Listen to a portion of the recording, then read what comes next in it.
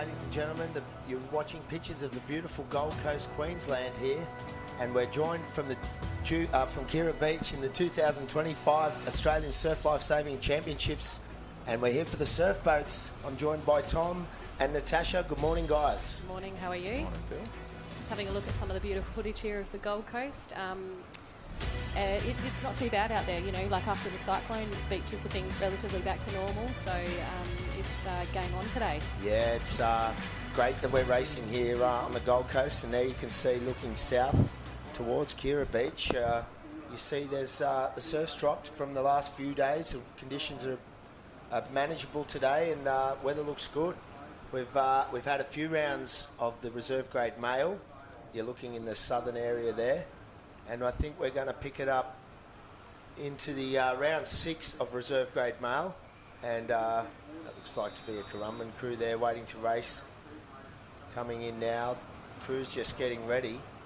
Yeah, so we'll have racing today in 2 areas. So we'll see a north and a south area. We'll be switching the live stream throughout the day between the 2 areas. So if you're sitting at home and worried that you're not seeing your grandson, granddaughter, someone competing, just give us time and we'll do one round in one area and then we'll move and do the next round through the other area. So we'll do our best to try and make sure that every crew gets a time in the bit of airtime in the limelight. Bit of airtime, sure. Yeah, gets and to be seen. Just while we've got a moment, we will shout out to our event partners and supporters for making the 2025 Australian Championships happen. Thank you to Tourism and Events Queensland, Experience the Gold Coast. Thank you to Kellogg's Nutrigrain, BRP, Yeah Nah Brewing, Finns, Triple M Gold, 92.5, the Australian Federal Government Sports Commission, and our national partners, DHL, Isuzu Ute Australia, Qantas and Westpac. Tommy, that's a mouthful, but we'll get them out, and we can't do it without our sponsors. Thank God for them. Yeah, it makes it happen. So we're looking in the southern area, and it looks like we're in Heat 6 of Round 1. And in Alley 1, we're going to have the Coffs Harbour Devon Sangers. In Alley 2, the Currumbin Krakens. North Narrabeen Smokos in Alley 3. In Alley 4, the Port Kembla Rackus. In Alley 5, Queenscliff Reese Lightnings. And that's a 5-boat race ready to go. And all the crews are excited here. We're at the big dance, the national titles of Australia. Conditions are good. The Gold Coast has been hammered in the last few weeks, and we're just grateful to be racing. Might just go through the results of, just on the line, guns actually. Up, Tash, yep. We'll Let's stay with this. So we've got Coffs Harbour on the left there. The camera in behind the Coffs Harbour Devon Sangers. Currumbin Krakens next to them on their right-hand side. Don McManus with the North Narrabeen Smokos. Great to see Matt Collins back in the boat and sweeping, doing good stuff down at Coffs Harbour. Yeah, there he goes. And camera just in front there, and you see all crews away there. It looks to be the Currumbin team in Alley 2 making the best of the early start. I think the tide is just on the way up now, so conditions will get easier across the bank. It's real heavy. I've seen a few races over the last few days for Masters, and there's the typical double bank out there, Tom, you'd be familiar with, and the big drag to the north. The infamous back bank at North Kirra. Thank God it seems to have calmed down a little bit. It was really punishing those Masters over the last few days. It sure was. You see Queenscliff copping it up in Alley 5 there, and that's the Reese Lightning crew, and Port Kembla next to them. So round 1, this is Heat 6 of the reserve grade in the southern area. You can find us at live on the live stream on the SLSA link. There's McManus and the Smokos. I'm familiar with those boys. I've been in that club this year. They've been rowing quite well with the big, long, layback style with the round Rolex there. They're settling into their work nicely. They're in Alley 3, but it looks like Alley 2, the Currumbin Krakens going through the gate cans first. Yeah, how old is Donnie McManus? He's around about 82. Yeah, it's impressive, isn't it? It's one of those things about surf boats is you've got 15-year-olds and you've got, at the other end of the spectrum, 82-year-olds, but they're all competing together in the same events. It's pretty amazing. Best sport of all time, and the Aussie title's like a family reunion for us all. Yeah. It's great to see our friends. Some of us been racing, and Don would know many of these older guys from the Masters for decades and decades. So back on screen, Currumbin Krakens, Alley 2, doing a good job of it, probably leading the field there, you see, going into the turn first. They're around and comfortably in the lead, and then it looked like the the Coffs Harbour crew in Alley 1 second to them. So as we look on screen there, the Currumbin Krakens coming out comfortably. You've got the Devon Sangers probably in second, and then you've got the North Narrabeen Smokos in third. Down south also Reese Lightning's making the most of that turn. So there's the overhead shot of the northern area in the foreground, but we're on screen now racing with the southern area. That's a great shot, guys. And look at them as they come through the gate cans. And I've been told this is McManus's 50th year of sweeping. Wow. That is incredible. But there's nothing in this through the gate cans. Coffs Harbour. Look at that comeback. And Currumbin leading the way, searching for the runners. Still, there's quite a bit of rowing as you get through these gate cans. And it's all about points, guys, in these early rounds. You want to get the points. There's going to be 3 rounds. Third place are up, really. 3 rounds of round robin and then into an elimination for the reserve grade today. In under 23 male, you're going to have 3 rounds and an elimination. And then under 23 female, you're going to have your 3 rounds and a point score. But it's Currumbin lifting the rate next to Coffs Harbour. On screen, the head-on shot on the left, on the right with Currumbin chasing away. They're going to pull it down this one, guys. That was a good chase there by Currumbin. There wasn't much there, but they've pulled over it. Smoko's coming up to the tuck of the Coffs Harbour crew, and Coffs now searching for the finish line. But there's a wave behind McManus. Coffs need to get over this to secure second place. Bit of a late takeoff for Donny and the boys in the Smokos. They'll need to be tidy here, and they will. They've sat on it, though. They're still rowing across the line. Where's the finish line? I think the Smokos. Coffs have got it, I reckon. Well, we'll find out about those places, but it was Currumbin Krakens in first. North Narra and Coffs second and third will get the places to you, and then after getting hit, the Queenscliff Reese Lightning, and then that is in Alley Port Kembla. Yeah, the Port Kembla team. So the Wreckers. Great first race, guys. Yeah, exciting stuff. It's always good when there's a little bit of a wave on it. It'd be nice if it came up just a little bit more.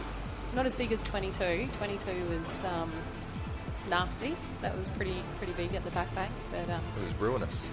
But yeah, a little bit more of a wave would be nice to see. So first day with 2 areas running as well. So it'll be interesting to see how. I think they've done most of the racing in that what we call the south area today.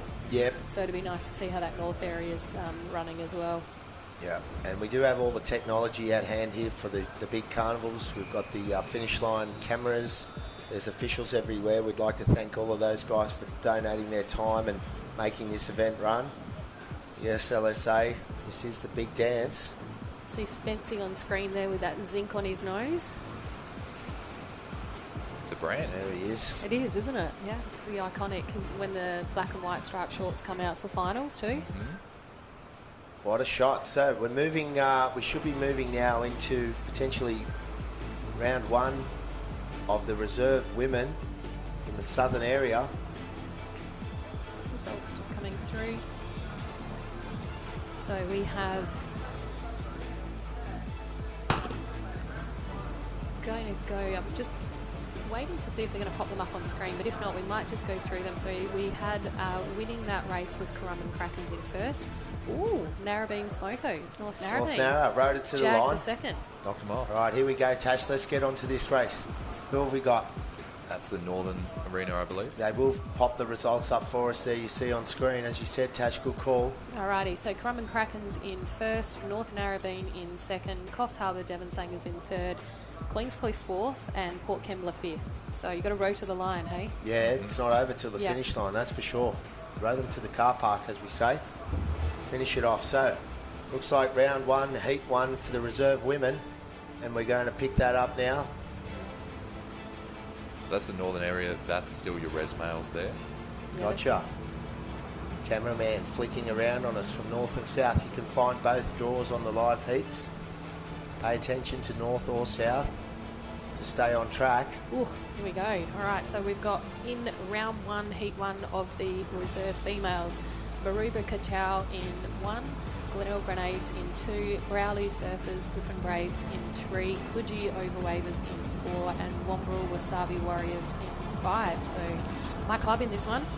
Yes. Now, So, bit of this crew, so you'll recognise some of the names here. So we've got Maddie Filkey and Ella Borlays, so former Australia team rowers. Of course. So it's half grenades, and then they've had some new girls come into the crew.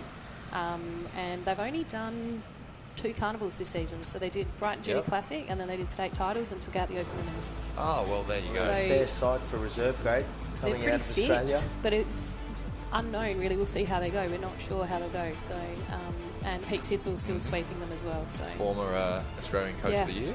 Yes, coach and sweep 2 years in a row in the Australia team. So Sitting in the boot there. And the Coogee girls got a medal in the Masters earlier in the week, the overwavers with Rod Coleman as the sweep.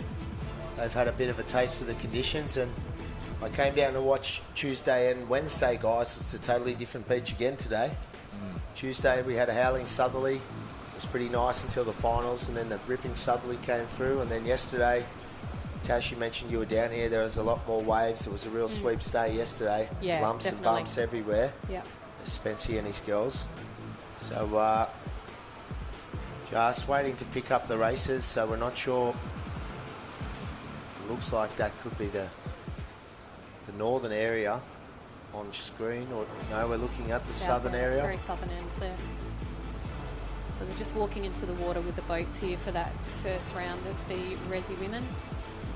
You can see the 23's there on screen, all just hanging around. They'll be up racing after the reserves have got their first round out of the way. We'll then go into the 23's, so they're here warmed up and ready to row and help carry boats, etc.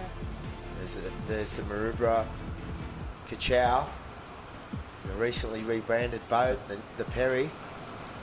Picked that up, and it's a good deal, that boat, and their sweep Hawkeye will be pumped.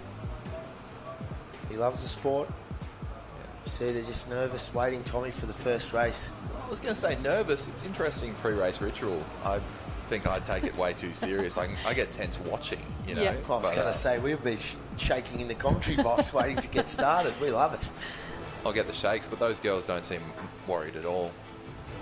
Yeah, I don't get the shakes. Really? No. One of my crewmates used to throw up for every race. Yeah, I've had people that do that, throw up. Some people throw up after the race, Yes. you know. Yeah. Not me. They're generally the ones who have had a go. You do something else. Yeah, don't worry about that. You overexert yourself in other ways. Corey says I'm a good rower now. I'm qualified. You so haven't snapped a rollick yet, though, so It's true. you're halfway there. Yeah, Shauno got so nervous he pulled his way through a rollick, so Yep. he's the true rower. Yeah. Looking just down to the south there, you see the craft section. Oh, There's some What? Rubik Girls Chow on girls. screen. That might be She's their doing a warm-up ka-chow technique. move. put some Getting moves it on. ready for Instagram for sure, these ones. Thought Few it might have been parents. Malcolm Trees. Potentially. He's out there. The Malc, probably sitting there somewhere in a frog. There's the Glenelg girls there, so I reckon you've got Ella and Maddie both on the sitting on the stroke side of the boat, giving the drone a wave there. Probably not realising they're on. Great picture there, isn't it? Beautiful and clear. Yeah. You see the tents in the background. It's got it does have a, for a backup beach in that we were meant to be racing at Chugan, it's got a really good Aussies vibe. So I think, from SLSA and the referees, some of the boat panel, we met a good week or so ago to actually look at the beach at Chugan and consider, do we stay, do we go? And I think making that early call has really allowed them to set up the event and actually make it look and feel like Aussies rather than just a backup beach. Oh, for sure. Yeah. And we've And been we're right next to the board and ski, which is cool. We've Like- been down here before, so we know it works. I had a few beers at the Chugan Surf Club. If you local to it, get up there and support the guys. Yeah, definitely. Support them. There's a great deal going on after 3 p.m. if you've got a members card. Okay. $5 drinks. So get up there and support the wonderful people at Chugan Surf Club. But the edge up there and the destruction of the cyclone just made it pretty much unmanageable for tents and that. And It was just, I mean, we wouldn't have been able to have any tents on the beach, so they would have been back of beach. We couldn't store any trailers, boats on the beach. They would have to go across the highway. And it was 3 times the size up there yesterday afternoon as it goes. Wow. So it was pretty heavy. Yeah, so it was just going to, logistically, it was going to be extremely challenging, but also from an event perspective for the feel and the vibe, it just was going to lose a lot of that. So we wanted to make sure that the Aussies' experience, we maintain that for the competitors. So, and I think they've nailed it here. It looks really good on the beach. All right, looks like we might have a start. You see the last bit of the race there, that finish line water. There's runners and holes and bumps, and as we see North Narrabeen sneak through for a second place, you really got to roll it to the line, Tommy, and these girls are ready to go. There's your team from Glenelg, Tash. Yep. The Grenades on screen. Yep. First of the reserve women, exciting times. So Libby in the 3 seat looking very nervous there, actually. She's, and then we've got Charlotte who's coming in the bow. So it's a little bit of a bend in the beach there, isn't there? Yeah, that's the hardest part about this beach, getting a square finish line. Yeah. That is unfortunate. But we've seen the towers were adjusted to make it as fair as possible. And we try and do that throughout the day with the alleys and the cans, and everyone accepts that Mother Nature and the beach we're doing our best, and that's why probably we just had a little pause between this race. So yeah, tweak the cans. Yep. They're always looking after each round to see how it's racing. So you can see guns up here. So Maroubra in 1, Glenelg in 2, Browley in 3, Coogee Overwavers in 4, and Wombrel in 5, and we're away. So Through that first bank, Wombrel making a good job of it.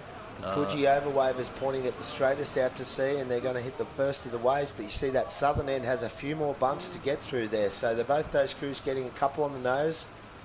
There's one up in alley 1 to get through here for Glenelg and Maroubra.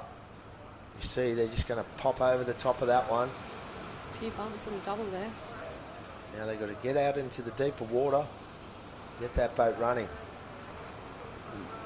Just Browley there in alley 3 getting the chopped away there, and they're probably just at the tail of the field with the Coogee Overwavers in alley 4 with Rod Coleman, and they're away. They've probably set an early pace out in this first of the reserve women's.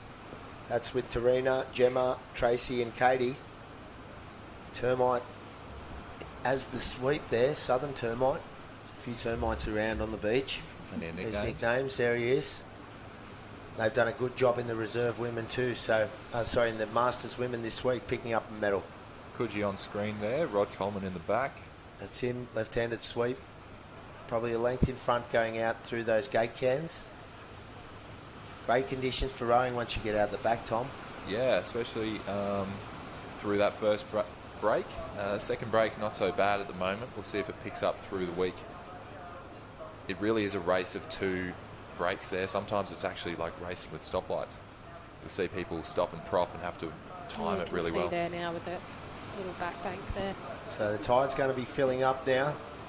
We've got 4 hours to the next high tide. You see, as I said, Coogee a length in front. And they're coming into their turning can on the yellow can. Browley and Wombrel. Wombrel. Wombrel. Yeah. Wombrel will There's the Sarvis with first Jace one. Vining. Got me. There we go, Glenelg. Oh, going round in second. They've just burst into the can Good turn there from Glenelg, Tash. Wow. Maroubra going round in alley 1.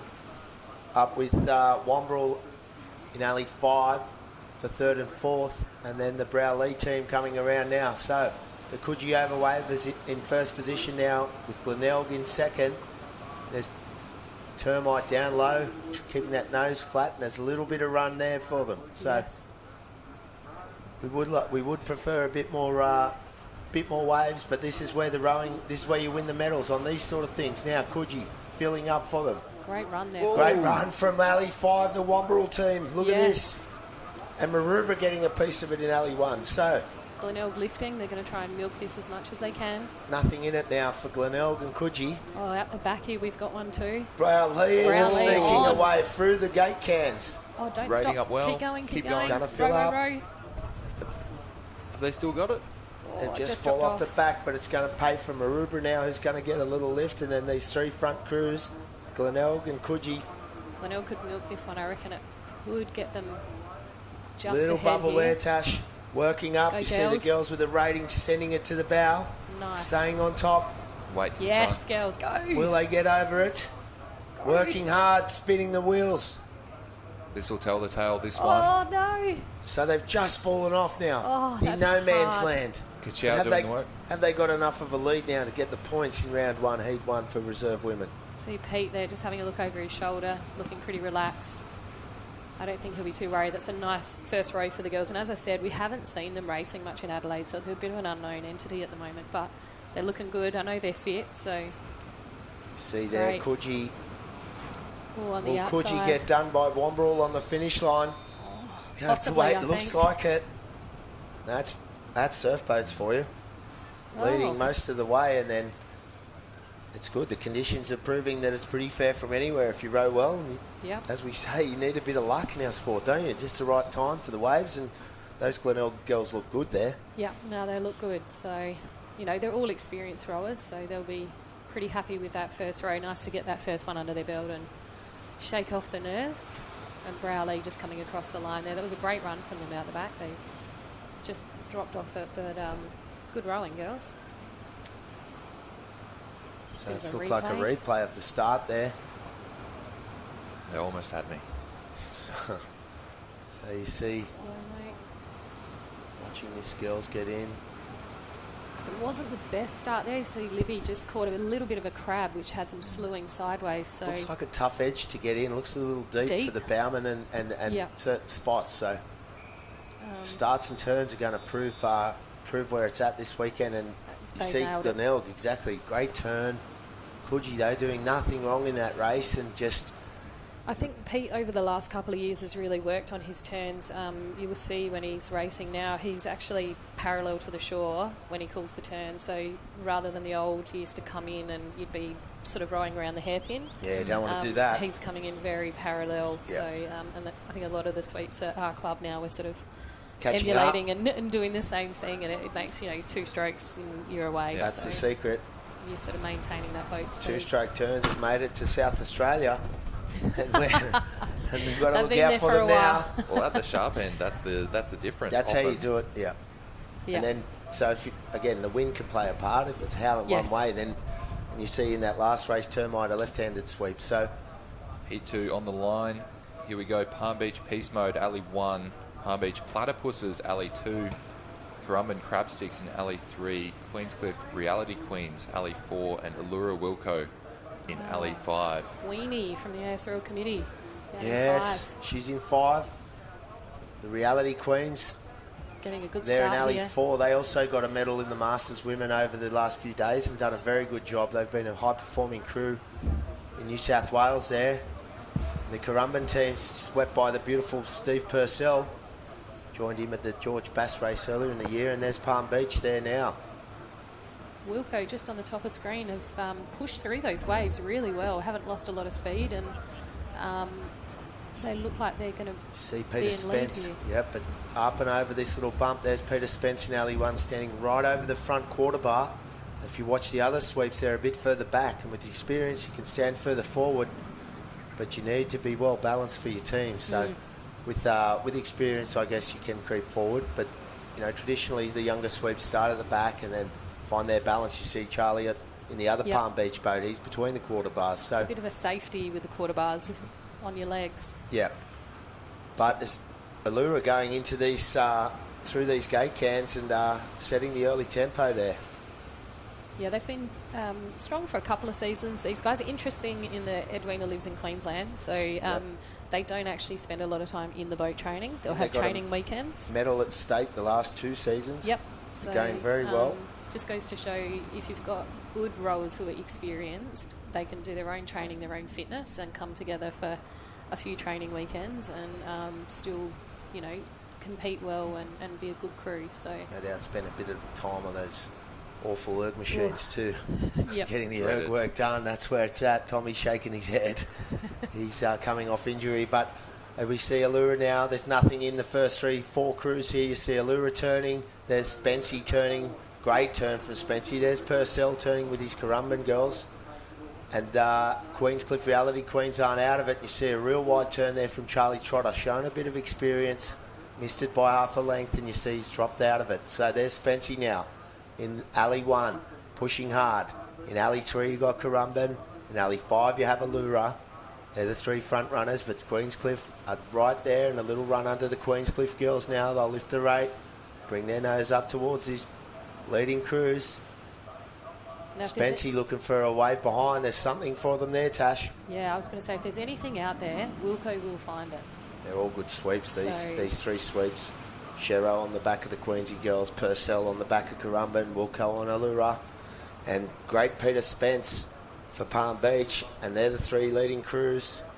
This is your chance to make a difference just in that deep water right before you hit That zone. that sandbank. And I think Alfred didn't help dumping a whole heap of sand from the coast. Changing it all around. Queenscliff lifting, trying to milk the run now. Those fattening up, filling up for Currumbin. And they're going to take a little piece out of it in alley 3, Currumbin. There's Probably not much coming through. nothing doing, and it's not over till the finish line because the waves are going to still keep trickling through. Little lift again from Currumbin.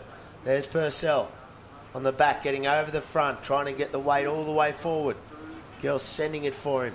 And here comes Queenscliff. Look at this with Allura.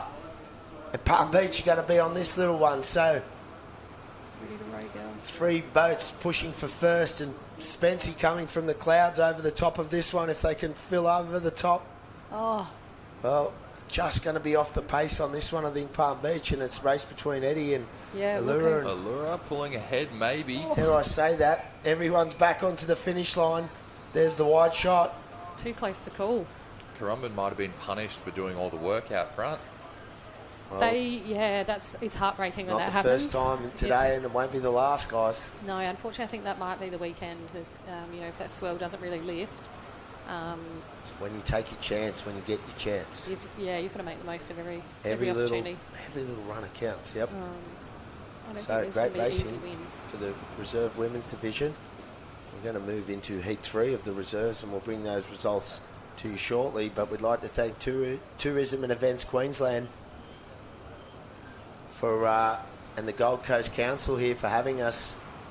Tugun Surf Club, the host of this great titles, and racing down at North Kirra with the cyclone taking effect on the Gold Coast. But we're all excited to be here and racing. I think the hearts of the life-saving community sank when the cyclone was coming over, and Yep. we pray that everyone made it through that okay. Yep. I know the event team had already been here for a week setting up, so they had to unpack and pull down everything, the infrastructure that had been set up. So, it was a bit of a tense time. Fortunately, the damage wasn't as bad as what was anticipated. So we're moving into Heat 3, round 1 for reserve women. And in Alley 1 there on screen, we're going to have the Lawn Stars. In Alley 2, the Palm Beach Pterodactyls. They're a very good reserve women's crew there. Narrabeen Sea Slugs in Alley 3. Manly Moonlighters in Alley 4. And Wanda Wildfires in 5, and they're away.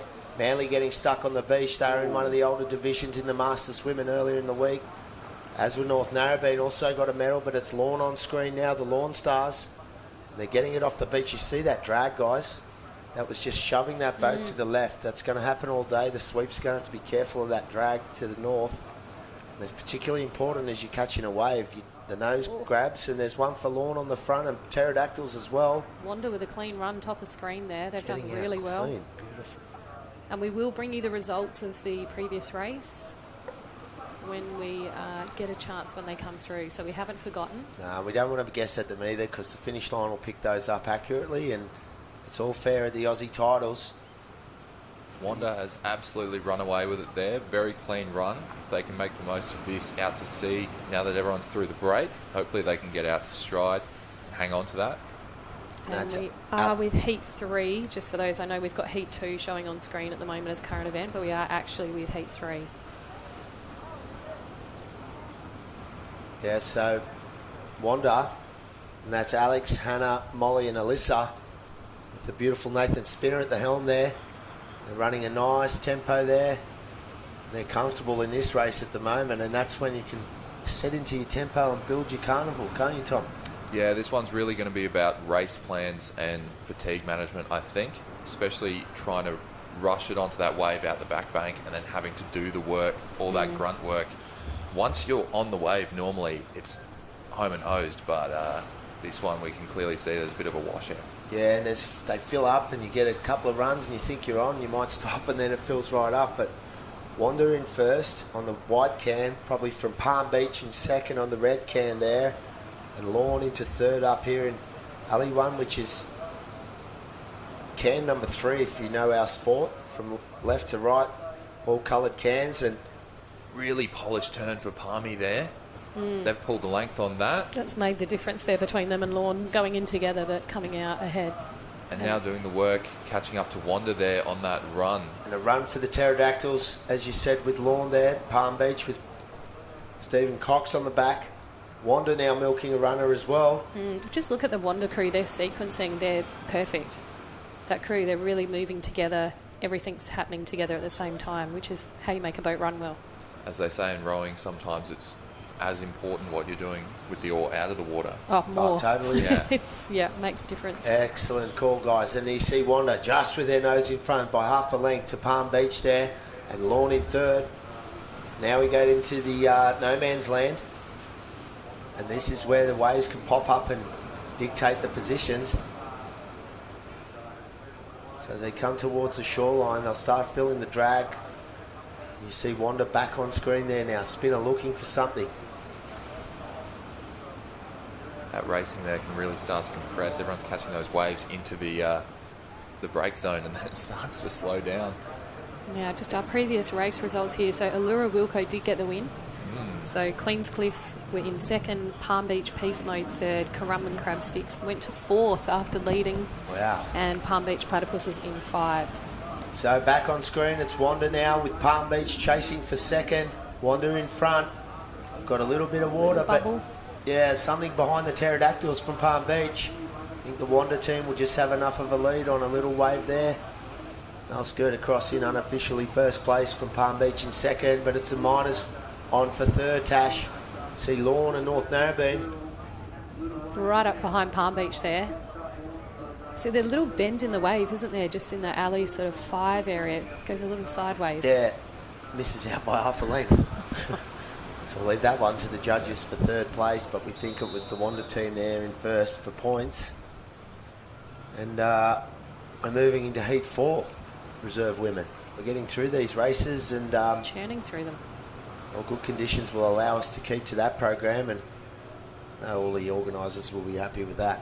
Yeah, I think one of the things that we've implemented this season across most of the states is live heats to manage the draws and the results, and it's making a huge difference with the efficiency of our events because everything's in the palm of your hand.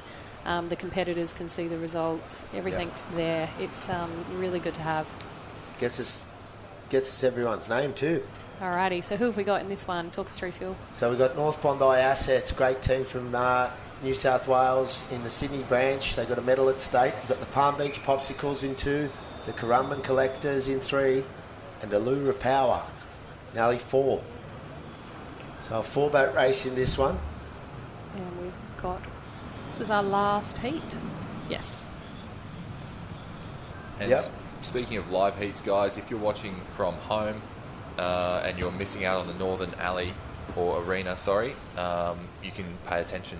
Getting stuck on the edge there was the Currumbin team. He wasn't happy about it. That's Foxy. His bottom stopped on the beach and he just filled up for him, but that's great shot there with Palm Beach and North Bondi going head to head. And the North Bondi girls with Steve Larnack, he likes how I pronounce that. Little bubble there for the girls. And they're getting checked again. They're not mucking around. Look at the effort getting through these waves. Another little doubler there for North Bondi, trying to keep that nose flat.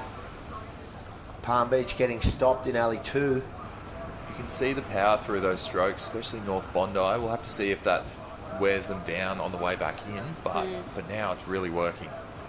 It's a bit of a name change for North Bondi. I know them as the Shredders on social media. Oh, yeah. The So Shredders they've called hiatus. themselves the Assets. Right. So that is the Shredders if you're familiar with the girls. And that's Jess, Emma, Alex and Sarah. And Emma being in that crew for the longest period of time in the bow. Long levers in the bow for that North Bondi boat, and they're setting a nice tempo now just in that beautiful rhythm. Trying to set up a nice rhythm. But you see the noses bouncing up and down. It's hard to keep that nose flat. There's a lot of chop out there, guys. Close racing. You can see also we're not racing off the red and yellow can, so they've made a decision obviously to come to the middle of the course for the racing. It's obviously got the fairer section of the course. Start off the white can, work backwards. Yeah. So there's North Bondi. Solid And time. they're in alley 1, but they'll be turning on the red can, which is alley Yeah. 4. So If you're running looking off at what white. you see across there. So North Bondi going into the turn with a lead on the field. That's the assets with Steve Larnack. Allura in. 4-stroker around that one for Bondi. I think Currumbin at this point probably just off the back of the field. Just. Run there for North Bondi, straight out of the cans, and they've lifted. They've done well. Maybe all those ergos have paid off. Yeah, Bluey there, the president of North Bondi Surf Club. And he's a good guy, and his team are going well here. They've performed all well this year in the carnivals they've appeared at. Great run there. Great run on the top. Oh, Beautiful Still got balance. good work, girls. And they get another one right behind them. So This one A could little turn bit up of to a wave tash, you see, behind the Ooh, Allura. Allura. Nick McBain sweeping there. North Bondi comfortably in first for now. But they were coming from everywhere from behind. There's lots of little bubbles there. Yeah. With the drone, you can't see them as much. But there's lots of bumps. 2 and 3 stroke lifts. Yeah. Yeah. So it's like you're rowing frantically the whole race. It's awful, isn't it? No settle. You don't get to settle, no Yeah, rest. but that's North Bondi looking on the left in first. And probably just to the field there. It's even across for that minor placing for second and third. All these points count, guys, for the points for the day. Currumbin trying to lift on that. Reserve women going to have 3 rounds into an elimination race for today. And North Bondi trying to make their first place first race of the day. And Bluey Larnack's going to just take that one down, but he's not going to take any chances across this shallow bank as the tide starts to fill up. And there's one behind him. He'll take him all the way to the beach.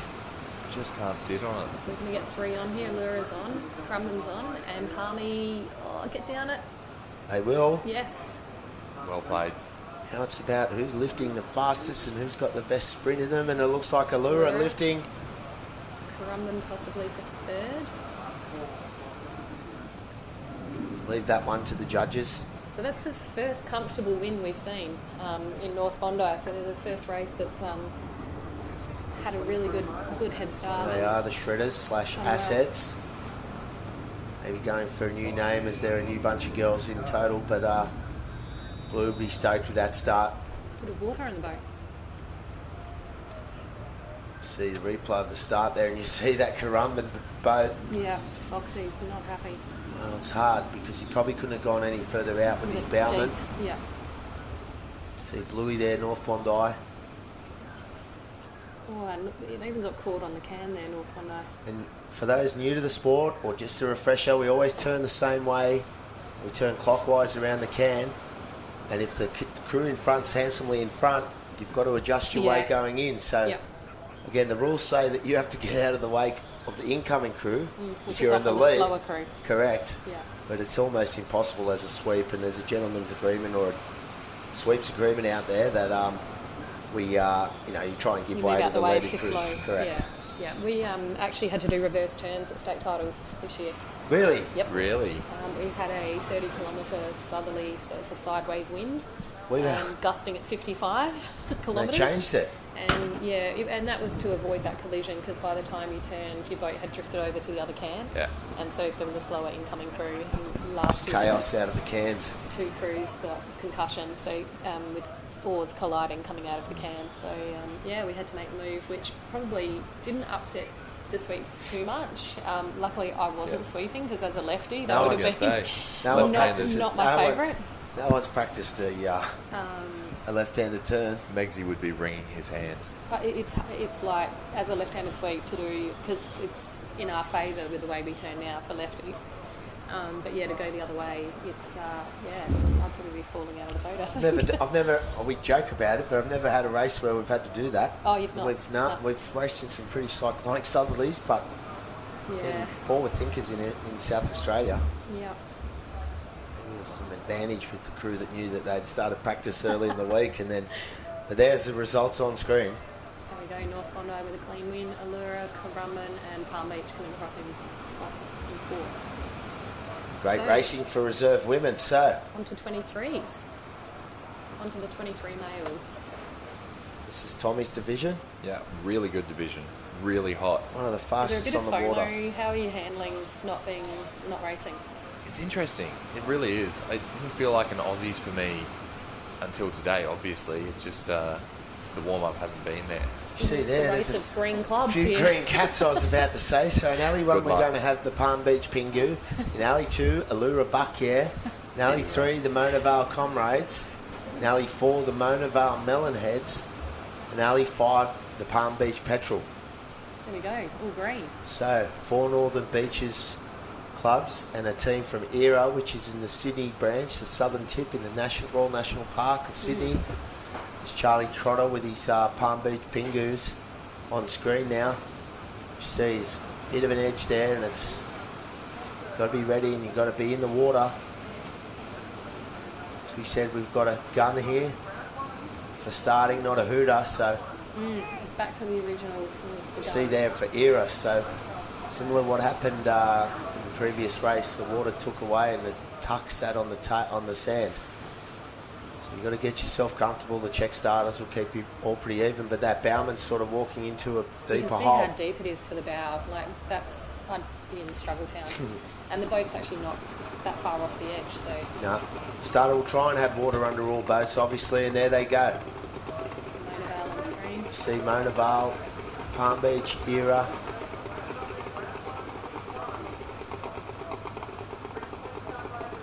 You're a really good run out to sea. Looks like they haven't got too much on the nose. Hope well. As I say it, huh? Saying that, there's the Palm Beach Pingu in alley 1. Working over the top of these one. Bang. And that check is hurting them. So, Palm Beach Petrol in alley 5, probably setting the early pace. That's with the second Mona Vale crew. That's the Comrades. so that's our top 3 heading into the gate cans. Mona Vale really working well, but Palmy out to stride. That's the Petrol, and they've been a good crew this season. That's Kai Cooper on board there with the Mona Vale Comrades. Back to the long shot there, Palm Beach in alley 5, the Petrol. Probably a length in front of Mona Vale, then Era, and then the second Mona Vale crew. So Long stroke for a square crew. What are you saying? We can't row long. I've never seen it. Long Yeah. stroke, long sit.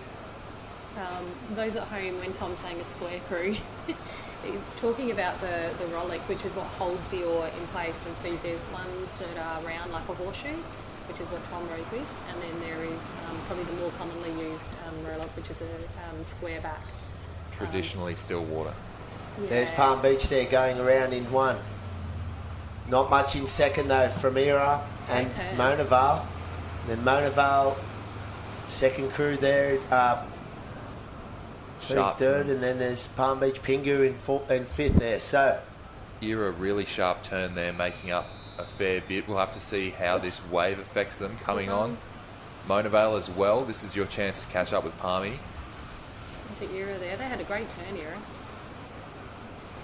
one of the Featherston family in the Era team, young Oh. Kai, Whoa. and they're on a runner Era, and he's got to try and hold it straight because Palm Beach and Mona Vale in alley 3 are gone from And third again. to first now, but another one filling up for Era, getting through the right gate cans. So we can see as that tide's shifting, it's really starting to change the course of There's a things. wave behind for the field. It's starting to peak up for Mona Vale in alley 4.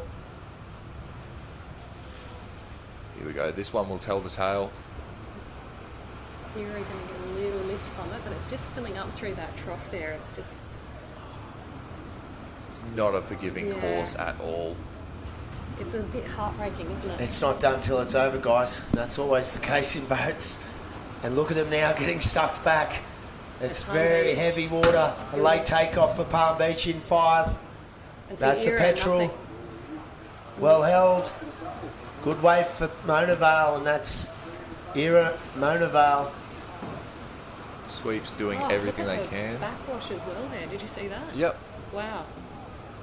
Mona Vale from behind as well, so it's Era. Mona Vale just going to sneak across.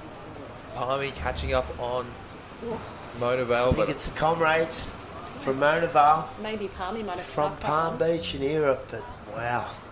I feel like from the results we've seen that northern tower in the southern end is a little closer to shore, and so you've got to be well across. And I think that's the way the beach yeah, the bends. beach bends, yeah. So they've tried to. That's the comrades there with Kai Cooper, waiting on some results. See a replay of the start.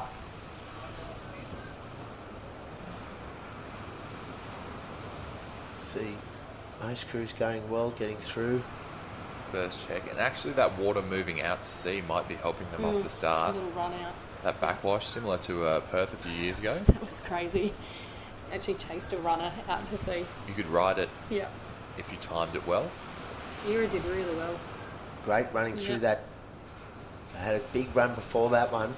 I think he had to square it up to get into the gate can. So you can see the surf's building up there. It stopped being so like 2 to 3 strokes before it fills out. Now it's maybe 4 to 5. Still just, it's a lot of work. Yeah, we'll wait for the results. A lot of revs for the boys just to end up in a backwash. That is Oh, yeah. intense. Yamba. Good on the boys. You don't normally see them going around. Alrighty, so results have come through. So we have Mona Vale in first, Era third, fourth, fifth, here we go, Palm Beach. Okay, so Mona Vale in first, we've got Palm Beach in second, Era third, Mona Vale Melonheads in 4, and Palm Beach Pingu in 5. Good call, Tash. So we're into Heat 2 now. The under-23 male from New Zealand to Tahi Bay there. We are in Alley 1. The Palm Beach Pentatokos in 2. Mooloolaba Dusties in Alley 3 there. And Tahi Bay, a little bump on 1. Got Whale Beach in 4, Moby Dicks, and Currumbin Buccaneers in 5. Swept by David White of the Spartans, the Currumbin Spartans. And he's camped his boys up in his house this week to give them that Aussie titles feel. They're all staying in, and it's like a hotel at Dwighty's. So I think Foxy's, he's got that with his girls as well. They've all taken up camp at his place. gives them that mentality. You're not staying at home and your head's on Yep. the job, and it's pretty exciting. So good call from the coach there, Dwighty, and they're up in Alley 5. So To Tahi Bay as well. Alley 1, they're the New Zealand team at the moment. The under-23's. Right. You can see the Mooloolaba Dusties. They used to be the under-19 gold medalists a few years back.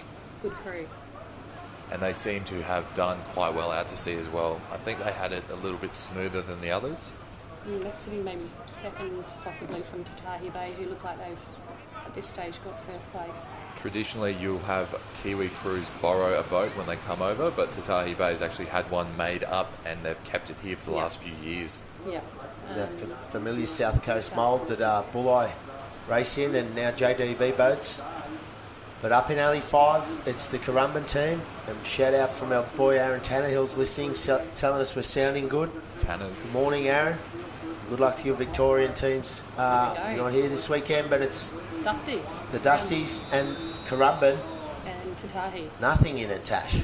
Not very, very close here. So good effort by the Dusties, and I think Ali's 1 and 5 going around in second place. Well, Look Beach. at that early run there. Great run there from Straight Palm out. Beach in 2. Oh, Who look can at make that. most of it? Fantastic work there. On the They're top gonna- of it. Are they going to get down it? Coxie, Oh. wave of the day so Oh, my far, God, and he's you- going to sit them there. How And that's good. on the other side of the gate cans, coming through the gate cans now, lifting the rate. But it'll fill up for them, but that was a huge run and a great pickup. They'll talk about that one tonight. And the Toko's really good effort there. Tatahi Bay also pulling down something now. We'll see if it fills up for the Pentatokos again. That was a great run. Coxie, great sweep, keeping them calm, looking for the next run. You see Tatahi Bay, though, coming from a different angle than Alley 1. And the Currumbin team with Dwighty in Alley 5, Elliot, Joel, Nathaniel and Darcy. All right, we'll see what the Dusties are made of here. They've got a little run behind them. If they're hungry enough, they're going to need Look to at that lift. wave in the background there for Ooh. later on. Jeez, it's starting So- to lift. With that sand handbrake as well, nothing's over till it's over. No. Absolutely not. Oh, See, they're coming Tatahi. from everywhere now. Tatahi Bay trying to get Bouncing on down, that Tash. backwash. Yep. They're going to get down this one, I think. And Mooloolabar's then going to get a Dusties. little wave here. And so is the Currumbin boys And that's the Buccaneers. But late takeoff for Dwighty and the Buccaneers for the minor places, and they've got to keep rowing it to the line. Oh, Tatahi caught in that backwash there. It's really slowing him down. I think Palm Beach going to cross him first. Currumbin maybe just pulling on Mooloolaba there for third. It's really... There's Currumbin lifting with Tatahi Bay on the finish line. The Dusties might miss out on that one, but we'll leave it to the judges, because what we don't see often is the gate cans too, guys. Yeah. And for the listening audience, you have to go through your coloured gate can on the correct side, and on this carnival today, it's your gate can colour on your right-hand side. So it's really interesting to see that backwash, because it doesn't appear to be like a sharp edge. It shouldn't be. It's interesting to see that there's such a backwash, like it's actually making the boats bounce. So. It should be more measured out, but you do see there is a backwash, and in fact some of it's competing with those waves out to sea. Yeah. Really I think it brings out some of the best of our sweeping, though, because you can really see them pick the deep channel, and when that deep channel hits... Well, the commentary team's going to shift around, and we're joined by one of the greats, and he's fresh off his team win yesterday, the Talabudgera Cab Savs. I'm talking about the great man, Mr. Donald Cottrell. I'm going to take a breather, and guys, I'll join you again soon. This has been fun, but you're in safe hands with Donnie. Good morning, Don, and good luck, guys. Talk to you soon. Alrighty, so as those results are coming through now, we'll bring them to you. And then we'll be moving on with Heat 3 of our under-23 men, and they are just on the line at the moment. I can see the starter has their flag in the air, so they're ready for a start. We've got Palm Beach Pentatokos with 1, Tatahi 2. Then we have third place going to, waiting for it to come up on screen, I think it's the Currumbin Buccaneers. Fourth, Mooloolaba Dusties, and fifth to Whale Beach Moby Dicks. And we're away here with 23 boys, Heat 3. On their way, Bilgola Beach Team A in Alley 1, Allura Brumbies Alley 2, Yamba Team A Alley 3, and Wanda Woodies in Alley 4. You can see that inside edge now is with the tide change. It's just starting to check those crews and hold them up a little bit more. Yamba really getting held up there out of those crews. But it looks like Bilgola have got away the cleaners here, and Wanda on the end. And we have Donnie Cottrell joining us. Morning, team. How are we? Good. How are you? Yeah, really good. Pumped from yesterday. Thanks for the great intro, Phil Stevano. And how's the back? The back's no good. No good? The back's pretty sore. Yeah. Prime for a day of sitting around. Sitting's not great. I know, I was going to say. Yeah, sitting's not the best thing for the lower back, but had Wilco do a bit of a job on it yesterday. Sweep from Allura, chiropractor. Had a crack at it, and anyway, moving right along. There's Bilgola on the screen. You just mentioned before about the tide, high tide at 12:30. So this will fill in even more. Swell has dropped off a fair bit from yesterday, but wow, it's a surf carnival, and don't we love that? Bit of a wave on. Yeah, so Wanda here, top of screen, the Woodies, Wanda Woodies, making the best of it at this stage. And we're just seeing Don, just with the tide changing, that swell starting to lift a little. So we're seeing crews from the cans now pulling runners. Palm Beach last race made boat lengths on it. So anything can happen. Cans looking nice and straight. Well done to the setup there as we see them spin around. It is Wanda and Bilgola turning, and not far behind them, crew in the centre, Allura. And as you mentioned earlier, Yamba with the work to do. This would be round robin team, I'm assuming. Yes, yep, we're into Heat 3 of 23 men. So we've already done the Resi men and women, round 1. Have a look at Bilgola lift here now. The ratings come up, and they have pushed themselves out in front. You guys were talking about runners here. They've just grabbed one and milked it better than anyone else in the field. I know the angles can sometimes be deceiving, but it looks to me as if Bilgola have jumped out in front here. They are looking for maximum points in this round robin as they come back through the gate cans. Bilgola and Tommy, this is a category close to your heart, mate. It is. Not competing this time. I've had ankle surgery and I've recovered, but not enough to row. My physio would kill me, I think. Mate, talking about people that would kill you, are they talking to you yet at the Maroochydore Club? They had a red-hot under-23 crew. You're an integral part to that team. And, mate, you did it playing rugby? Yeah. We're supposed to be doing that, mate, or what, in surfboat rowing season? What's going on, mate? We're in a somewhat agreement. Anyway, we have the Wonder Woody pulling down a wave very conveniently. Bill Gola try and pull on this. They'll be on that one as well. Allura just falling off the back. Geez, you can just see in the space of 2 races, the course has changed completely. And that's there was no wave to catch before. Now it's breaking out further, and the crews aren't having to row all the way like we've seen. The trademarked sand break. Yeah. It is no longer. Bit of justice there for Will Gola. They did win the rowing race, and it looks as if they've been able to come across the line in first position, Wanda second, and a fast finishing Allura over now. So a very clear, easy 1, 2, 3, which is nice for us. It's nice. It's been really close prior to then, so... Appreciate it, Bill Gola. Geez, you've cranked the aircon. It's a bit cold in here, isn't it? It's just... I haven't got any hair. First world problems. Bill Gola happy with that row there. A few fist pumps all round. Yeah, good stuff. That certainly helps in this round robin. Now, my understanding is that we're just running with heats. Yes, 3 rounds. 3 rounds, and these crews, once they qualify above the line from the cut today... We'll have an elimination. All right, so there's going to be an elimination race this afternoon. So there'll be elimination racing for Resi men and women and the 23 boys. So they'll each have an elimination round. And the 23 women just doing the rounds today. So they'll push over we'll see them again on Saturday. So all of these divisions will be back on Saturday. And they'll be taking each of the divisions down to 12 boats for Sunday. So they'll be starting Sunday with 12 boats in each division. Now, that's an Allura boat, but that's not an Allura cat that I see there. That is WA, I believe. They've been borrowing the boat. City of Perth, by the looks. Come on, mate, you got it on your screen there. Who have we got? Secret Harbour. The Screamin' Seaman. There From you Secret go. Harbour. Then we've got Wanda Pins in Alley 2. They're just on screen with us now. To their right, we've got Currumbin, Drakkers. Then we've got Glenelg Crew, which is the...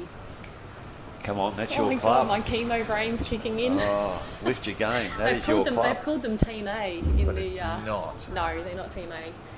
The grenade, not the grenades. It's the Gators. The There Gators. you go. We got there. Chemo brain is real. I'm telling you. We made a point of it too. So yeah, it's the Gators there who have had a good start. Wildly competitive there with the Drakkers. And the Drakkers have been around for a few years now in the under-19s. They've been quite competitive as well, so they've stepped up. Moved up, aged out. Anthony O'Toole at the sweep at the back of that boat has his son in the crew. 3 junior crews out of the Currumbin camp, and a lot of father-son combinations in that club. Great to see. Rowing nicely here. The 2 crews out in front. We've got Glenelg and Currumbin.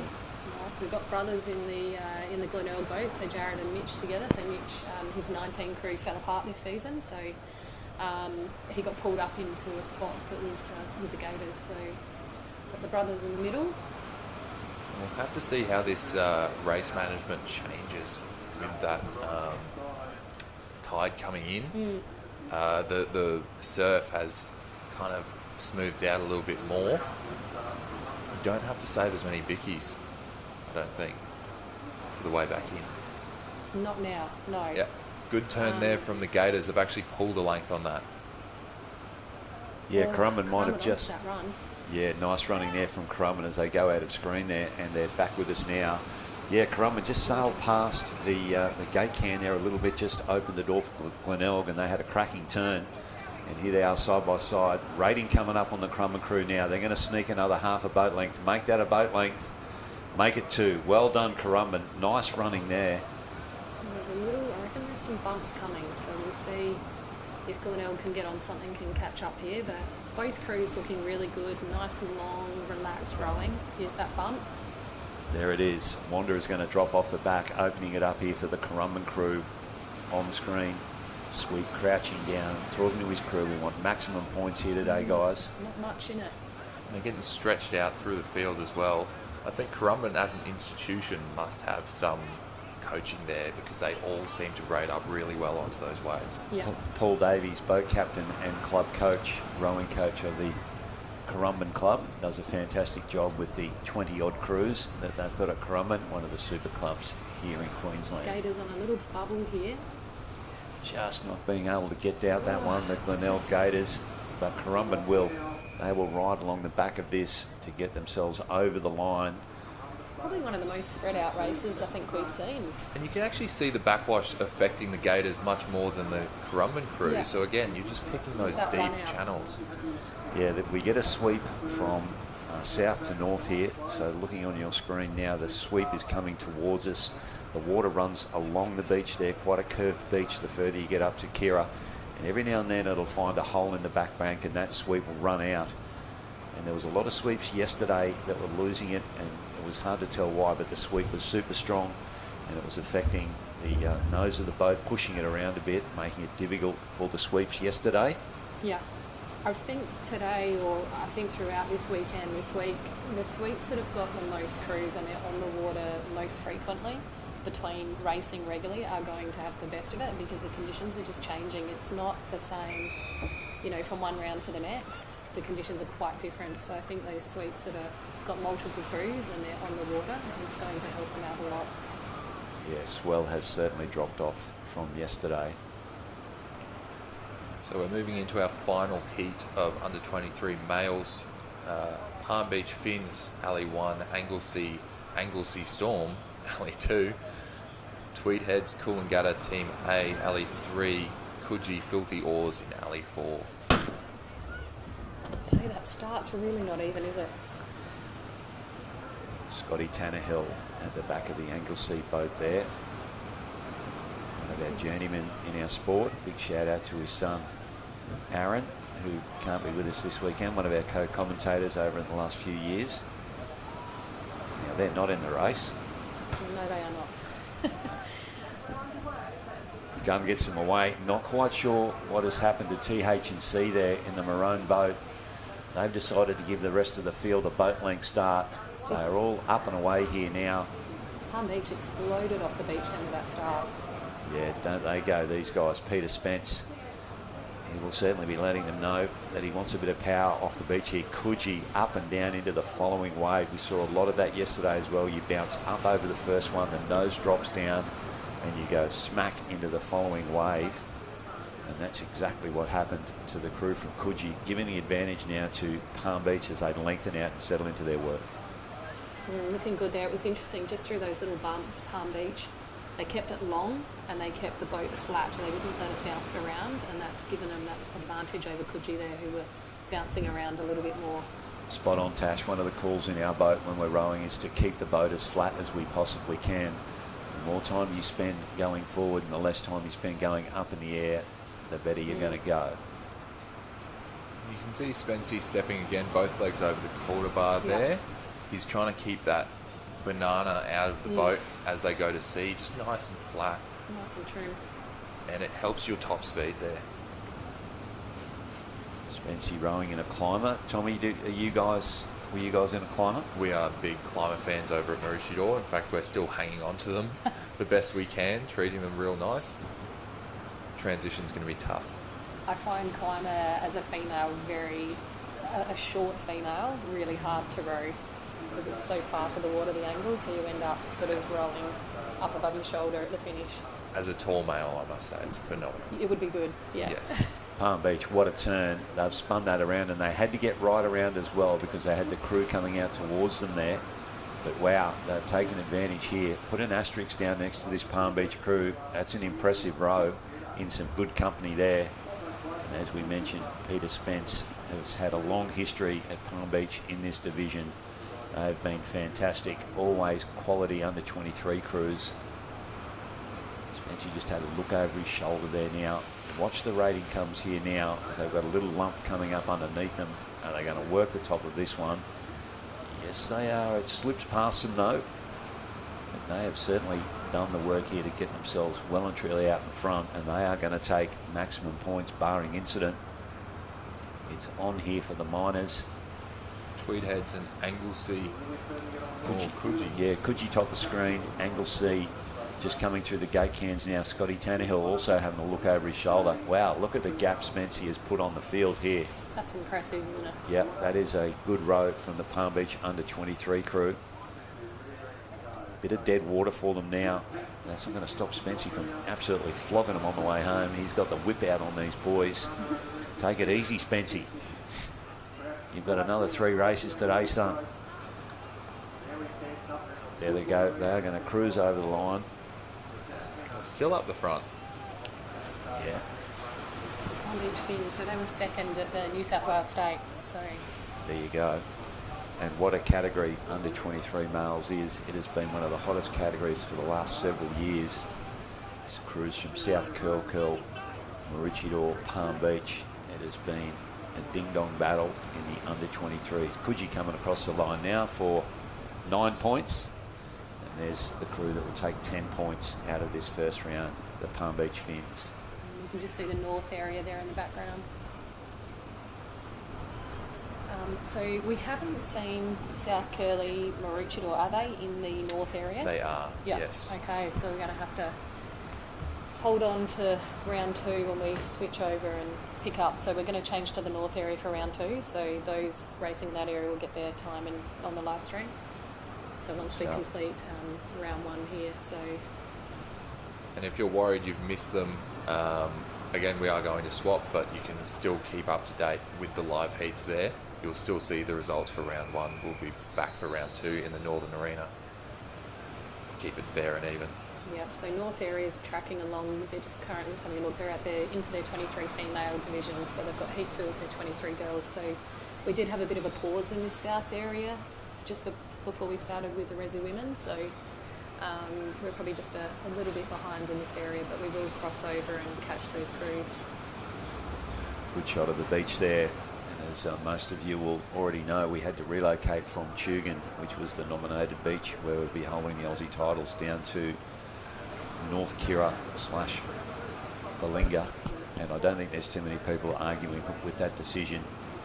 Last weekend we had absolutely huge surf here, and the waves again just washing up against the escarpment on Tugun Beach. We wouldn't have got this experience at Tugun, unfortunately. And do yourself a favour, shoot down to the Tugun Surf Club and support them. They've pretty disappointed they've missed out on the Aussie titles. Czech starter happy, first of the under 23 female. Who have we got, Tommy? We have the Redhead Sharks in Alley 1, Currumbin Cheetahs Alley 2, Currumbin Cherries Alley 3, and the Mona Vale Black in Alley 4. So you're going to have to keep your eyes sharp for all these green crews again. It's interesting because Currumbin, this is not their top 23 crew either. So there's another 23 crew from Currumbin yet that hasn't raced. So interesting. I have a suspicion some of these crews weren't around for ASRL. No. Bit of some crews that have been developing. And that's just the Currumbin way, isn't it? So we've got Steve Purcell sweeping the Cheetahs from Currumbin, and then Will McDowell with the Cherries. Yeah, Steve Purcell, no stranger to the Australian titles as they get them away here now. Steve Purcell was a sweep of the Chili Peppers, who picked up back-to-back at least, I think, Australian gold medals. There's one Chili Pepper, Frankie's still in the crew, so she's remaining. Currumbin boat leading out here. You can see in front we have Will, a little Kiwi jockey at the back of that boat. Great guy, good sweep too. And he's doing a good job here, getting the girls off the beach. Redhead, up and down they go. But they're still hanging in there. Fairly even start for all of the crews here. Mona Vale top of screen.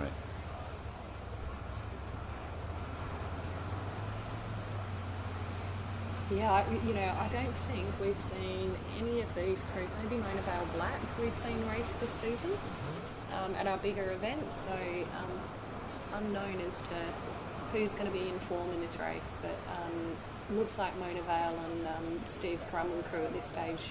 Plenty of potential. I think the Currumbin Cheetahs may have formed. I think Frankie was in a reserve crew at ASRL, so there's definitely a mix up there. It's starting to flatten out into those gate cans. Yeah, we had that little lift of swell, and now it seems to have dropped off there. Might be Mona Vale actually pulling a lead. Yeah, definitely looking comfortable at this stage.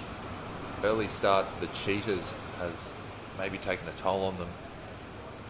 think the Cherries now are pushed up comfortably into second place. Top of screen, Monavale. Bryce Munro at the back of that. He is one of the big names in the sport. It was a sweep of the Monavale Black Open men's crew. I think they took out 3 Aussie Open men's titles in a row, one of the great crews. And Bryce Munro, good to see him back into surf boats. He had a hiatus there for a while. Kids in nippers and involved in other areas of the clubs, but a welcome sight to see Bryce Munro back as they swing into their turning cans now. Steve Purcell and Bryce Munro go around together. Who's going to get the better out of that? Bryce might have just squared his boat up a little bit better there than the Currumbin crew. I'll take that back. That was Will. That was Will, yeah. Yeah, yep. Apologies there. Sharp turn from Redhead brings them back into contention for third. And as I say it, of course, some of that surf just gets in the way. And look at that Currumbin crew. They've got great length, but Tash just sort of waving at the crowd at the catch. They've got their oars well and truly above the water. Yeah. And they're rowing in. If they could just get get their oars back down to the water, get a little bit more efficient, they would be going a whole lot better. Says me sitting up here. Look at that line of a wave coming in behind these 4 crews. That's a great shot there. And be a party wave. Are they going to be able to get on it? These back markers here. Steve Purcell, he's had a look. Let's go, girls. This is our chance. They need to lift. Oh, it's going to slip underneath them. And it's going to be a chance here. Bryce Munro on screen there now with the Monavale crew. This has got to be the wave for him. Building behind there. So the girls, our girl, just, as you said, skying with the blade, going up towards the sky. Yeah. Oh, it ain't over yet. Have a look at this. They've all missed that wave in front. And here comes another opportunity here. And the leading 2 crews aren't going to miss this one. Down they go as our 2 trailing crews slip off it. These leading crews have got to row into a lump in front, though. Are they going to be able to push through that? Yes, they are. Down. They come through here. Those sweeps asking their rowers just to sit tight. And Monavale rows now at the line. Currumbin joins in with them. It is a sprint for the finish line here. And possibly hard to tell from that angle. I'm going to say Currumbin. Yeah, I think. A little bit tricky from that angle. Good race there. First of our under 23 female heats. Beach is filling up now, starting to get all the spectators. We can see we've got all the board ski areas just at the top of screen there. So they've got 4 water areas running down there, I believe. And they're right next door to us. So. How good to see Redhead on the starting line. They've had a good history in surf boats over the years. I like that cap. That's a real girl thing to say, Tash. Nice. Maybe you can give us some commentary on the swimwear as well. Yeah, no, the caps are cool.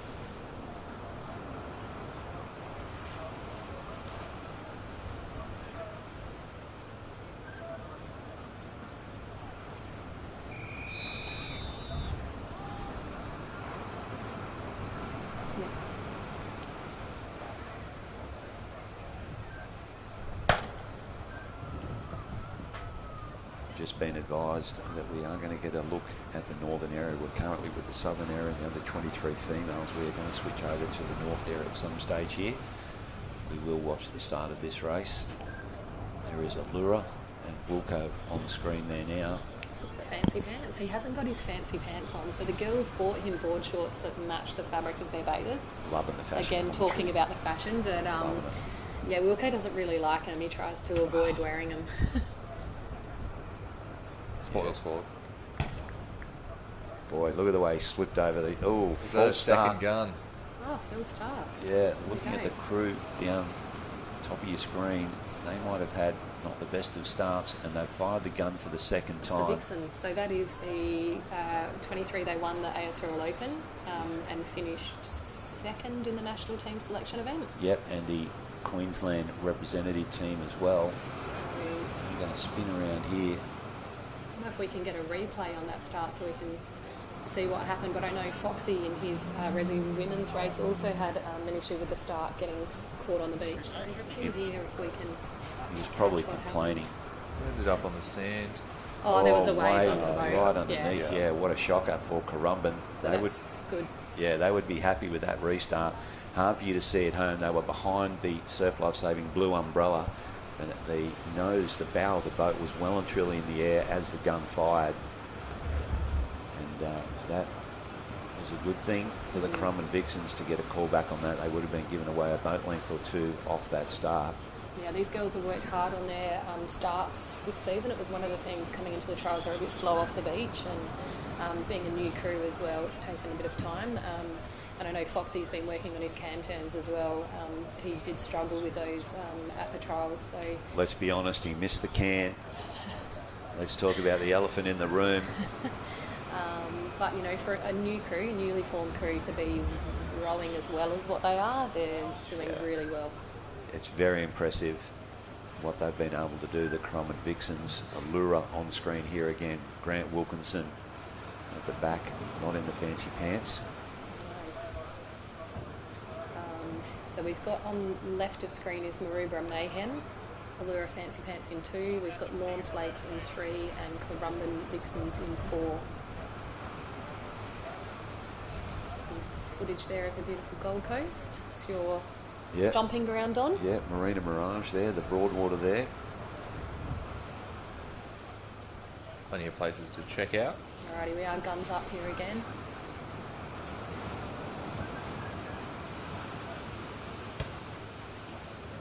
Away. Gun gets them away. Bit better start that time for the Vixens. They have gone up and down, but so did all of the other crews off the start line there now. And Lawn look like they're ripping into it here, but they've all got a wave in front of them to deal with. All doubles, aren't they? Yeah. Oh, look at that. Yeah, you go up one and then your nose drops down into the following wave. Plenty of bounce to see. I know we've been talking fashion, but I really do like Allura's pink oars.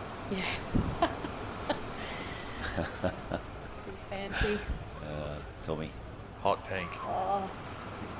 Just getting caught on the bottom here. Maroubra Mayhem just can't get through at this stage. Yeah, they've copped the worst of it off the start. And there's the Vixens. The Vixens. Foxy just reaches down, turns the pumps off. They obviously didn't get too much water in. Has a sneaky look over his left shoulder. Girls, you're in front. Let's keep it up. And look at the send. They're just sitting it back nicely there. Not burning too much juice here. The Currumbin Vixens on the right-hand side of your screen. Maroubra now finally gets themselves away from the shore break, and that back bank not breaking like it was yesterday with the reduced swell, and we're going to get less and less of that as the tide fills in. That back bank is going to disappear under the water of a high tide at 12:30. We're seeing racing, so we're scheduled to have racing through until about 2:30 today, so 2:30, 3 o'clock. So we might see some, with the tide falling, some swell build a little, hopefully. We'll have to check the weather as well. Make sure, see what the breeze is doing. Yeah, the winds are pretty light. I had a look this morning. They're not changing too much throughout the week, really, so which is good. A little bit of rain, but I think they're done for the day with the rain. And Vixen's just going around there easily in first place, and Allura Wilco going in third, but I'm going to say they come out second. They had a really good turn there. Their approach was quite different to our crew in Alley 3, who is... What have we got there? The Lawn crew? Lawn Flakes, yeah. I love the play on words that the Lawn Surf Club has. Yes. The lawn mowers, the lawn bowlers, lawn edge. Lawn off shotguns. Flakes have got a good run here. Yeah, good little run there for Lawn. That's the back bank that we were talking about. It's not going to break, but boy, it's provided a runner and a half here from the crew from Lawn. Just dies out for them. They're going to get a little bit off it, but not. Yeah, they sort of rode across the back bank without much help there. Did the Vixens on the right-hand side of your screen, and that wave drops off as it enters into the gutter. That's brought up Allura and Lawn within striking distance of the Currumbin Vixens here. The power.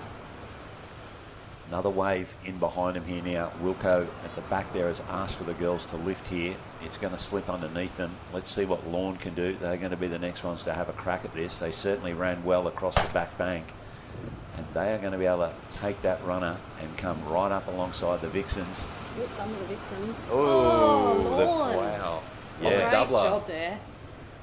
Really good chase by the girls. Yeah, they showed us what they could do coming across the back bank. Ran really well. That's surf boats. Foxy's caught in no man's land with the Vixens there, just off screen. That's a good channel Lawns picked there. Minimal backwash on Yeah. That's tough. Yeah, Lorne coming from behind there to take maximum points out in round 1 of the under-23 females. And Currumbin, they're going to come across the line. They'll be able to take a lot out of that race, though. They did really, really well in the rowing department. Just a little bit unlucky. As I say, that's surf boats. Yeah. Edwina Wright just on the screen there before. She'll be grabbing the Allura boat as it hits the sand. Edwina Wright, one of the vice presidents in the ASRL, the Australian Surf Rowers League. And of course, beside me, the president of the Australian Surf Rowers League, Tash.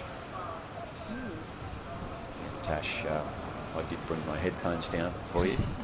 Not your hearing aids. Giving me a bit of a hard time as to whether I had some, she's calling them pods, whatever they are. AirPods? Yeah, whatever. I said, have you got any Bluetooth device that works in your ears? And I said, not your hearing aids. Yeah, pick on the boomer. And here we go, Maroubra, who had all sorts of trouble getting themselves off the beach. They're coming over the line now. They are going to pick up the minimum points. But it is certainly good to see Maroubra on the start line. As we push in for Heat 3, N.R. Perry at the back of the freshwater crew. There he is now, a shadow of his former self. Now, here's an interesting story. So the blades that they've got there, Nath built those.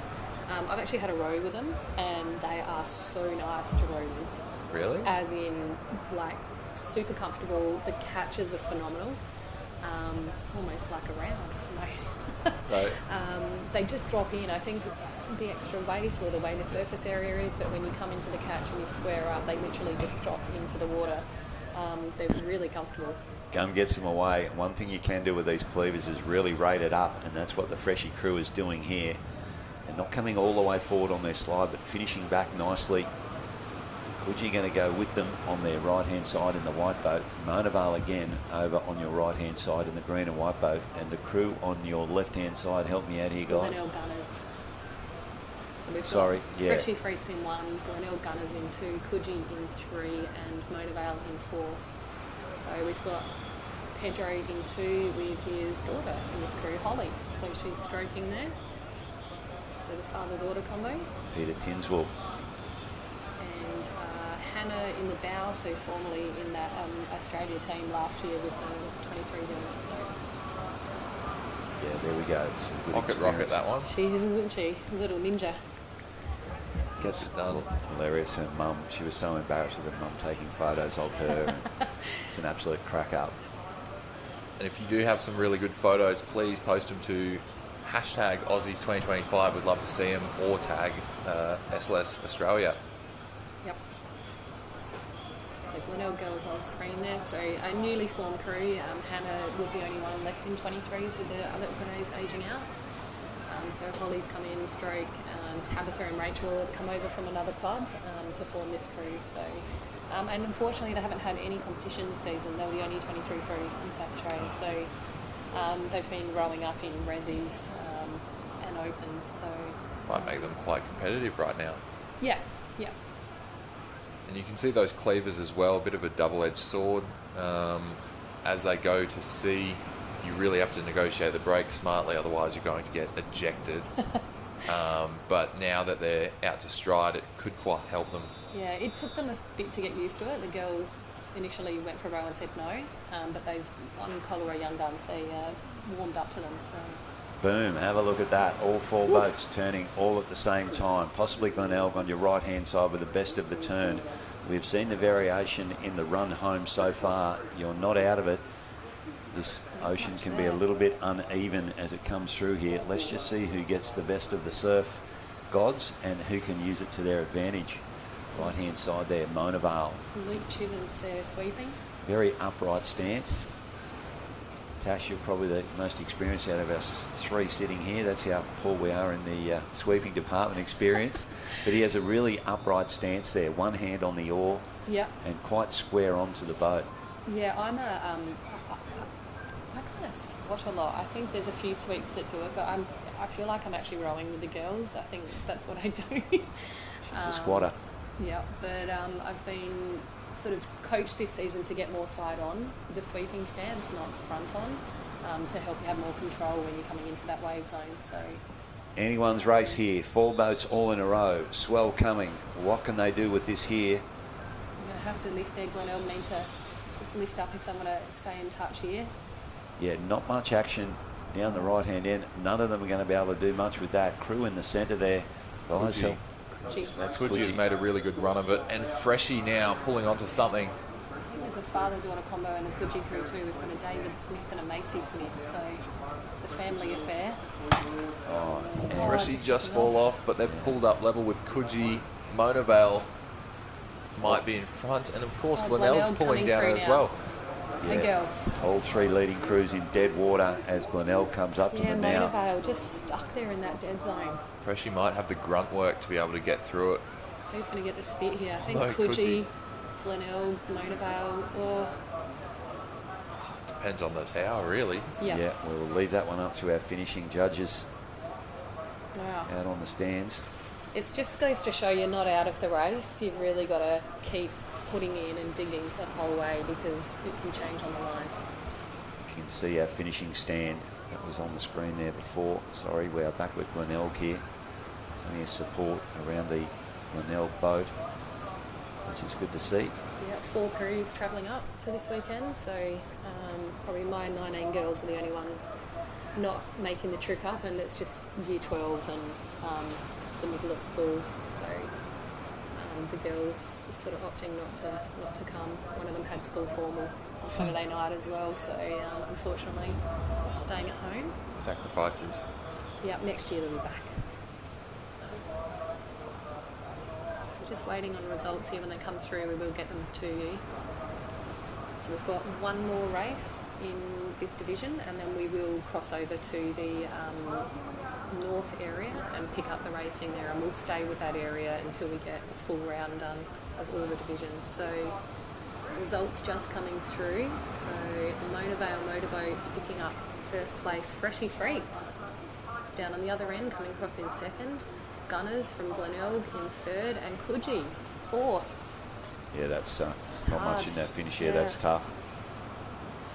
All 4 boats deserving maximum points, but it doesn't work that way. Guns up. So Charlie, who's back again? This is his 3rd race, I think, today for Palm Beach. Yeah, back to back to back. He's he's picking up what we're seeing on screen, which is this bend in the beach. They can't go out because of the depth. No issues telling the starting members about pulling him back. Yeah, he's going to get over the edge of the gunnel, and he's going to get away. 3 Palm Beach boats in this. How cool is that for the club? So Pistols in 1, then we've got Palm Beach Pythons in 2, New Brighton from New Zealand, the Boomfers in 3, and then it's Palm Beach Pina Coladas in Alley 4. So we've got Maddie Giblin sweeping that crew. The Pythons is swept by Spency, and then Charlie Trotter in 3. So crew down on your right hand side, bit of airtime there. The bow girl gets up and out of her seat, reaches down onto the water. Good surf skills there as Palm Beach in Alley 4 leads us away, and we're looking at the Kiwi crew here. The Boomfers. Boomfers? That's my guess. From New Brighton. It's great to see. I think there's 2, Tatahi and New Brighton. That's the from one. New Zealand. It's great to see them coming over for these events. Both of them quite competitive. Yep. I think they have a smaller community in New Zealand, so to be that competitive with the numbers that they have is really impressive. Yeah, especially the Tatahi 23 girls. They're exciting. Yeah, the Kiwis retaining the under-23 trophy this year when the Aussies went and toured over there. They're going to no doubt see the crew from New Zealand, their under-23 crew that won that event for them. Piha Piranhas? Yeah, that'll be them. They are rowing in the Tullabudra boat this week.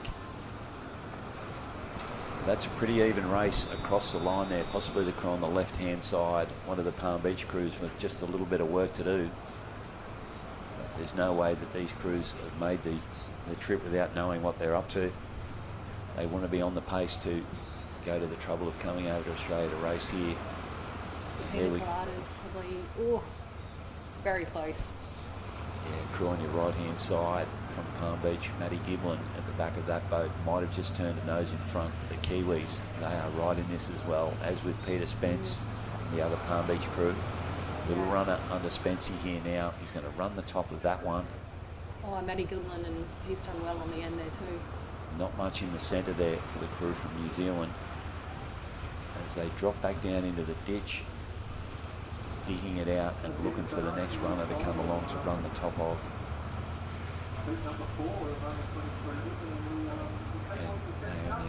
Look at Charlie. Oh, have a look at him. He's dialed one up across the back bank there. He's going to run the top of it. It's going to fade away as it drops into this middle gutter. Boy, that certainly helped him out. It's bold from Charlie. You know, doesn't shy away from a good send. I think he might be a Port Campbell transfer. Yes. Yeah, he came up from Victoria and basically wanted to sweep. He's doing really well. He's done well. Yeah, we're imagining here we've got all four crews fairly even here now. The crew from Palm Beach in Alley 1 getting a good run across the back bank. Charlie again, little lift here for him on the left of screen. Is that Army on the right as well? Spency's crew, the Pythons here. Going to get down there, and Matty Giblin on the end of Pina Coladas. Don't think either of those boats are going to drop down the front of that. It's certainly pushed them out in front, leaving themselves open here now as both leading Palm Beach crews are in a bit of dead water. The Kiwis, unfortunately, with nothing underneath them. Matty Giblin on screen there now. So Charlie's dialed them in all race. Another one here.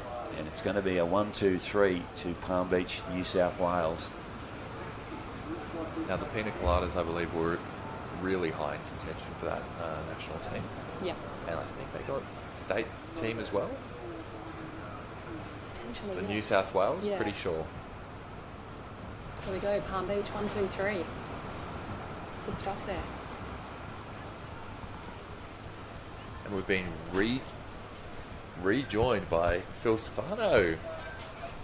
Yeah, I'm going to just vacate. We're going to head over to that north area now. I'm going to go down and see if we can suss out a bit of roving mic and have a chat with people down on the beach. So I'll hand over to Phil and I'll see you guys down on the beach.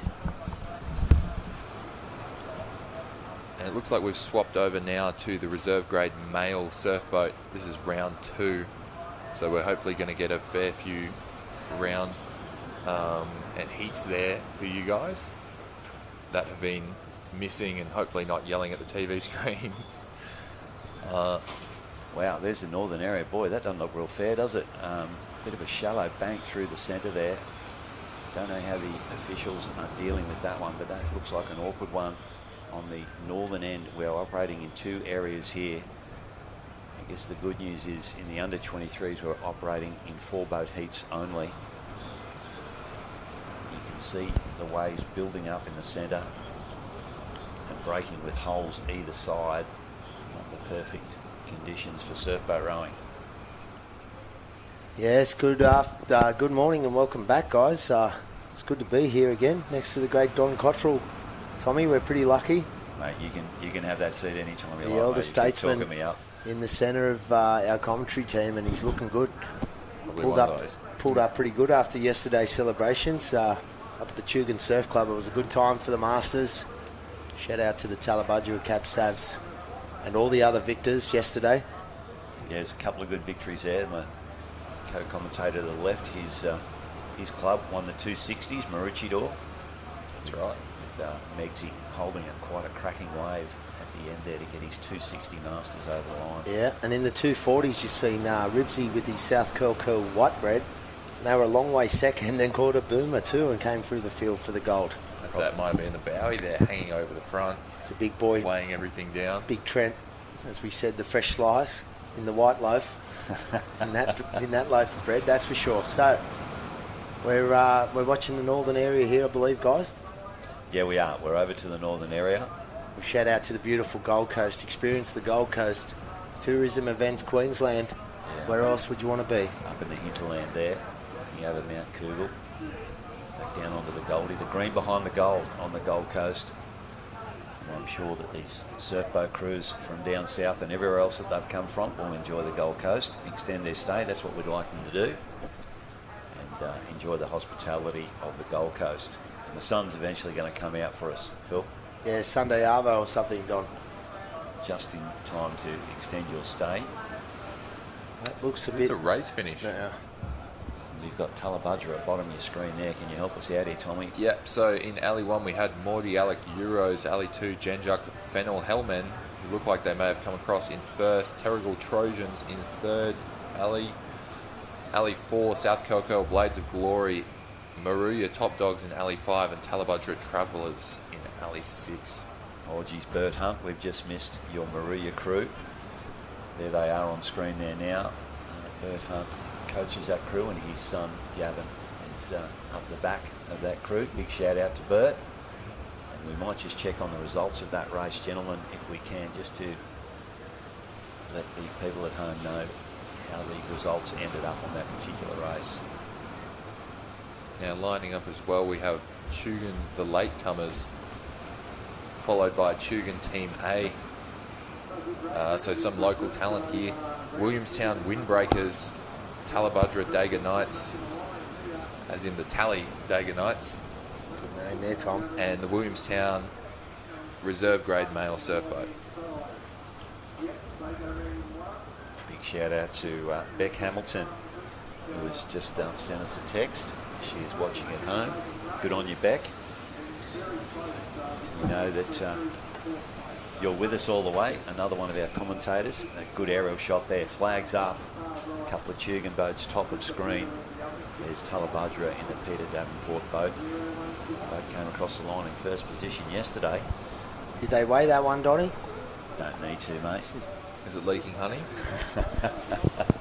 It's covered in gold and glory. That's what it is. Sure was yesterday. And they're away there, Donnie, and you see Tally at the bottom of the screen going across the screen. There's a few bumps off the edge to negotiate. The boat's not getting any momentum at all. And there's trouble up in Alley 1, I think, for Maruya or Janjuk. One of those crews lost an oar. Out of shot at the moment. Maybe I'm on the wrong. It's entirely possible. Oh, Tullabudgera just copping one over the nose there now. They were leading as they came across that bank there. Matty Hickey at the back of the Tullabudgera boat. Got his brother Aaron in the crew. 4 guys that have, again, come back into our sport. Have been away with kids and what have you. And McFarlane there on our right-hand side. Timmy McFarlane. Yep. From the Williamstown, and there we are, Brett Butel, president of the Tugun Surf Club, up the back of the Craig Williams boat. Craig Williams just being made life member of Surf Life Saving Australia. Just had a shout out with Craig at the coffee line. Is that right? He's a good great man. Yep. Good man, Craig Williams. He's done so much in surf boat and surf life saving and has been recognised this year. What a year for him, having a boat named after him and being named as a life member of Surf Life Saving Australia. It's Real shame we can't be racing it at the Tugun Beach, Donny. Yeah, we were just mentioning that before. Unfortunately, the cyclone caused a bit of grief there on the Tugun Beach. Big escarpment there after the cyclone, and unfortunately we just do not have enough sand there. But the 2 crews on the left-hand side, the 2 Tugun crews, with the work to do. The Big Bear, Brett Butel, at the back of the Tugun crew there. They are rebuilding their section. And good to see 2 reserve crews coming out of there. That's a good shot there. Jimmy McFarlane, bottom of screen, Williamstown. Beside him, Tullabudgera. This will give you a good aspect into the turning can, Don. Yeah, Tally, nose just hitting on it. Oh, beautiful turn, Matty Hickey. Well done, son. And away they go. Go, Tally. Go, you good thing. Yeah, he's got his commentator's bias on again, is Don. We love this stuff. Don't you worry about that. They're going to jump on the first little runner here, and Timmy McFarlane wants to go with them here. But there we go. The Tullabudgera crew, they've got nose down here again. Rating comes up. The boys are scooting along the top of this one, milking it for all it's worth. It's going to go underneath them now. They're going to dig it in the hole here and try and pick up some more out of this next wave coming through. You can see the unevenness there. The Williamstown crew, bottom of screen, not getting the same advantage that Tullabudgera did. And Tally have taken it something there for Tugun. The two crews from Tugun coming across the back bank. You're going to get a little bit of assistance here. And Matty Hickey on screen there now, and the Talabudra crew. Here's the run on the way. Talladega Nights falling off the back of that one, so we'll have to see how it affects them. Williamstown hanging in there. That's certainly the shot there. That's going to help us call this the final of this race. Coming through, Talabudra still out in front, centre of screen. Williamstown, bottom of screen. The Tugun crew out of Alley 1. Have I missed a crew over in the back right-hand side there, guys? Help me out. I think that's, no, that's the... might be in someone in borrowing a boat. As Talabudra try to put the nail in the coffin here in this particular heat, unable to do so. They are not going to drop down the front of that one. They're working it hard. Bit of a floater there. They would have liked to see themselves drop down there. And here comes Williamstown now. They are going to get the run to the line here. And are they going to be able to take this one off Talabudra? Tally Sydney in the middle of a rip right now. Good water for Williamstown across the finish line. I reckon they're going to do them, Don, on the finish with the deeper water. Oh, there is no justice. Seen it before you got here too. That's been happening order of the day as the tide's still coming in for a couple of hours to go. And that's why you row them all the way to the finish line. It's never over in this great sport. Jimmy McFarlane doing a great job. There's the second Williamstown boat coming through, and that blue boat had a bit of trouble off the beach. I think they it's another Tugun boat there, Don. And I think they popped and all popped out of a rollick on the edge. Possibly a bunch of Masters fellas backing up. And they'll be better for the run, the national titles. So, we'll wait for the judges on that one. But moving along in the reserve boat, round 2, heat 5 of the northern area. And on the start line, we're going to have in Alley 1, the North Cottesloe Charmers. In Alley 2, North Cronulla Purds. In Alley 3, the Mermaid Beach Mackerels there on screen. To their right, that might be the Mermaid Beach Rezzies, beg your pardon, and then Tugun Team B in Alley 5. So that's Alley 5 Tugun there on screen on the right.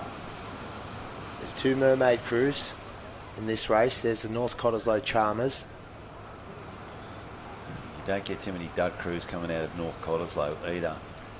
I'm going to call early here. Have a look at Mermaid, the second of the red boats on your right-hand side. Marty Fletcher, there he is on screen there now. They will be a pretty handy reserve-grade crew. Watch these guys go. Mermaid Beach Rezzies forming just before ASRL. Apparently a few former Stillwater rowers there. Some were in the Shadow 8 back in the day, so they said they wanted to get a bit more social and give up the Stillwater. Bit of trouble for Tugun, just going a bit sideways on the edge in 5.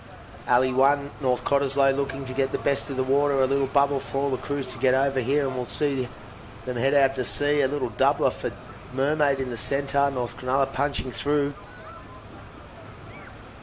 That'd be Arnie Hewson at the back of the Tugun boat, the Dave Mitchell, former president of the Tugun Surf Life Saving Club at Mermaid, has jumped away here from the rest of the field, possibly in second position. The crew down the left-hand end there from North Cottesloe. Yep. You can send this live stream out to your friends and family, guys, via the SLSA on the YouTube. But it's the faster of the Mermaid crews in Alley 4, Marty Fletcher's reserve crew. And when we get a close-up shot of Marty on the back, you see how steady he is. That boat has good service. There's Marty out on that red boat, flicking the pump with his little hand there. His little hand. He's got a little hand on his left there, yep. Yeah, he's pretty easy to spot up the back of the boat. Might be a boost button in those boats he's got installed. Marty, he's cagey, but he's just ahead of the North Cottesloe Charmers in Alley 1, and if you're friends with the North Cottesloe surf boat team on Instagram, you'll see they had a real good time of it at the State. I think they just dominated everything over in WA. It's probably the powerhouse WA club. Yeah, Marty Fletcher, don't know what he's doing with his left hand there. Phil Stavano, you're a sweep. And I think his switch might be a bit dicky and it's just dropping in and off. He might be able to keep it off. he hits the can Whoa. and around he goes. There 1, he 2. goes. He's going to have to come right around to avoid Chugan here. Maybe a clash of oars. No, there's separation between the two. And Marty Fletcher and North Cottesloe to your left. They are our two leading There's a run crews. under Northcott there, Don. Yeah, they're running well down in Alley 1. That would be the crew from North Cottesloe. And as we mentioned, not too many dud crews coming out of the western North Cottesloe. The Charmers. Bit of assistance as they come across the back bank here. It's a wave for North Cronulla. There's a little wave for the second Mermaid crew coming up to the first here. Look at this run. Phil Chipman, Bang. bring it on in, son. Let's bring the field back up to each other here. Here we go, all of them on. Wow, what a good runner that one it was. Hasn't that even the And field? Look at it's the filled sit. up. It is filled up Goodness for Marty gracious. in Alley 5, and North Cronulla are taking it through the field, and they're going to come from 4th to 1st here at the moment. This is classic North Kirra. This is what you can be coming across in first position only to find yourself out the back door in exactly that situation. It can be quite uneven, and North Cronulla have taken a massive advantage out of the runners, and they've got their nose in front here now, gents. Let's see what happens at the end here. Better dead water as one bubbles up behind them here now. Marty Fletcher has a wave in front. But there's waves ahead here for North Cronulla and North Cottesloe, and they're going to sit on that perfectly, and they're going to be comfortable across the line here for first and second. In which order, we don't know. Dogfight for the Miners with Marty there leading the race and then having to fight for third place from his stablemates. I'd expect a good pull from Northcott here, just on the edge of that rip. North Cronulla right in the middle of it, and Mermaid pulling up a little bit as well. Those Stillwater rowers might be a little bit confused as to what just happened. Yeah, they sure will be. Good call, Tommy, though. I think North Cottesloe pressed the Jets just on the Yeah, finish line and shot their nose ahead. But we'll wait for the official results. And that was Heat 5 of Round 2 for the reserve women in the northern area. And we're going to go into the last round of reserve men up here in the northern area. As Arnie Hewson takes that Chugan crew to complete this race. It's 3 crews and 2 races. They've done pretty well to represent. Yeah, 3 Chugan reserve grade crews. Arnie Hewson there, formerly Palm Beach, Queensland. He was the #1 sweep boat captain there. Had a couple of years out. Great to see him back on the water. Arnie Hewson, good man. Yep. And Craig, as you said, shouted out. He's trying to rebuild that club. They got a lot of money, Don? The Chugan Surf Club? I wouldn't know, mate. I don't know. Don't have a look at the books. I know that they've got a bit of my money from yesterday, mate. I can guarantee you that. But $5 schooners. No, that's fair. That is a boaties club. That is a good deal. Yeah, mate. If you go to the Chugan Surf Club, join yourself up $2 for a social membership there, and you can get yourself on the members deals. Food's great too. Yeah, had a burger there yesterday, and got onto the $5 schooners in the happy hour, which lasts for 5 hours. Yeah, Inflation? and I think from memory, Don, we had 2 hours head start on happy hour too. Yeah, well, it's not often you win a gold medal. No, it was a beautiful day to be around the Tally Cap Savs. Yeah, There was a real danger man vibe there. all the 220 podium finishes were there.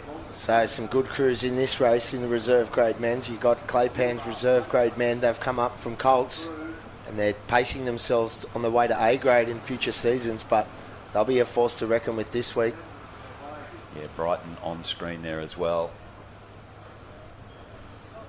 South Australian crew. Surfers Paradise there in Alley 2. Markula Mungos in Alley 3. Brighton in 4. And the Windang Oddballs in Alley 5. So they're away. Come gets them away, and the pink boat gets their nose out in front. Graham Hugel, sweep of the Surfers Paradise crew. Doubler there for Windang in shot, then doubler for Markula. Oh, you've got to be able to deal with this. We spoke about it yesterday. You go up in the air and the nose drops down into the following wave. You've got to just drop it back a little bit shorter to pick the boat back up again. And what a great angle we're getting here as we're watching these boats. Surfers Paradise through that one, Markula as well. The Mungos really checked there. Yeah, for the Stillwater audience, you might be familiar with rolling seats. You see our seats in the surf boat stay stationary, and that's because our bowmen, you see, come off the seat as the boat goes up and down. And in these conditions, if you've got a good bow pair, with tidy catches, that can keep your nose flat and fast all day. And those crews will be looking for those waves that they just punch through. They'll be hoping they get some of that action on the way home. Top of my screen there, I think that's Northcliffe. Damien Claypan is leading them out. Beside that, the pink boat of Surfers Paradise with Graham Hugel up the back. A couple of good reserve crews here. Probably none better than the crew from Northcliffe. I want to put the commentator's curse on them. Nah. But they were rowing very well at the ASRL Open. They'll be there or thereabouts, and Claypan's got a bit of a...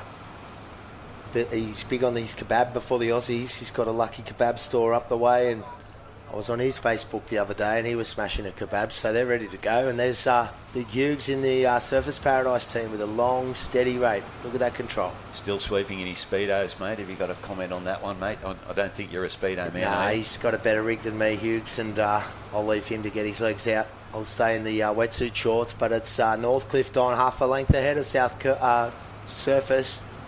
So, Northcliffe turning first in Alley 1 on the green, then Surfers Paradise in 2 on the red. Then it's Mark Cooler and Brighton equal there for third place. And Windang just copped it off the beach, weren't able to deal with it, as you said, Don, and unfortunately they dropped a few places into that turning cam. But like you said, runners on the way home. Yeah, Anybody's race, sorry. Yeah, you're good, mate. Damien Claypan taking advantage there on your right-hand side of the screen. He was our pick before the gun fired, and he is leading the field home. But it ain't over, as we've seen. There we are, Damien Claypan, the most awarded sweep at Australian titles, has more medals, more gold medals than any other sweep in history. That's some sort of stat in this great sport that we love. Tried to retire, didn't last, didn't stick. No. He is back into action here. Surfers Paradise in the chase. There we go. A little bit of a lift across the back bank here that is being submerged as his tide increases to a 12:30 high tide. Damien Claypan bending over. You can see the position of him. He's not over the front of the quarter bars. He might be able to help us out here, Phil, with the thinking of these sweeps. They're moving around a bit. Yeah, no, I just mentioned earlier in the call, some stand forward, some stand back. It is about balance. You want to be in the best position, and I'm not going to ask Damo how to do it. He's happy in his boat. I stand over the front, but he's moving it along nicely, and it's a bit of popularity through the commentary box. But Mark Cooler now pushing on the top, trying to come into this first and second conversation. They'll get down this. There they are. So it's Mark Cooler, Surfers Paradise, and the Claypan sitting duck for Northcliffe. They're going to have to row this to the finish line to put this one to bed. Got a bit of deep water under them there on the top of your screen. Damien Claypan. Oh, Mark Cooler. Are they going to get into Surfers? They're going to hit Surfers. Bang. I think, there they go. I hope everyone's okay there. It looks worse than it is for you people watching at home. We all know. Bit of a love tap, but I think Northcliffe, fair to say, would have taken the points off that one. Graham Hugel got the hand in the air pretty quickly there. I think his second place will be safe with that boat coming across him. Watch out for here, boys. Be careful. Ooh. Yeah, they need to get control of that boat. Yeah, there's rules though. Don't forget, on the finish line, you can't have your team run up to your boat until you know you're across. Outside assistance. We've seen teams in the past get disqualified. Yeah, we know you won for the rule book, Phil. Well, I've learned from these Queensland sweeps, pulling it out at different times and going to the judges with some sort of protest. So, yeah, you have to get across the rule book. It's just a training row there. But there's the Windang team bringing it up in fifth position on that last race of the reserve men for round 2. So, speaking of rules, mate, row without his cap on there. Yeah, did it get hit off the... got knocked off. Let's say so. I'd say so. And here we go. We see Mark Cooler just lose it here. The sweep trying to push, but he can't. And now he's going to let it go. He's going to do a little Rio here. Bounce off. Nowhere to go. Nice floater and kaboom. Graham Hugel having a good look at this boat coming at him. Ooh, the hand goes up in the air. You see simultaneous bow side falling out. Sweep falling out.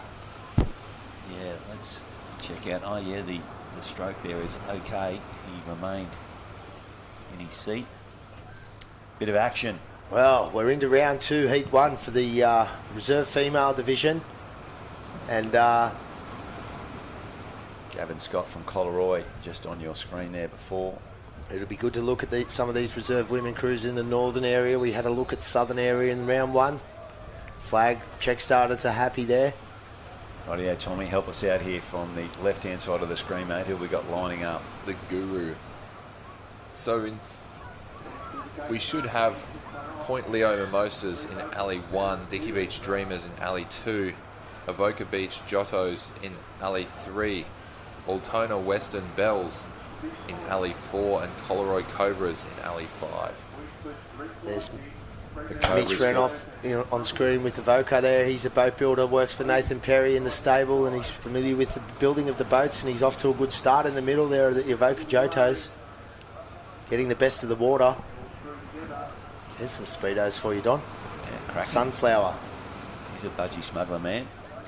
Right-hand side, Gavin Scott, mate. Can you tell us much about that crew? I think they're a fairly decent crew, reserve female crew out in New South Wales. Yeah, they've been training hard and featuring in the action at the pointy end of all the carnivals, and they're tall girls. You see them good length, and they've got a great sweep in a strong club. They're all pushing each other along at Coleroy, and yeah, like you said, Don, they're probably out in front of this one just. Yeah, they've jumped themselves out there on the right-hand side of your screen. That would be Coleroy leading out. The other crews had a fair amount of up and down to work their way through in this reserve female. Round 2, boys, are we into here? Yep, round 2, heat 1 for reserve female in the northern area. And we keep referring to north and south. Basically, we have 2 carnivals. The clubs are split down the middle. They race off for qualification, and then they merge later in the weekend. So you might not see some of these crews until the final in each area. But your first job's to get through your own area over the 3 rounds, and then in reserve women they're going to have an elimination race.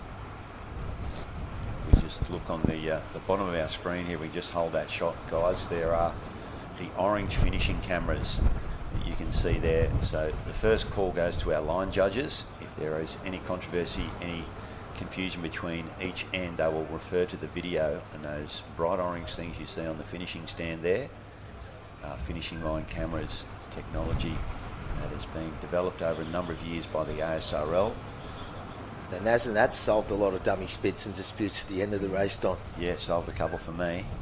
Many a race has been determined. Remember in Perth, yeah, they had to use it over in Perth in 2022. So they're turning around now, and it looks like Coleroy in Alley 5 a little ahead of the field, and then in Alley 1, 2 and 3, that's second, third and fourth. And that is Altona going in and coming out 5th in this race in the round 2 first heat of reserve women. All points important. Gavin Scott got the girls rowing nicely on the top of a big run there in Alley 5. And it's also a good one for Point Leo. Yeah, down on your left-hand side, the Victorian crew, Point Leo. They are swept by David Higginbotham. Look at the send on these Coleroy girls. Look at that finish, hit at the chest. Got the high outside elbow, drawing through, all in time, steady heads. But there's a run from the middle of the field, and this race is not over, so you got the Dicky Beach team there, Don, in 2. The Dreamers, there they are. And Avoca's come up into this conversation too in the middle there, the Giottos. The Dreamers have done really, really well there. They were actually probably last off the start, checked a few times, same as Coleroy. Tommy, the Dreamers, have they come up through the ranks, mate? Were they under 23 or under 19 crew? I suspect they've been in Rezzies for a little bit. Little wave of Coleroy trying to get over the top. They won't fall over it, but they'll just get a little bit more run out of it. Here goes the Dreamers. Point as you Leo. talk about them, Don. Alley 2. Going to pick up the same wave as Coleroy if it's there for Coleroy. Working hard is at Coleroy. They need to stay on the top of this because Alley 2, the Dicky Beach Dreamers, are going to go from the back of the field to the front of the field. And they're over the front of this one. Hold it nice and steady. Good points for the Dicky Beach team. And I take it back. They actually picked up a medal in the Masters, that crew. Sue Estrich in that crew. She's been around for a number of years. Quality rower. So Dicky probably first, of Coleroy in second, Point Leo in third. Potentially Avoca there in fourth place, and then making up the field is the Altona Western Bells. Great racing here in reserve women's. We are here at the 2025 Australian Surf Life Saving Championships, hosted by Tugun Beach, racing on the Kirra Beach, North Kirra. I'd like to shout out to the Queensland Government, Tourism Events Queensland, Kellogg's Nutrigrain, BRP, we've got the Yarnar Brewing, Finns are sponsoring us this weekend, and the radio station, Triple M Gold, 92.5. If you're not listening to us, have that on in the background. DHL, Isuzu Ute Australia, Qantas and Westpac, all our major sponsors, and we're grateful to be here. And there's Megsy. I just met him up the top of the beach, had a little debrief. He's got his reserve women, they're going pretty well. And Tommy, he's got a reserve men's crew now you know all about. Yeah, so we've had the reserve women. Those are two of the chumps, I believe. They've mixed around. Dropped back to B grade. They've dropped back to reserves. They've had a few people take a season off and chase a few other things. So they've got some lovely new ladies to step up. To fill in, yep. It's a tough division at the pointy end in reserves, and you see they're away now. So we'll bring you this Heat 2, Round 2 action. In Alley 1, it's going to be the Mollymook Mongrels. In Alley 2, the Williamstown's Lifesaving Club, the Warrior Princesses. Bateman's Bay Banshees copping it in Alley 3, and they're a gold medal crew for Masters, one of the fastest reserve women crews in the country. So they're going to have their work cut out because Neil's been smacked off the beach. In Alley 4, it looked like your team, Maroochydore, Tommy's got out sweet. Another one there for Bateman's on the head. So Maroochydore are pushing out in Alley 4, and the Kirra Cowgirls in 5. And Bateman's Bay Banshees, they'll have a boat full, and they will need to get some work done in this race to get up the points. But they're a really good crew, so I dare say they'll put their heads down and they'll get into it. But they had a gold medal performance in the Masters this week on Tuesday. Yeah, it was their third in a row gold medal in that division for the Bateman's Bay crew. Featured at the New South Wales State in reserve grade as well on the Dyers. Now, I think actually Maroochydore has pulled out front, and I tell a lie. Due to injury, there is a third chum. So they're almost back to full-strength chums in the Maroochydore Binks there. Okay. Katie, the replacement, making it the Binks, and so they're going quite well. We've got the Kirra Cowgirls down in the southernmost alley there, and they're holding in for second, but the other three seem to have dropped off the pace. And we'll have to look at how they go into this turn. Megsy, of course, got his wooden sweep oar out the back. He probably won't need it that much with this surf, but you never know. A few extra kilos of weight, he says, for a lot more power. You know, he hasn't you got, snap it, you he know hasn't you've done a got good much job. weight to work with himself either. So you see them going around now. Maroochydore comfortably in front from Mollymook in Alley 1, the Mongrels. Then turning in third is Alley 5. So that'll be the Kirra Cowgirls. And then Bateman's Bay and the team from Williamstown with the work to do in 4th and 5th there. So coming back onto the screen, you see Maroochydore and Mollymook setting the pace there. Maroochydore and Alley 4. Mollymook's rated up, and this might suit them well. Maroochydore with the round Rolex throwing the weight to the front nose. Trying to see if they can milk everything out of these runners, and it just might not be working for them. There they are on screen. And they're looking well there, lay back there, Tommy, laying right back. That's the method, you know, but up north, Alley 1 really pulling on them, the Mollymook Mongrels. Yep. And we may have Williamstown Warrior Princesses as well. The Kirra Cowgirls in 5 there, so Maroochydore setting the pace. Another run through the course. They're on the yellow can now. They're on the right-hand side of the screen, and then Mollymook Mongrels. The Mollymook team there. So Swept by Marty Drysdale. He got a silver medal in the 220's Masters yesterday with his boys from Mollymook. But Maroochydore now searching for a wave. Mollymook trying to pull down the front of something. Megsy looking behind him, left and right. There's nothing coming. And a huge row from Bateman's come back in from last to up into the feature here. They're probably sitting in third, the Bateman's guys, and if they get a wave, it's still not done. So there's Maroochydore. 40 metres to go. whole way into the beach so far, Megsy is cursed. Mollywood Mongrel's hanging in there, but it looks like Maroochydore might be pulling ahead, just a bit of deeper water. Who's that in third? Williamstown? Well, I think Bateman's, yep. Bateman's come back from getting hit off the beach into third. So that'll save some points up their sleeve, because they're a really good reserve women's crew.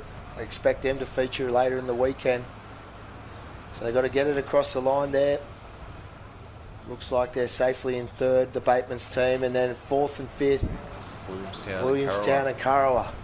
So I'll wait for the judges' points on that one. Kirra had good pace out to sea. I wonder what's happened on the way back. And the tide's still coming in. And as we've seen at racing, when the tide changes, some alleys get a bit better than others. So having not been out on the water this morning, it's a totally different beach to yesterday, Don. Yeah, it looks a bit calmer than what it was yesterday. The swell's probably halved from what we saw in the racing yesterday. It's expected to continue to ease over the next 4 days. So no scary stuff coming. We just need this ocean to play its part and get as even as we possibly can. And we are on the line here now for round 2, Heat 3 reserve women in the northern area. We have Avalon Beach in Alley 1. They are winners from the ASRL Open. And the New South Wales State champions as well. There we go. Alexandra Headlands. They are in Alley 2. Alley 3, North Cronulla Boss Baddies. In Alley 4, Avalon Beach, the jury's reserve female. Again, swept by Peter Carter, my good mate Carts. And Newport Swordfish. Michael King at the back of the Newport crew. There's Carter. Back now. Peter Carter with the helmet cam on. You probably don't recognise him as the Manly mascot. He's one of my models in the safety world, Donnie. He sports himself some Puma safety shoes on his job, and he looks good. So here we go. All crews getting a little check there. Yeah, possibly the crew in Alley 4 then, Avalon Beach, probably getting the best of it here. Another stopper there for North Cronulla, dead in their tracks. Wow. Michael King at the back of the Newport crew there. One of our more experienced More sweeps. waves coming for 1, 2 and 3. You see those noses just bouncing up and down? Yeah, it's happened all day. You go up over a wave, the nose drops back down and straight into the next one, and that pretty much puts a halt to the surf boat. Steve Davies at the back of that crew. Crew down there in Alley 1. That is the other of the Avalon Beach crews, Nathan Wellings. You know, mate, Welling's doing well here. You reckon that they won the New South Wales State? I'm not so sure about that. No, there could be an early crow, but they were definitely in the features. Both of his crews at the state. Nathan Wellings, left-handed sweep on the left-hand side of your screen. Alexandra Headland beside him. Then we come across to North Cronulla, who copped the worst of the start. The second of the Avalon Beach crews is in Alley 4, and the crew on your right-hand side, Newport Swordfish. And there is the North Cronulla crew there. Boss Baddies. Great man, Boff. And he wasn't racing this year in the Masters. First time in a while that he hasn't been on the short all. Yeah, probably a good thing for us too. They are the previous year's 220 winners. The North Cronulla crew have some cracking quality right across every division, including the Masters. A little bit of wind starting to pick up. It's been offshore here this morning, a sou'wester, as the first of the Avalon crews goes around. Nathan Wellings spins that boat around. Left-handed sweep, big advantage there. Good job from the second Avalon crew there to turn second on. Yeah, Peter Carter, second of the Avalon crews. And they are looking good for getting maximum points. Alley 2 and 3 reselling copped it off the finish line, so they had some work to do. Then in Alley 5, we've got the Newport Swordfish. Nathan Wellings looking fairly relaxed there. Have a look at that style. He's got his hand right on the end of the sweep oar, mate. Yep. That's master level. Yeah. Yep. No, it's comfortable where it's comfortable, and he stands well forward, so you'd imagine the sweep oar's at the back, and one hand's enough in these conditions if you're good. Michael King down on your right-hand side getting a nice runner across the back bank. I don't know how that's brought him up And we have Nathan Wellings on the right-hand side of your screen in the big picture there, looking fairly relaxed on the sweep oar. He's got his crew in front. Good run for North Cronulla here in alley 3 for Boff, trying to bring it up to the field to get some more points. Wellings in alley 1, the Chaos. And a big wave behind North Cronulla here building, Donny. Look at this one. Unfortunately, it's going to disappear in the gutter by the time it gets to these crews. You're going to see it fill up. Hopefully, Boff can get a little bit out of it.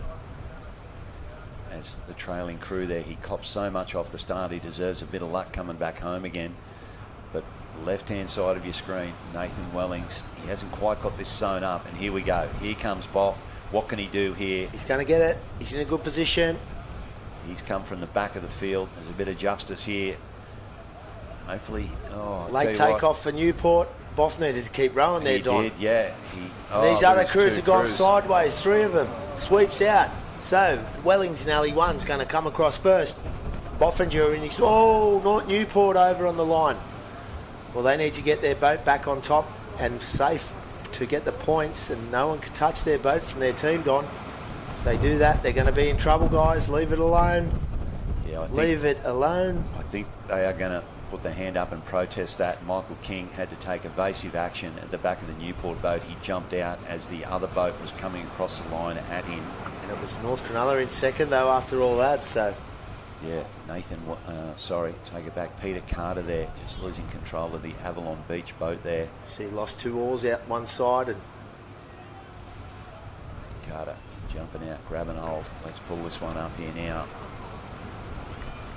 But yeah, I think Michael King will be having a walk up to the officials and letting them know he was in clear second spot when he was taken out by the Avalon Beach crew. I don't know if they'll give him second though, Don, or do you reckon they'll give him equal second? No. See what happens. Here we go. Let's watch a replay.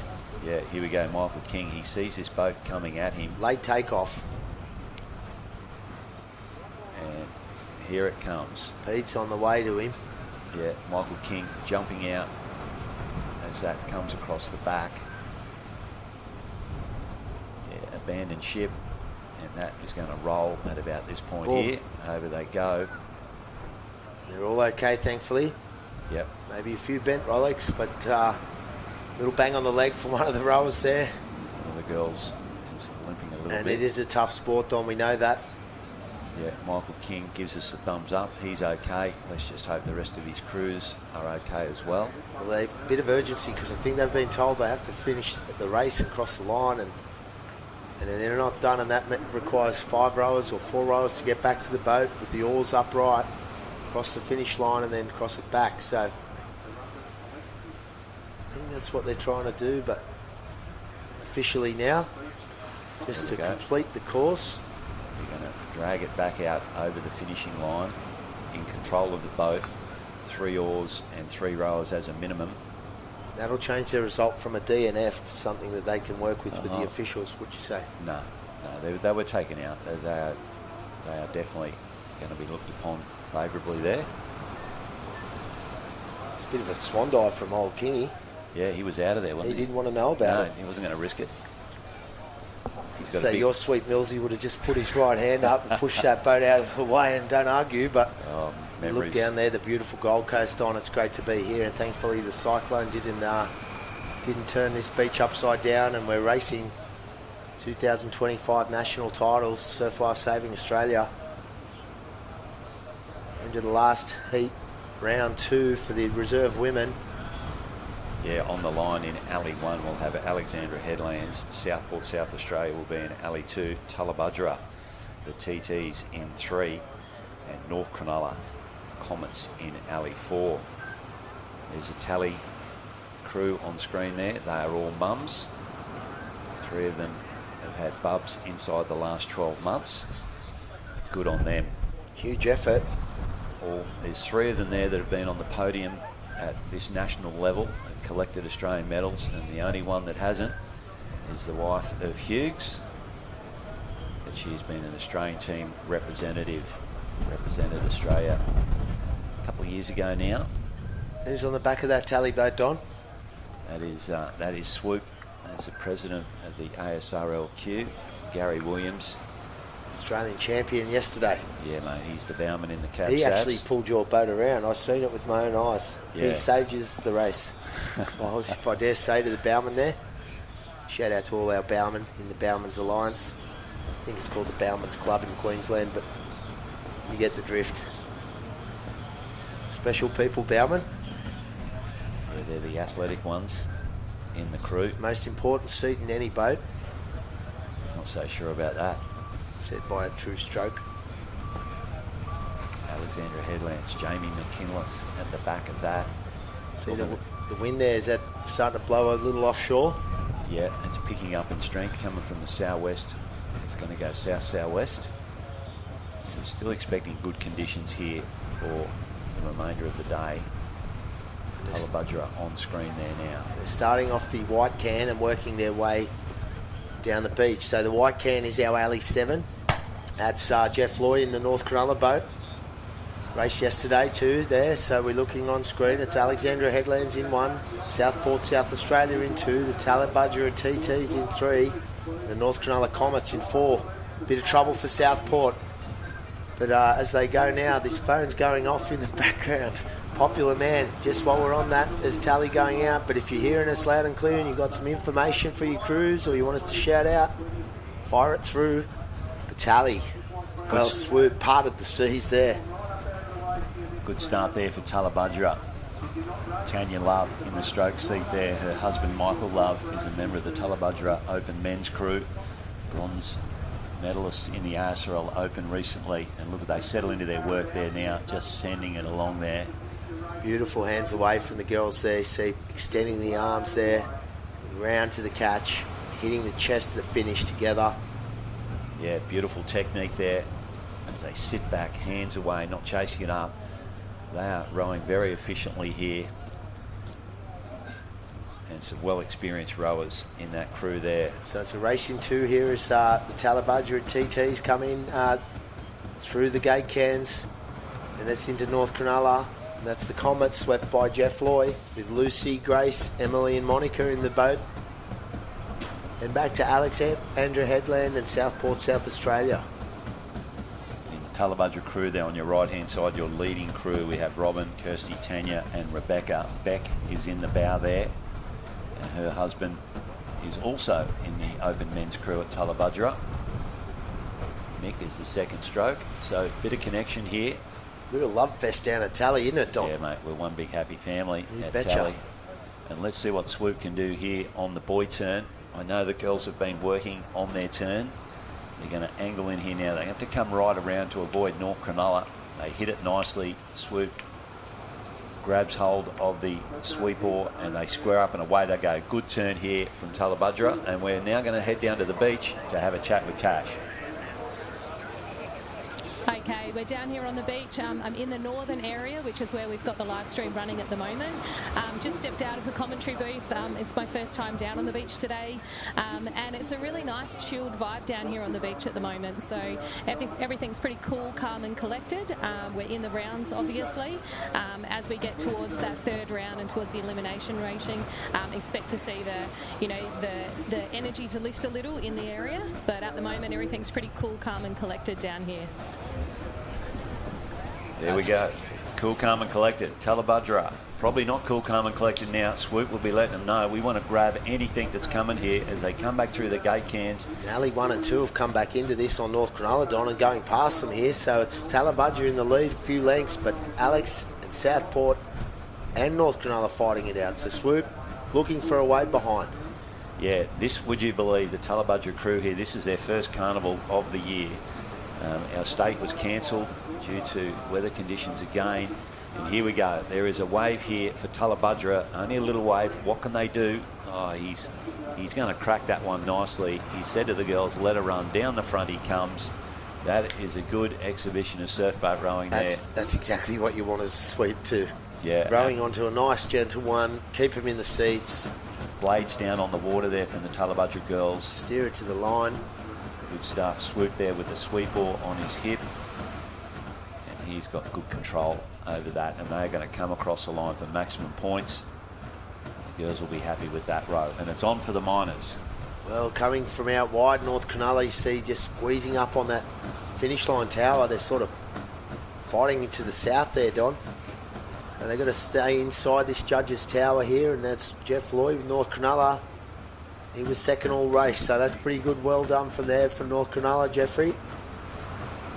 Southport, South Australia crossing third. He's getting cramped there from Jamie McKinless, comes across on him. But he's going to get third spot. The hand in the air is not going to do him much good there. He will be in third position.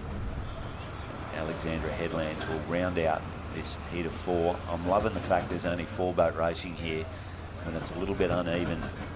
It is good to see less numbers in these heats, as even as we can possibly get the field.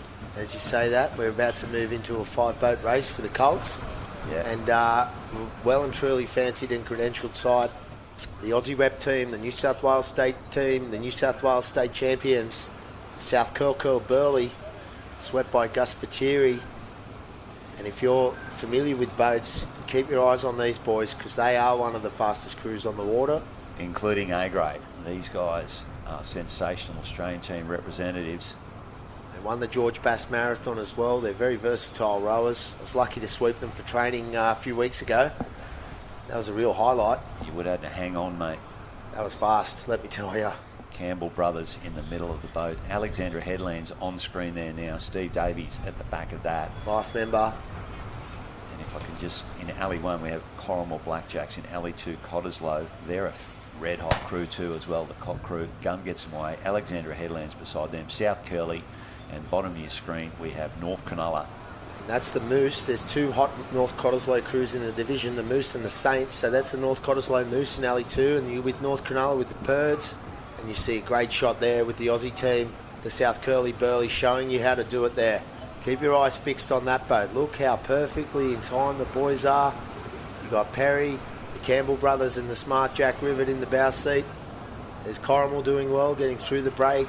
But it's a race in 2 up the southern end of this course, Don. Noses bumping up and down. Trying to find some flat water. A dead stop behind them in 2, 3, 4 and 5. Getting a steep one over the nose. So yeah, we've got South Curly Burleigh out in front here just from the North Cronulla crew, swept by Purds. This will be a good race. Going on form, we've got the New South Wales State champs with their nose just in front. Australian team representatives, and they are a red hot crew. North Cronulla going with them though, mate. Yeah, North Cronulla right there. And Corrimal working hard to shake up the minors. North Cottesloe Moose were in the ASRL Colts final at Coffs Harbour.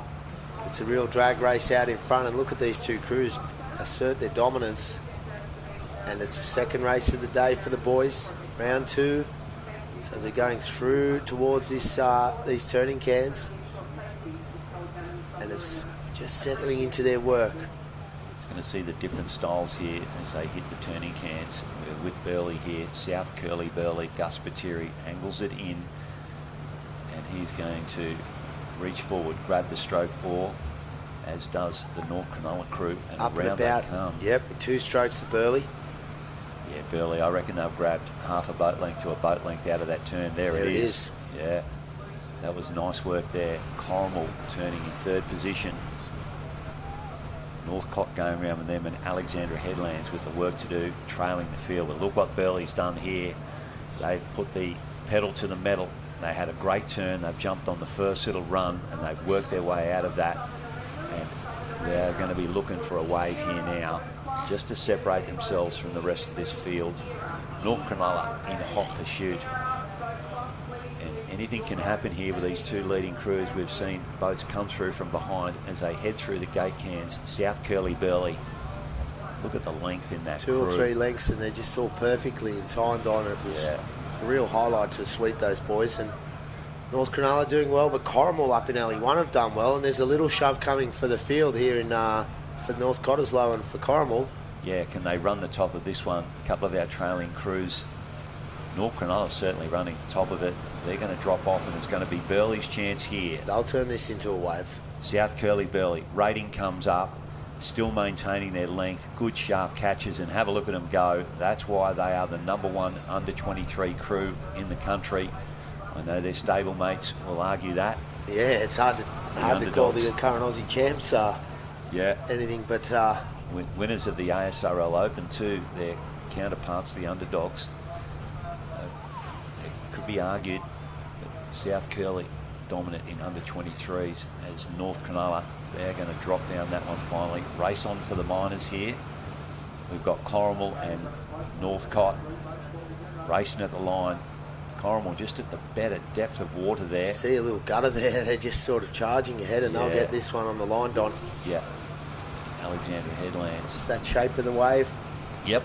And that's pot luck with your alley and pot luck of what happens during your race at the right time. So if you can avoid getting them on the way out and get them on the way home, that's the secret. That's the plan.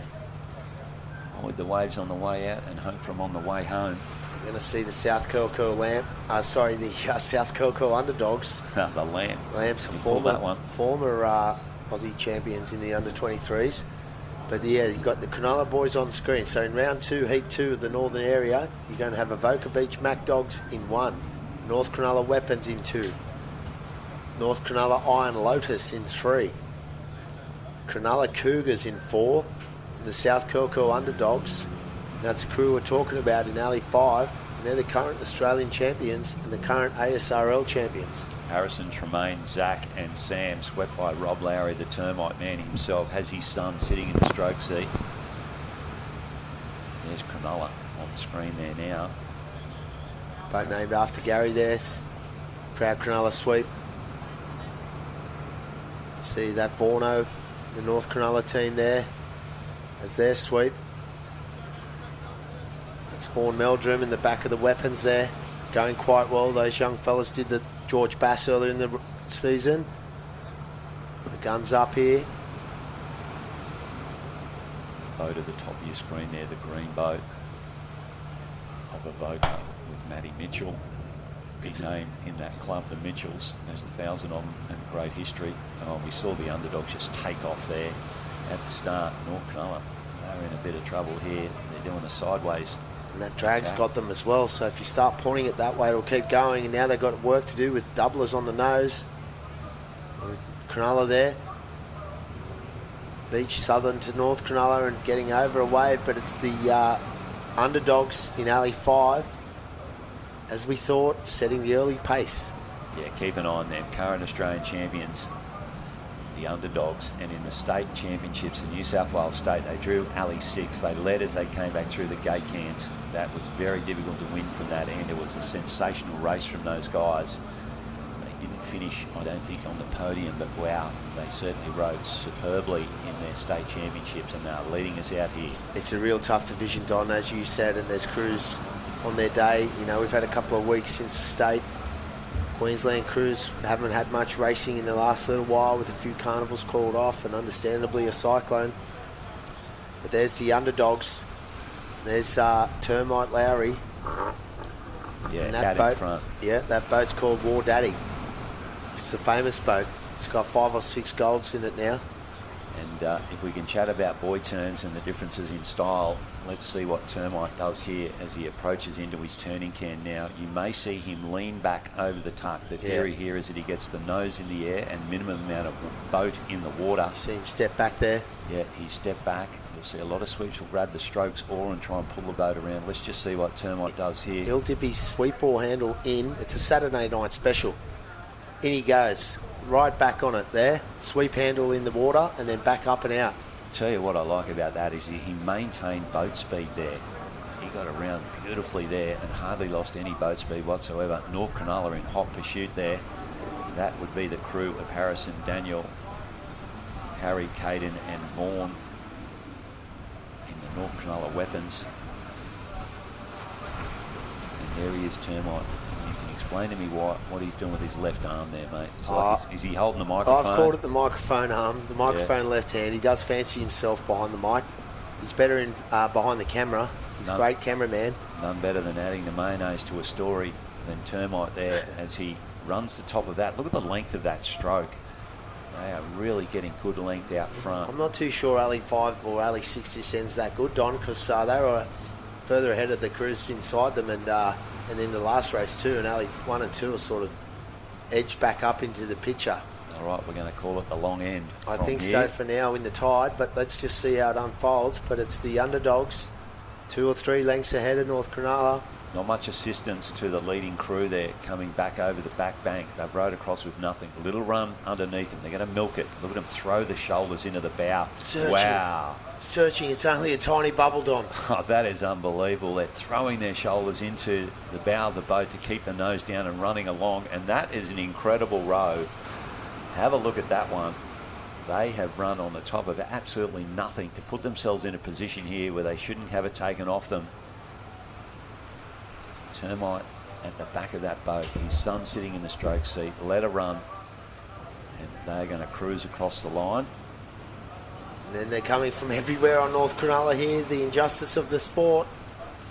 So you see Avoca there with Matty Mitchell squeezing up on North Cronulla, and a Cronulla as well taking over. This is going to destroy North Cronulla. Look at this. Oh, second to last. That is hard on the points. I'm going to say the Mike Tamlin boat at the top of the screen. I think there's one more North Cronulla crew to come back in the field, but yeah, there they are. So got to keep it inside the finish course there.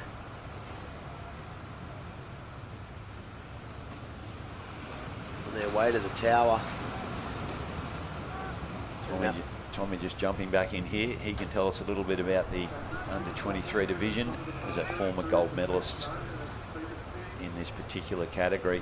Tommy, welcome back. Oh, good to be back. Better for a bit of breakfast. I'm going to jump out of here for a sec, boys, and let you guys get into it. Thanks, Don. It's wonderful to have you on board, and well done yesterday. Let's expect some big calling out of you this week, Don. Yeah, we've got 4 days of this. I'm trying to keep it interesting for you at home. One of the more memorable voices in surf boats. The man now, he's taken the mantle. Impressed to see he's still got the dulcet tones after yesterday's celebrations. $5 beers didn't do anything to harm the vocals. Dampen his spirit. Well, he was an hour late. Told us he had a site inspection. God forbid a man celebrate. I think that site inspection might have been bacon and eggs with his lovely wife Peter, but we will get back on track here now, and it's going to be Heat 3, Round 2 for the under-23 males. And thanks, Don. We'll take it up. It's North Cronulla Blueies, Colts in Alley 1. South Curl, Thick Shake in 2. Burley Heads with Matty Smith sweeping in 3. Avoca Beach Got Crabs in Alley 4. The Markula Maxi Bonds there in 5, and they're away. Tommy, and it's Avoca, and it's Burley in the early positions, probably with their noses in front. Curly getting absolutely slammed on the way out, and again, that will take its toll, and you can see that. Markula making a really good run of it. They've stepped up from the under-19s in the last season or two. They had a good junior crew, didn't they, Markula? They really did. Yep, that's the same that's one. Them. The Mockers have stepped into the Maxi Bonds, and in fact, they were training with us in the river while I was still racing. Yep. This season, so hopefully they've picked up a few tips. Familiar with their style. So, as you see there, it's the Avoca Beach team setting the early pace, and that's the Avoca Got Crabs on screen. You've got Andrew, Kai, Reese, 2 Kais in that crew, Mitchell, and then Brooklyn Mitchell, as Donnie said. It's Mitchell-a-thon and Avoca. They're doing well there now. Nice length, steady boat, and just pushing that nose out to see through the gate can. So they've got about half a length on Markula there, who are going right with them though. They're not getting away from Markula. It's part of the game there, trying to figure out how to stay in your own bubble. Not get stressed out by the other crews, listen to their calls. If you start paying attention to their oars, you're just as likely to mess up your own stroke. Yep, and you can hear them too, because you're side by side. There's plenty of noise out back of the water. Well, that's my favourite part, hearing them fall apart. Yeah. Some of the more noisy sweeps are now audible across the course. So this angle of cans here will tell the tail. Sometimes it's easy to get confused, but you can see Avoca turning well there now with Markula in second, and then South Curl did well to come up into third. Not much in it from Burley, and then back down to North Cronulla in Alley 1.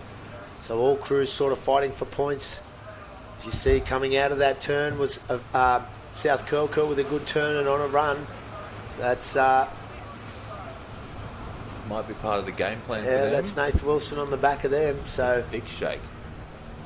They're all coming back up the field here now. Markula dropping back from Avoca, who made a beautiful turn, and there's Burley working through with North Cronulla in Alley 2 on a beautiful run and still running past the field. Look at this run in Alley 2 for North Cronulla. Wow. And they're still on a, what a great run. They're going to go from 4th to 5th, equal with Avoca now, through the gate cans. And here's another surge. Let's see what they do.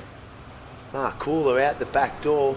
Not much run here for Alley 5. It looks like Course Live up in Alley 1 and 2. Avoca now working hard to maintain their first position that they earned the whole way through the race. Just filled out for everyone. Avoca's got a surge now. Little lift here for Avoca. Rating it up. Just wasn't there for North Cronulla. South Trying to Curly. get on the edge of this little shoulder, and they'll do it. They'll do it. They can sit there. Well done. Pulled over the front of it. It's all eyes on the job though, making sure this one doesn't fill up. So their job to take a breather. South Curly pulling down a wave to draw level with North Cronulla. Taking that 2 spot. It's filling up in front of them as well. See Avoca there, just a wave ahead, and they can just stay comfortable in that little bubble there, Don, but it's a dogfight behind them, so it's North Cronulla and the Thick Shakes working it out for 2nd and 3rd it looks to be, but it's Avoca in first place. Good job from them. North Cronulla on the finish line. Cronulla caught a crab, but it won't matter. Yep. Markula for 4th. Yep, and then Burley, Matty Smith picking up 5th place there in a beautiful looking brand new boat. Might have almost gone sideways on that one. It's the Burley boys. The JDB. Yeah, the fresh addition. Jason Bean. These JDB boats. Can you give me the backstory on that one? Used to be a South Coast boat, and he's the man. He's rebranded to JDB. He's changed his building technique, and he's one of the great boat manufacturers of our sport, combined with the DKG, the Perry, the Climber, amongst maybe 1 or 2 others in the models, but they're the top popular models. And there's South Maroubra, my old coach Moe on the back. There's Cooper, Tommy, Turned almost Kai as if and he'd heard Ryan, that. and they're doing very well. This will be the last Heat 4. Last heat of round 2. Just pulling him back off the line a little bit. So it's going to be the Cronulla Stingrays in Alley 1. Kyneton Rocks Monsters, as we know them, in Alley 2. Collaroy Longnecks in Alley 3. And South Maroubra Shaboom in 4. Point Leo Windies in Alley 5. Early picks. Kyneton Rocks Monsters have been, I think, the state team a few times. Yeah, Tash fancied those guys as a good team from South Australia earlier. Solid contenders. We were up against them a few times. It's the Point Leo Windies with Liam, Barry, Angus, William and Riley. Getting ready to go. Familiar coloured cap to South Narrabeen, and also the water safety colour. But as we see now, out in the middle, South Maroubra getting a boat full off the line, as did Cronulla. So they've got a full boat to try and pump out. And it looks like Collaroy is about to get their turn next, as Kyneton Rocks as well. So Cronulla in 1, Kyneton Rocks in 2, Collaroy in 3, South Maroubra in 4, and Point Leo in 5. There's one over the top of the nose for Collaroy there. And Point Leo skipped ahead in 5 untouched, it looks like. So early in this race, you see there the Point Leo boys. Big boys in under 23s there. Good length on that boat. That's a Perry boat there. So you see Point Leo, Alley 5, getting the best of the early race in the start, with South Maroubra getting belted and filling up. So they've got some work to do. Cronulla in 1, Kyneton in 2. Is that Point Leo taking the lead out in the southernmost alley there? Strong pull, strong sit, and some of these best crews really just look so relaxed as they go. Obviously, you're not feeling that way in the seat, but You see 4 people there just moving as one, Tom. And you see when you're watching a very good crew, it becomes obvious how tidy they are when you really watch closely. So Point Leo doing a good job. Collaroy Longnecks, though, they're doing a very good job, and that's with Lachlan, Cass, Jamie and Kai, with Rob on the back sweeping those guys. Cronulla Stingrays up there as well.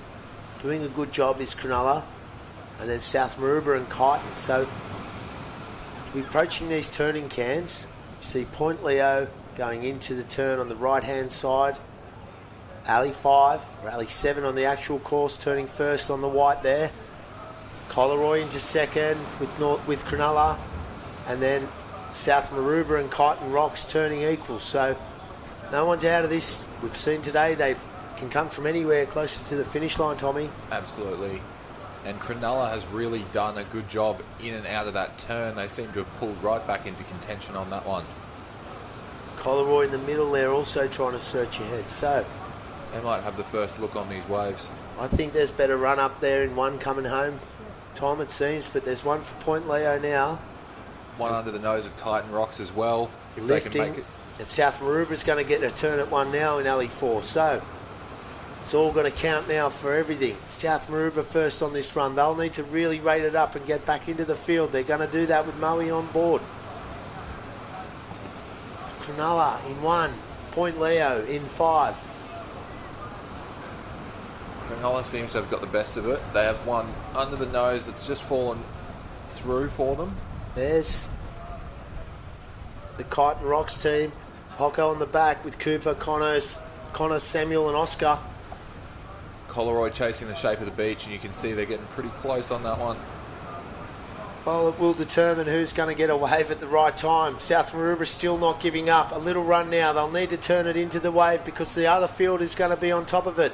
So they're all chasing now. Kyneton, Cronulla, Collaroy in Alley 3. Point Leo in 5. Down the wave.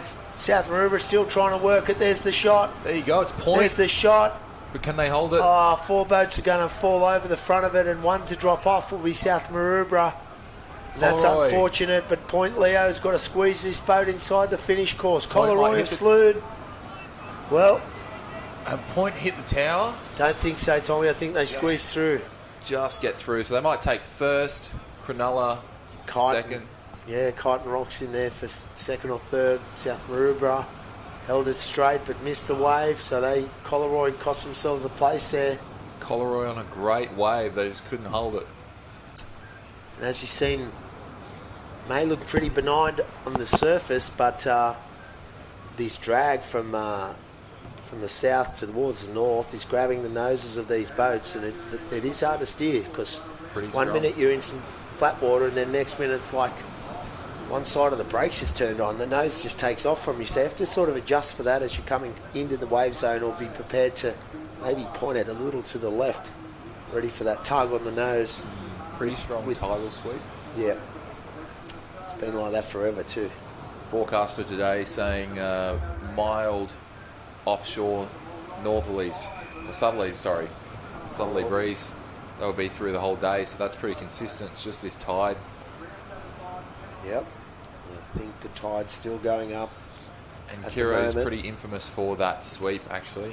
2022, same thing. You'd have people in the southern arena roll the boat and then get dragged straight through the northern, and we'd have to cancel both races.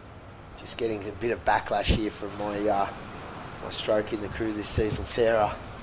She wasn't too happy about my comment, bowman being the most important seat in the boat. So we're getting on to the next round here, Tommy, and it looks to be it's going to be the under-23 females. That's correct. That will be Collaroy Crusaders in Alley 1, Avoca Beach Zephyrs in Alley 2, Avalon Beach HCMFs in Alley 3, and Soldiers Beach Roho-Hos in Alley 4. Pretty inventive. Good name. Christmas spirit. It's a good vessel, that Soldiers Beach boat. Well, our season is based around Christmas. Not wrong. Feels like Christmas every time you're rowing, though. The Aussies, it feels like a big Christmas for kids. It's a great event, and we're just grateful to be here. So there's the Voca girls, in and away. Good jump from the bowie. Athletic there, trying to get through this wash. Now Bit of trouble for the soldiers down here, getting a boat full now. Stopped 3 out of the 4 crews in Collaroy. They've just got to pop over this, and they're getting away from the field. They've reversed their fortunes there. Straight through. What's this next one? As you know, Tommy, the boat fills up with water, then it becomes heavier and sits lower. You have to shorten up your stroke and then get it going again. If you get a full boat full, it Keeping momentum on these boats is important, and Coleroy's been the crew to do that in this first heat of the under 23, heat 1 of round 2, under 23 female. That's a full length, and they're surging every stroke. You can just see they're pulling a little bit more, a little bit more. And that's the Crusaders there, made up of Lauren, Isabel, Abby and Frankie, with Gavin Scott at the back. Big pull straight Couple to the more chest. stoppers up there down here for Avalon and Soldiers. Give them a break. And it's going to be Coleroy and it's going to be Avoca to set the early pace. So this is the settle and send now. Crucial for setting up the rest of your race. If you burn all your bickies to sea, you're going to have nothing to get down those waves. So you really have to start to conserve, and you can see that from the Crusaders. Just a long sit. Yeah, it's on nice. Their recovery. Yeah, it's nice when you get out in front and you can just row your race plan. I mean, it's hard not to get excited or to lose focus when you're behind and you really get a bit frantic. But when you're in front, you can just set the tempo, just tap it away. Set your pace, and you can hear all the other crews panicking or trying to do their thing, trying to catch up, burning themselves to get there. And it goes out the window because they haven't trained like that and they've just got to stick to the plan. So, Coleroy now with big length, Ali 1. Avoca beats Steffers. Darcy, Ellie, Riley and Evie. They might have pulled back a little bit just into this turn. So there's Coleroy going around first with Gavin Scott. Two-stroke turn straight out. Around nicely now. Matty Mitchell also around with his girls. Great turn there as well. Now it's Pete Carter's time with Avalon. They're made up of Ella, Alice, Eliza and Ruby. There he is, tugging on it. Bit harder, it gets a little bit stuck, and that's a three-stroke turn, as you said, Tom, and then into Soldiers Beach. Row-ho-hos. What do you got, girls? Oh, gone wide. You see, that's why the sweep's on the big bucks. It's a tough job at the back. There's balance and direction to control. Also, keeping the composure. And there's one of the best in the field, Mr. Gavin Scott. Great guy. Been injured through the season. He's bounced back from injury. Looks rather calm in the back of that boat, just telling them what they need to do. Do a bit of work down these waves and you can have a rest. They're great hosts of the Coleroy Carnival, the Young Guns, earlier in the season. So there's Avoca trying to catch up to Coleroy and Avalon in third. The race is pretty staggered here, Tommy. Plenty of spread, and it looks like Coleroy's starting to pull again. Avalon might just take it easy. I don't know.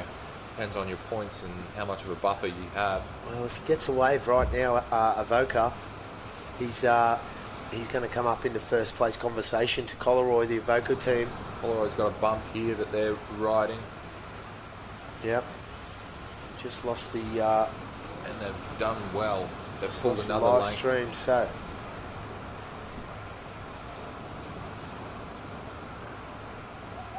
They've hit a bit of dead water now. Avoca's down the wave. Closing that gap. But it probably won't be enough. No, you see Coleroy there. They're going to get it done. Avoca comfortably second.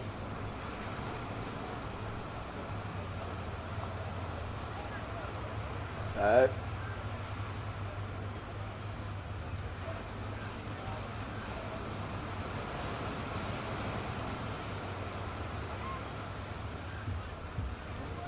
was the reserve... Sorry, the under-23 female division. We've got the Avalon Beach HCMFs and Soldiers Beach Row-ho-hos finishing out. Heat 1. Round 2 of the under-23 males. Heat 1, round 2, under-23 males. Struggling to find it on the live stream here. Here we go.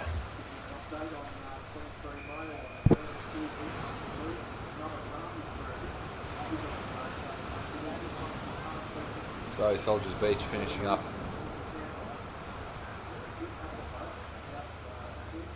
Not sure I've seen them compete before, so maybe they're building a bit of a section. Yeah, building the section. That's the old South Maroubra boat. That was a beautiful boat to row.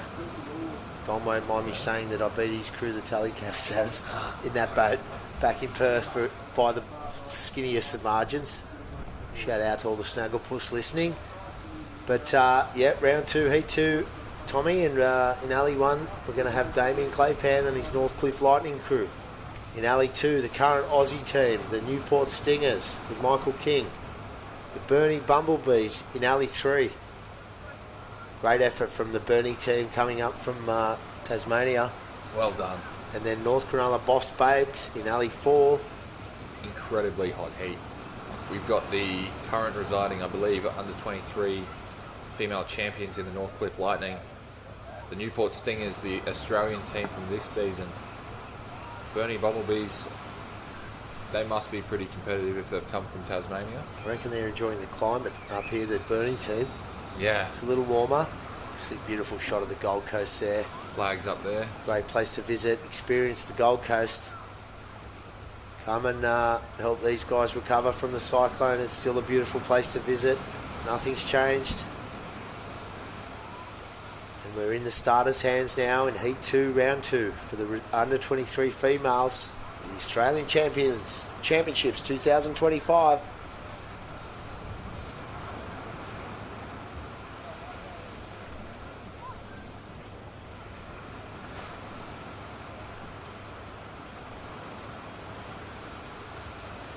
The Burnie girls on shot now. Newport just behind them. They're away. Doing almost a full 180 on that start. Watch this check. Oh, North Cronulla down this end got swamped, and the Bowman's lost her seat and her oar and her feet. So, got some work to do up here in alley 5, and I think that's Boff Spades. And again, another one on the nose. Newport there in alley 2, the Aussie team just getting. Oh, the Bowman's got a crab in Newport, as I said that, going over the wave. And that's not going to help anything. So she's still upside down and still in trouble. So is it Burnie out front? Let's just check on her welfare, because she might be injured there, so hopefully she's all right. But it's Burnie to get out in front. And Newport there, the bow girl, got stuck over the back of that wave and has the surface, so we hope she's okay. But it's the Burnie team taking it out in the field, and Damien Claypan's Northcliffe Lightning. There's Burnie. You see their long and steady style. So, girls from Tassie doing a great job to be here. They're competitive in this heat, so early points are important. The Aussie rep team's out of the field at the moment in this race. The Aussie champions closing back in on Burnie. And North Cronulla doing a good job as well to come back into this one on Burnie after getting 2 or 3 on the head for the Boffs Babes. Hot into this. They're back. They've got it back up and moving now, the North Cronulla team there, Tom. They've done well, really good recovery. They got checked twice. I think they lost their Bowie for a bit as well, so they're hanging in there, but Northcliffe Lightning seem to be pulling slight lead. Let's hope Newport Bow Girl's okay, because she didn't come up, and she did get a crab, but she might have hurt her back or something on the landing, so let's just hope she's okay and it was just a gear malfunction. But back on screen now, Northcliffe Lightning with Claypan. We've talked about him before. He's eating lucky kebabs with his girls. He's a Mad Roosters supporter, which is great for a Queenslander. He's going to turn first on the red can. There he goes around now. Sharp turn. Great turn there. And North Cronulla done very well to just be off Burnie's tuck now. With a good turn, I'll take Burnie on it. And this one, and there's Boff and the girls up and out of it. So Northcliffe in alley 1. There they are, doing a good job. That's Ava, Sophie, Annie and Imogen. The great Claypan on the back. Arguably the GOAT. He's one of the GOATs. There's a few GOATs out there this weekend. Bit of a GOAT paddock. But Put you in the junior GOAT category, Tom. Don't think, Megs, you'd think the same after this season's unfortunate foot injury for yourself, but it's great to be alongside you in the commentary box. I think I've upgraded. Oh, well, you're definitely doing a good job, mate. I have it. You bring in the youth and experience and a bit of... Oh, well, there's Newport there. So they had to just get out of the way of the leading crew. It does look like there's an injury, and it looks to me like that rower's just dropped out of that boat and in the IRB, and they're going to finish the course to get points, which there is a time limit. And you can finish within the time limit to get points. So if they finish the course, they'll get 4 points. But not sure of this injury, and hopefully she's okay. You can still finish with 4 people in the boat or touching the boat. You're going to have a bit of trouble, though, for the rest of the... I've left the oar in there, Tommy. Trail the oar. That's okay. Unless it affects your... balance and steering, but there's North Cronulla on a good wave of Burnie chasing hard, and there's Clay Panda sitting duck in alley 1. Stuck in a rip. Here's that course, Tom. Straight through. You see everyone now. Clay Pan with the late takeoff. He's called them back. This may pan out if someone loses it, but they're going to get over the top of this one forward. Back to their seats. Great, back to the seats. North Cronulla up and rowing across the line. Wow. I reckon they might have got the points there for first. North Cronulla with Northcliffe second and Burnie third. Boffs, babes. Well done. That was a good race, and it was a great comeback from Northcliffe there. Unfortunate for them, they were leading the whole race. Got stuck in no man's land. Had to do a late trail, then got back to their seats beautifully. Burnie in third there. Burnie, Devo, they got a great start. As we look out to the Australian team now, time. And it's a bit of a worry because, as we said, they may have an injury for the rest of this carnival and may have to find someone to either fill in. Hopefully not the case. And with the weight imbalance, you're going to really struggle down those waves, but you might need them. Yeah, Kingy just getting the points now, and you see that immediately on the back of that wave. So let's hope she's all right.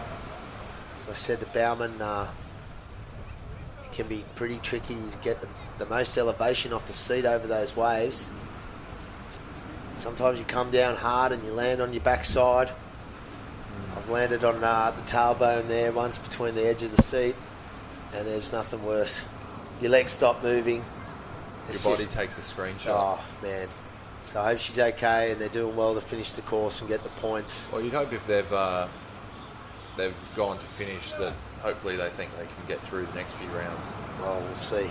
It's worth continuing. She wasn't good enough to go on that race, so that is a concern, and here's a little wave for Kingy and the girls. Picking up the rate there, you see. Down it. Second stroke, pulling all the weight on the bow side for the team in that race, and well, I'll be a little concerned for their mate and hope she's all right. Kingy's just going to have to hang on, girls. Letting that one go. What's your all there, Dale? There it is.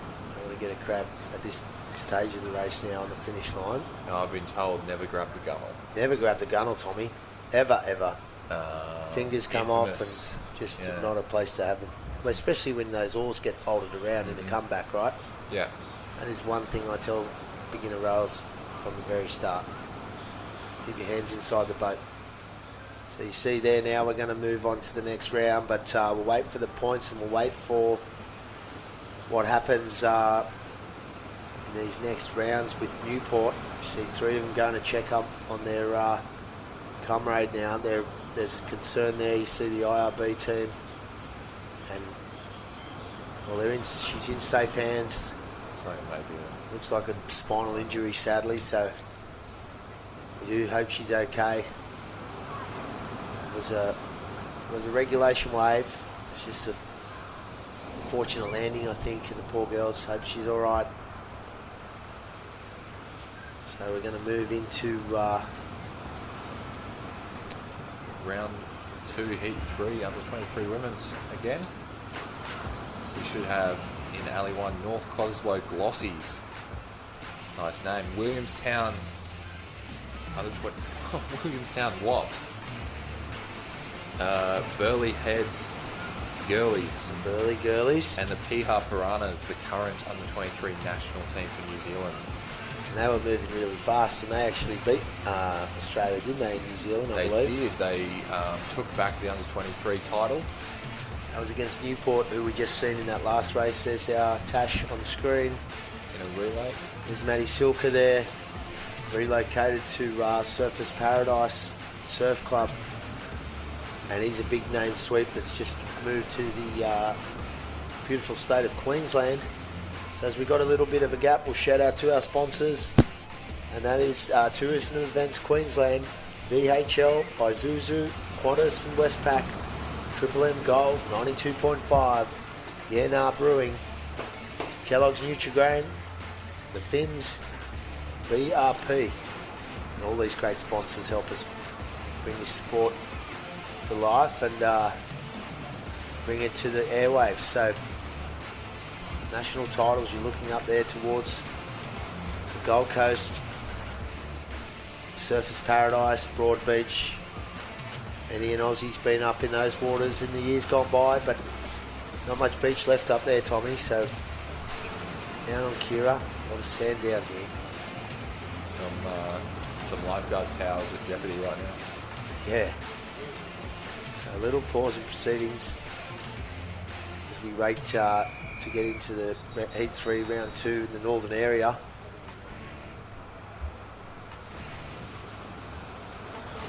Just got Surfers Sirens on screen. Yeah, you can buy the event photos. They're on available to purchase on sls.com.au/Aussies/photos. You can purchase some great photos.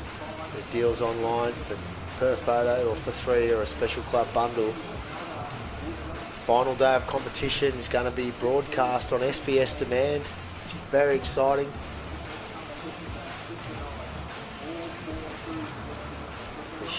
Tag your posts online, the Aussies Conversation, hashtag Aussies2025. Look out for the new Aussies TikTok. Tommy, you'd be a TikToker. Tell us about TikToks. Not me, God. No? No, I get put in a few. I work for SLSQ, so the media there team you go. have some news for me every now and then. I bet. So, on screen now, that's the Burley Girlies there with Maddie Smith at the back. The new JDB, sleek-looking vessel. Looking for a sponsor, it seems. Some of those girls look familiar. It's because they've come straight from Maroochydore. Is that right? Yeah, moved down to the Gold Coast and found their local. Oh, that's good. Because Maddie's a good guy, he's a good sweep. They're building a good section down there. It's a beautiful beach too, Burley. Yeah, it's almost like the Alex of the Gold Coast, I think. Yeah, yeah. Formerly it was Broadbeach where all the action was. Mm-hmm. You can see in Alley 4, Piha Piranhas borrowing the tally boat. So don't get confused. Okay, good call, good pick-up. Let's look, there they are, in those caps, the green and red cap. Quite competitive. With the Piha Piranhas there, Tommy. The 2024 ASRL winners, 2025 third place medalists at ASRL, so they're red hot. See North Cottesloe and Alley 1 there, the Glossies, you like their name. Williamstown in 2. Timmy McFarlane at the back of that boat, he's a busy boy this weekend. And little one on the nose there for Tim. Never a bad Northcote crew. Never a bad Northcote crew. There's the Burley team there. Burley Girlies on the move.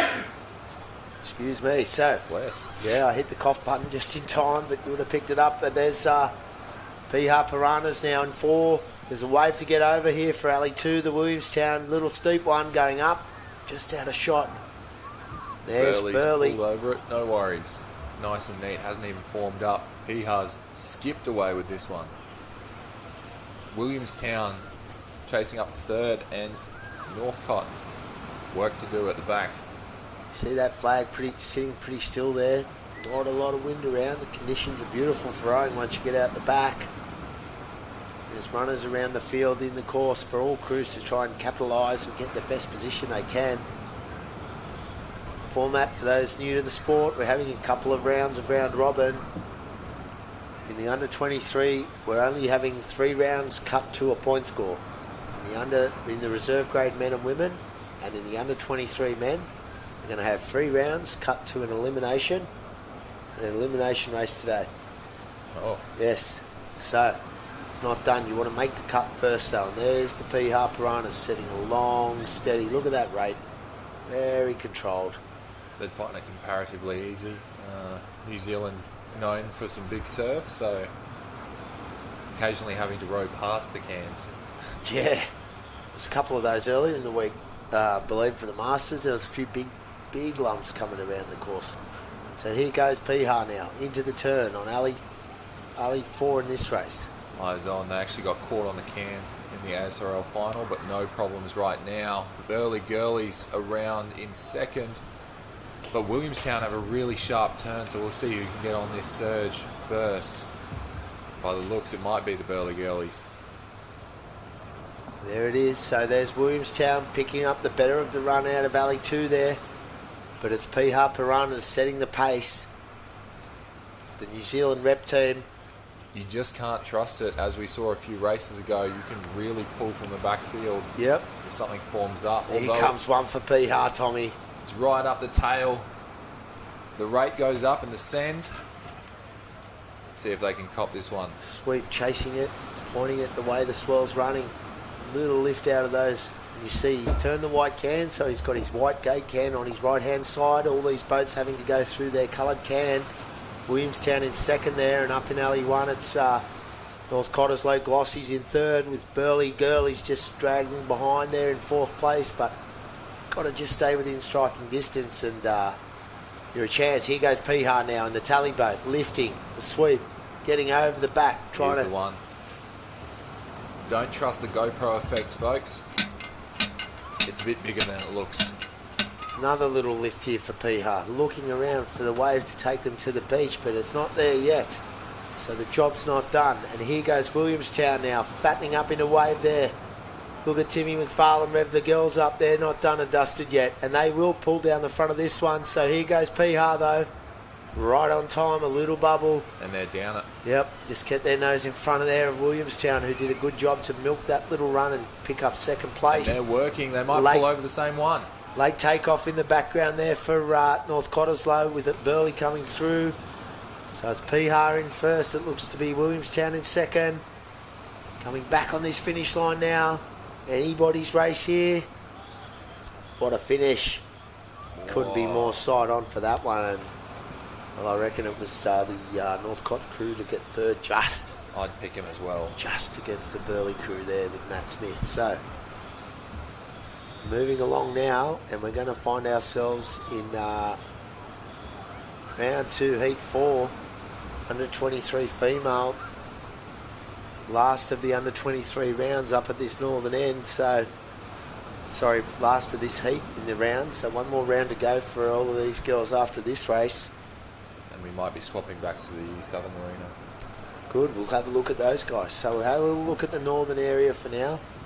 But in alley 1, we're going to have the Surfers Paradise Sirens. That's them on screen in their 100-year anniversary special cap for the Surfers Paradise. Alley 2, another Williamstown team.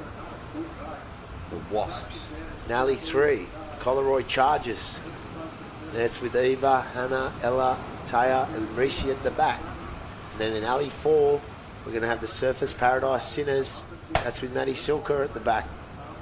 Away we go. Collaroy, not the neatest start, but they might be out front. So, trouble there for Silker in alley 4 for the Surfers Paradise team. 2 Surfers Paradise crews in this race. Collaroy is well off the mark. Rishi having trouble, and Rishi's out of Collaroy. The sweep's fallen out. The worst place to do it in the middle of the break. There's waves coming on top of the Collaroy crew. Hold it straight, Rishi's girls. gone for a swim, so that's going to put a bit of trouble in their race. They need to get it back in. And can he get back in? I think he heard it's hard to get in. So looking at to see now, Williamstown and the Surfers Paradise team, the Sinners. Williamstown getting hit again, and another doubler there for Surfers Paradise, and that's the Surfers Paradise Sirens. Sinners have got out relatively clean. That's the Sinners there, Tommy, with the cleaver oars, and Maddie Silker on the back. Maybe there was something in that. We just missed the start, and it looked like he just missed getting hit, so that's worked out perfect for the girls. Together. The Wasps in second, but they're getting closed in on by the Sirens. Using the full length of that seat with those cleaver blades, and I refer to the term cleaver, you see that shape of those blades. Different shape to your conventional rowing oar, more a still water style, but more and more crews using them. They're not cheap, but in these conditions less likely to break. At the same time though, you see them going out and they're working now for the Sinners. Just look at the pay. They've got that boat up and running, and you see those puddles of water. Clean puddles, no one's really washing out. Watch this in the right hand side. Mark Reese got hit. Sweep oar, pulled him, pinned him on the other side. He was trying to get back, and watch this get back, this sweep oar, trying to do a little dipsy doo-dah. The boats, gone. So he'll have to just complete this course and get the points. But it's Surfers Paradise Sinners in alley 4 leading the way in this Round 2, Heat 4, under 23 female. And that's from the Victorian team from Williamstown, the Wasps, beg your pardon. There's the Sinners from Surface turning around. Matty Silko in his new club colours. Looking good. Strong stroke. Got a length on the field at the moment there. And a chance to accelerate away with Williamstown. Good turn. Yeah, really good turn. They pulled back into it, but looks like the Sinners just have a really strong stroke. There's Coleroy with Reese going out and around the course, so got a bit of work to do, but the rest of these crews have come up here, and dare I say it, Alley 5 not that good here, and the Surface Paradise crew, the Sirens in 1 have come back up to the field, and Williamstown right there as well. Little run for the Sirens in Alley 1 there for Surface. They're all right there, and this is a ding-dong battle. One. Here goes Silka now in the little run up here in Alley 5. Feels out for all of them, so we're still not home and hosed yet.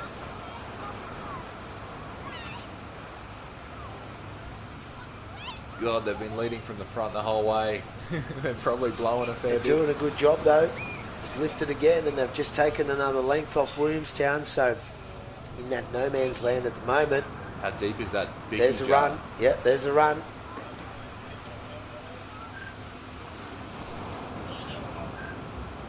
All the sweeps have their unique style. Trying to stay steady. Minimal movements on the boat as best we can. He's for been the rowers. Pretty consistent with that calm influence. He doesn't look like he's yelling. No, he's a good sweep too. He's one of the better ones. He's a good pickup for Surface Paradise. Whoa. And here's Williamstown now on a run. And they're going to turn it into a wave. They're and in the Surface cradle. Paradise. The Sinners down here in 4, Tom. And the Sinners are sitting there. They have to keep rowing to stay on. Williamstown won't, and that's going to make a difference come the finish. If they can keep it neat, Williamstown, they should be able to just Done a good pick it job up. there, Williamstown. And they've hit the reversal perfectly. The old Great bait and switch. Great racing there from Williamstown. Got the little run at the right time, which wasn't helpful for the Surface Paradise Sinners down here in 2nd position. You've got the Sirens finishing up in 3rd. And then we've got the Coleroy Chargers with Reese going for a swim. They're going to finish. They'll try and get some points. It's all about points. They will get some points, and they're not far out of it at the end of the day, so they'll be determined to finish off their last round coming up and make the cut. It's a tough job as a sweep, let me tell you. So they'll be fired up for the next race. So I think the replay did him justice. I don't think he could have prevented that. I thought it might have been an error, but sometimes that's just how it goes. yeah, it's hard to step around the back of the sweep wall with it landing on top of your back. So we'll wait and see where we're going to be on now, but it looks like we're heading back to reserve men. And if the camera stays in the northern area, we should have round 3, heat 1 for reserve men coming up as the next race. See the field there. I've been corrected by one of the former chums. Turns out they're not full chums. Erin has stepped back in as injury cover, and she's only trained 3 times.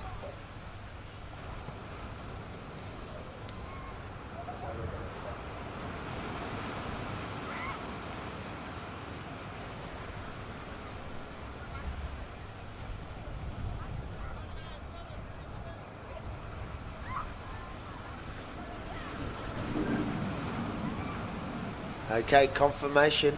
We're going to stay in the northern area here now, so see some of these reserve grade men from the northern area for the first time, Tommy, and this will be good to see because we like to see there's the Williamstown team, and that's the postcode 3016 of Williamstown. Represent. They are representing here, and it looks like these boys are fired up. So in Alley 1, we should have Brighton, South Australia, the Brighton Rams. In Alley 2, North Cronulla Funky. In Alley 3, the Port Fairy Shearwaters. In Alley 4, the Janjuk Hellmen. In Alley 5, Burleigh Heads Mowbray Park in that yellow and green boat. In Alley 6, the Williamstown Windbreakers. And that's the Janjuk team on shot there now with Finn, Brett, Jack, Alex and Patrick. And that's Port Fairy there, Tommy. Port Fairy. I've never seen Port Fairy before. Well, you see all these Wow. big, you see Well all these clubs come to the Aussies, and there they go, the Port Fairy boys. Possibly a Masters crew doing a double up from the week's racing, and there's Burley getting the early start there in the yellow boat. So, away and racing in round 3, heat 1 of the 2025 Australian Surfboat Championships, and we're on the beautiful Kirra Beach. Thank you to the Tugun Surf Club for hosting us, and looking on screen, it's the Burley team there from the Gold Coast out in front. Early lead from Janjuk. Shout out to Tanner Hill. We got Janjuk now powering through past Burley Head. So in that Janjuk boat we're going to have, as I said, Finn, Brett, Jack, Alex and Patrick. Taking the lead. Just Burley Head Slow Brew falling off the mark a little bit. And North Cronulla Funky's reserve currently holding up third place. Yes, with Mark McDonald sweeping those, the great Funky. So great crew, the Funky reserves. They've been going well all season as well. And this will be a real good fight because this Janjuk crew looks solid, doing a great job out in front, going through the gate cans with the early lead. And then into Burley in second, North Cronulla into third, and then the Brighton team in fourth, Port Fairy in fifth there, and Williamstown just bringing up the tail. Funky's pulling themselves back into it. Yep, and you see they're setting a long tempo. Great rowing crew, the Funkies. Burley needs a bit more of a squeeze on it at the moment if they want to stay in contention. A couple of those Funkies won the Aussie Gold a few years back. You got Jason Jackson, Chris Darcy, and Funky himself on the back. But Janjuk doing a very good job here to hold the Funkies off. And this is some sort of row as they approach the turning cans. Janjuk turning on the blue can, Funkies on the green can. So, as they go round, not much in it. Who's getting the better of the turn? Funkies with a good turn, but Janjuk up and out of it. Burley doing a good turn, as are Brighton, but it's the Funkies trying to chase Janjuk here, Tommy, in the first of round 3, first heat. Northern area, and you see Port Fairy there just coming in with Williamstown around there now. So, back on screen as we look to the leaders. Janjuk holding off North Cronulla here, Tom. Doing the work. Oh, Funkies are pulling right onto it. So They we'll sure have to are. see how they go. They've pulled a quarter length there, and they're just working each stroke. Burley still hanging in there, but they've got Brighton Rams starting to pull, and Brighton has done really well out of that turn. Funkies have just taken past Janjuk on screen on the right, so you see on screen on the left there, it's North Cronulla Funkies setting the pace from Janjuk. Then there's nothing in it from Brighton and Burley. Half a length, 3/4 of a length, one full. Good calling, Tommy, right on pace there, and they've got a bigger motor than Janjuk it seems, and they're just using it at the right time. They had those reserves, and they're using them now. It's the final round of the round robin, so you really want to make your point. Every race is the final from now. You need all the points you can get to save yourself. Usually the next races are seeded as well, so the higher up you finish, likely is you face a lighter crew. There's Funky, Mark McDonald, Simsy in the bow, hanging on. Look at this rate. They're right up there. The work.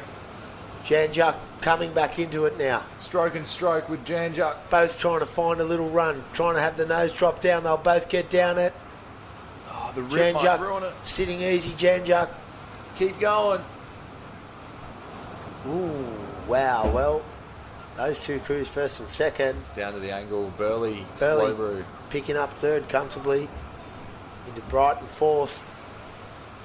Then Port Fairy and Williamstown at the back of the field. So, great racing there. Good Janjuk. racing from Janjuk and North Cronulla. Look out for those guys later in the carnival. Has been put through it. 2-seat.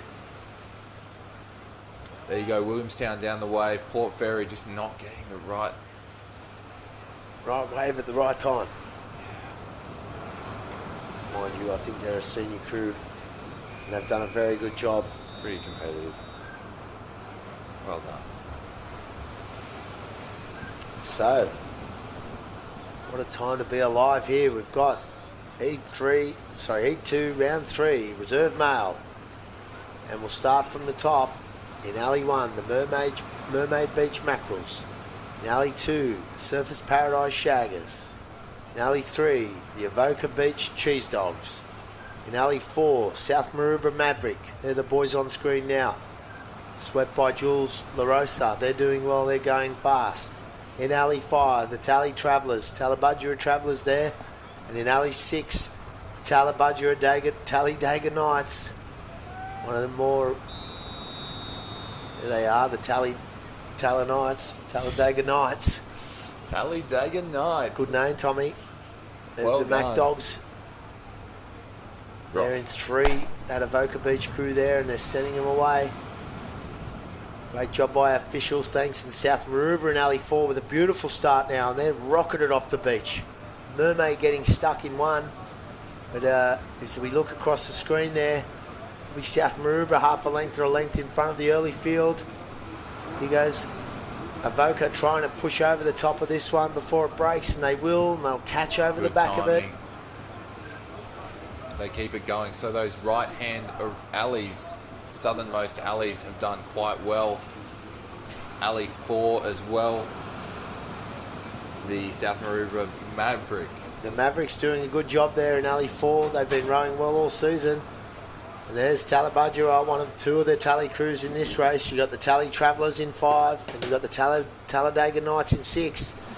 And as I say, Talabudgera, one of their great heroes, has joined us back on the commentary box. And welcome back, Donnie. Yeah, good to be back and seeing Tally in alleys 5 and 6 here. So we're in Heat 2, Round 3, Don, for the reserve male Northern area. As soon as Tally got involved, Donnie's been summoned. Run back up in here, just catching my breath, boys. You might have to take me for a little while. Yeah, no, we'll let you breathe easy. But my old mates there from South Maroubra in alley 4 probably setting the early tempo with Jules LaRosa on the back. And that South Maroubra crew's made up of Callum, Jordan, Tim and Julius. And they're doing well, these boys. And these conditions will suit them as they head out to the turning cans, and they're going to probably get around first. We see there Talabudgera, the right-hand side of screen. They're going to turn on the white can, then the yellow can, the second Tally crew.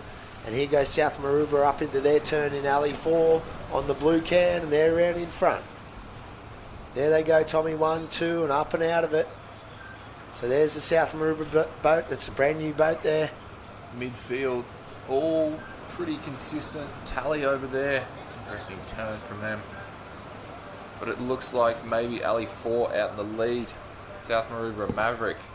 The Mavericks doing well, but there's Talladega Knights in alley 6 coming back into it, and the Avoca Beach Mac Dogs there in 3, also not far away. They're having a sniff.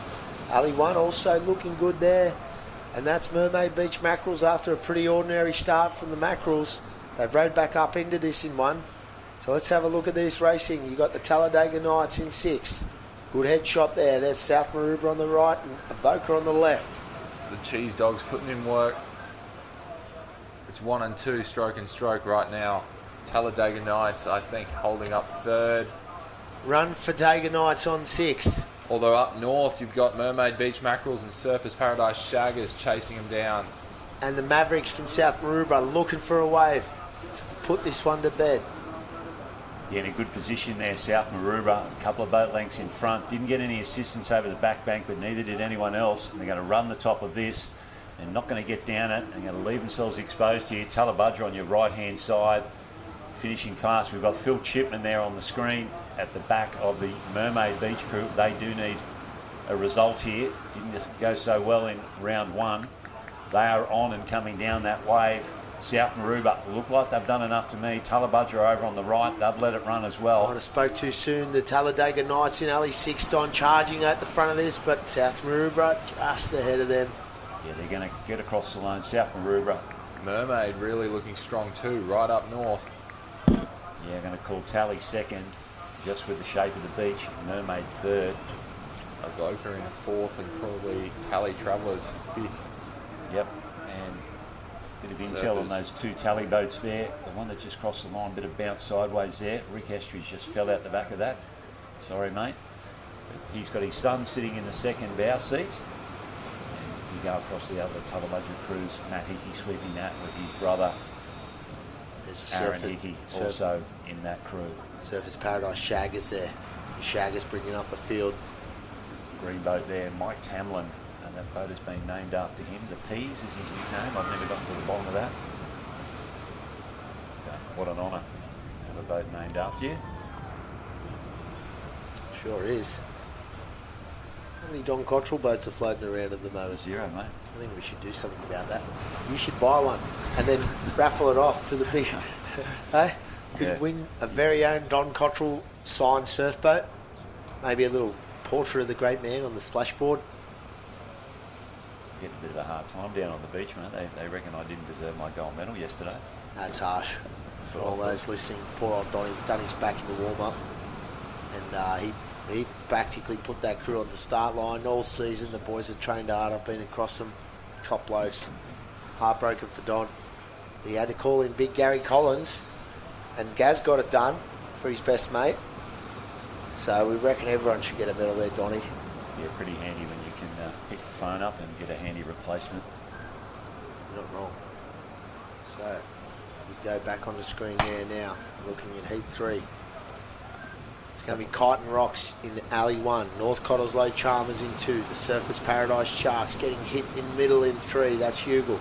Morty Alec Euros, been around a few years now from Victoria in 4.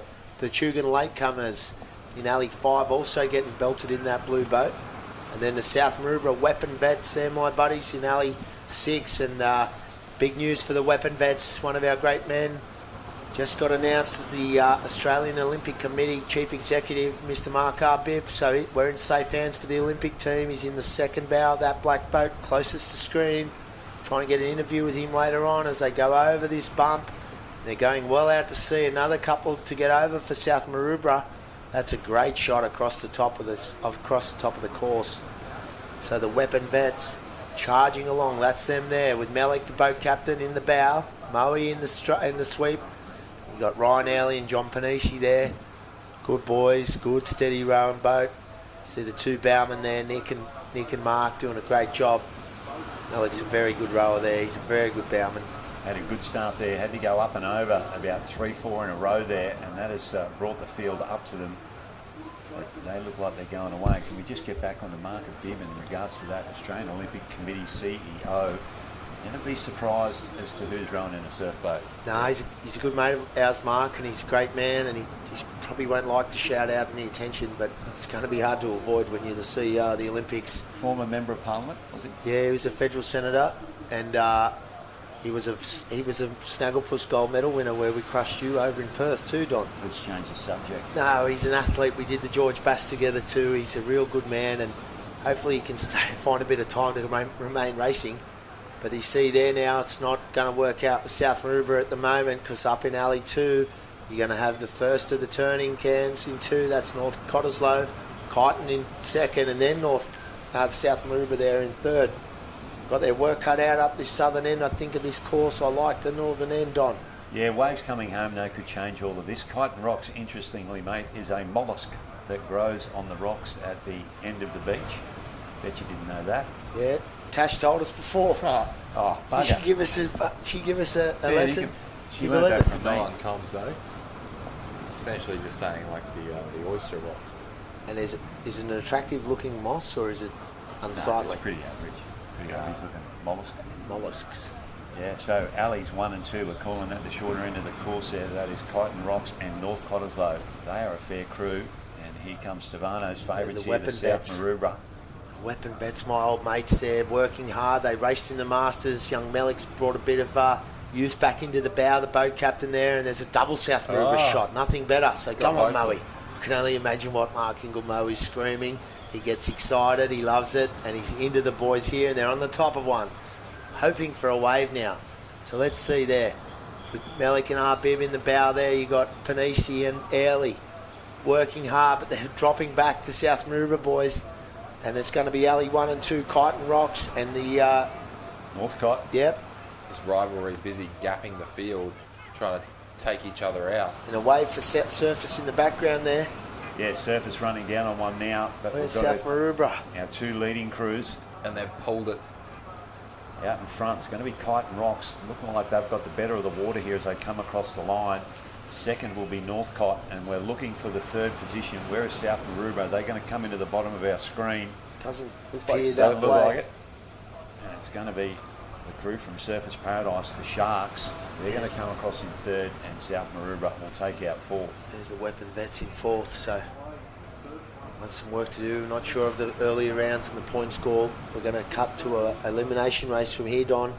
So that will have to be enough for those crews and their points.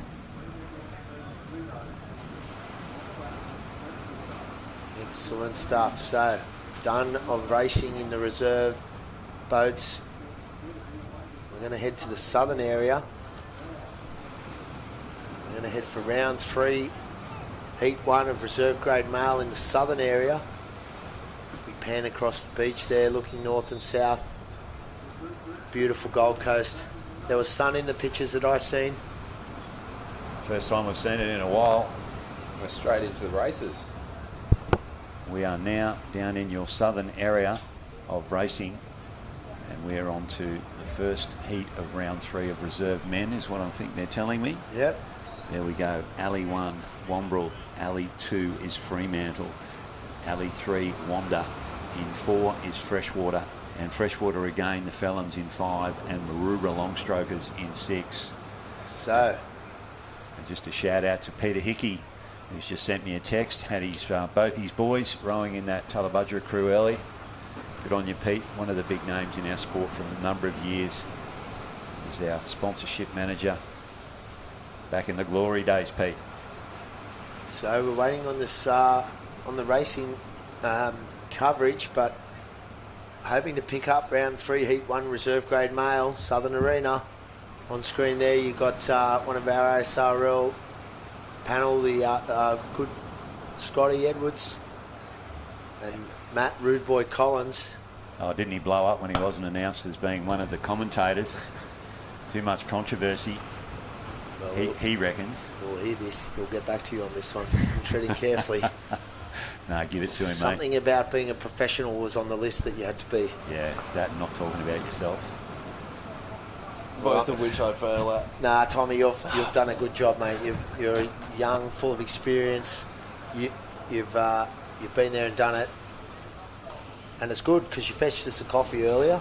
Oh yeah, coffee boy. There's a good pecking order there. So Rude Boy, take notes. Yeah, no, he wouldn't fetch anyone a coffee, old Rude. Again, we're waiting to pick up some racing. We think this heat 1's out to sea at the moment in the round 3 in the southern area. We're thinking it's going to be the Womble Humpbacks in 1, Fremantle in 2, Wanderwackers in 3, Freshie Team A in 4, the Freshie Felons in 5, and then Maroubra Longstrokes. Good shot of the beach. Not a great shot of the racing here. There's the officials on the finish line towers, and we thank all of our officials this week. We can't do it without them, and you see that beautiful orange camera. Kenny on your left there, a Wollongong man through and through. He's a great man, and he loves the stand. He'll sit out there all day. Such an important job, and they get buffeted all day with generally water and boats. Water and wind, but occasionally a boat. Yeah. They are the most exposed people on the beach. They give their time day in, day out, and we wouldn't be here without them. So big thank you to them. And if you've ever seen them, they're often the old men and women trying to wade out up to chest deep in water to climb up a dodgy tower that's been welded and re-welded a dozen times. Yeah, those surf boats going into those towers aren't pretty to watch, but we're looking out to sea now. We're trying to find heat 3, I think we're on to, are we? No, sorry, mate. That's from the southern area. I'm just ordinary. I'm handing it to you to figure it out for me, mate. I see what you're saying. I should have given it to Tommy. Hand it over to tech support. Well, there's you need to I'm above this. Trust me, was that round 3 heat 1? That was. So let's southern area. So we've finished up round 3 heat 1. We'll get you the results as they come through. So then we go back to the next one there. It should be on screen there. Thanks, gents. And I can tell you that in Alley 1 in this next race, which is the reserve grade, is the Wanda Vodkas in Alley 1, Queenscliff Major A's in 2, Alley 3, Currumbin Odins, they are a fair crew, Woolgoolga Gropers in 4, and North Narrabeen Smokos. Is that God himself? It sure is. The great Don McManus spent a couple of years with Donny under the finishing school for Master Sweeps up there at North Narrabeen. Yeah, he is 81 years of age. Does it get any better? Still competitive, still jumps into the back of that boat. He's got about 6 crews this week. Yeah, he is unreal. Something about that salt air. Just stay young, keep rowing. I think that's the secret. Think young, stay young. Yeah, hang around young people. Talking of old stalwarts, Steve Swain. If you're watching out there, Swainy, we are thinking of you. You're on the road to recovery, mate, and you may very well be, and I'm pretty sure you'd be happy for me to say the first one I get sweep coming our way. He's got a very positive attitude involved. And he's an absolute legend. So you've got Damien Daly there, the Queenscliff Major Rays, serious competitor DD. Got his opinions about things for sure. Yeah. But, you know, he's a good guy. He keeps it. Yeah, no, I like his commentary. I don't always agree with his point, but he certainly puts it out there. He's a little bit disappointed that the relays didn't happen yesterday. And announced it on social media. There's the Czech starter there wearing that busy vest. Pink. Probably the whale. No. More on ASRL. While I was chasing a dodgy kebab, couldn't get one, so they gave me a beer and a muesli bar. Picked up a loose Big Tom down in Lawn. One lost rower. Hardly a set of car keys, Tommy, are you? Fair dinkum. Size of you.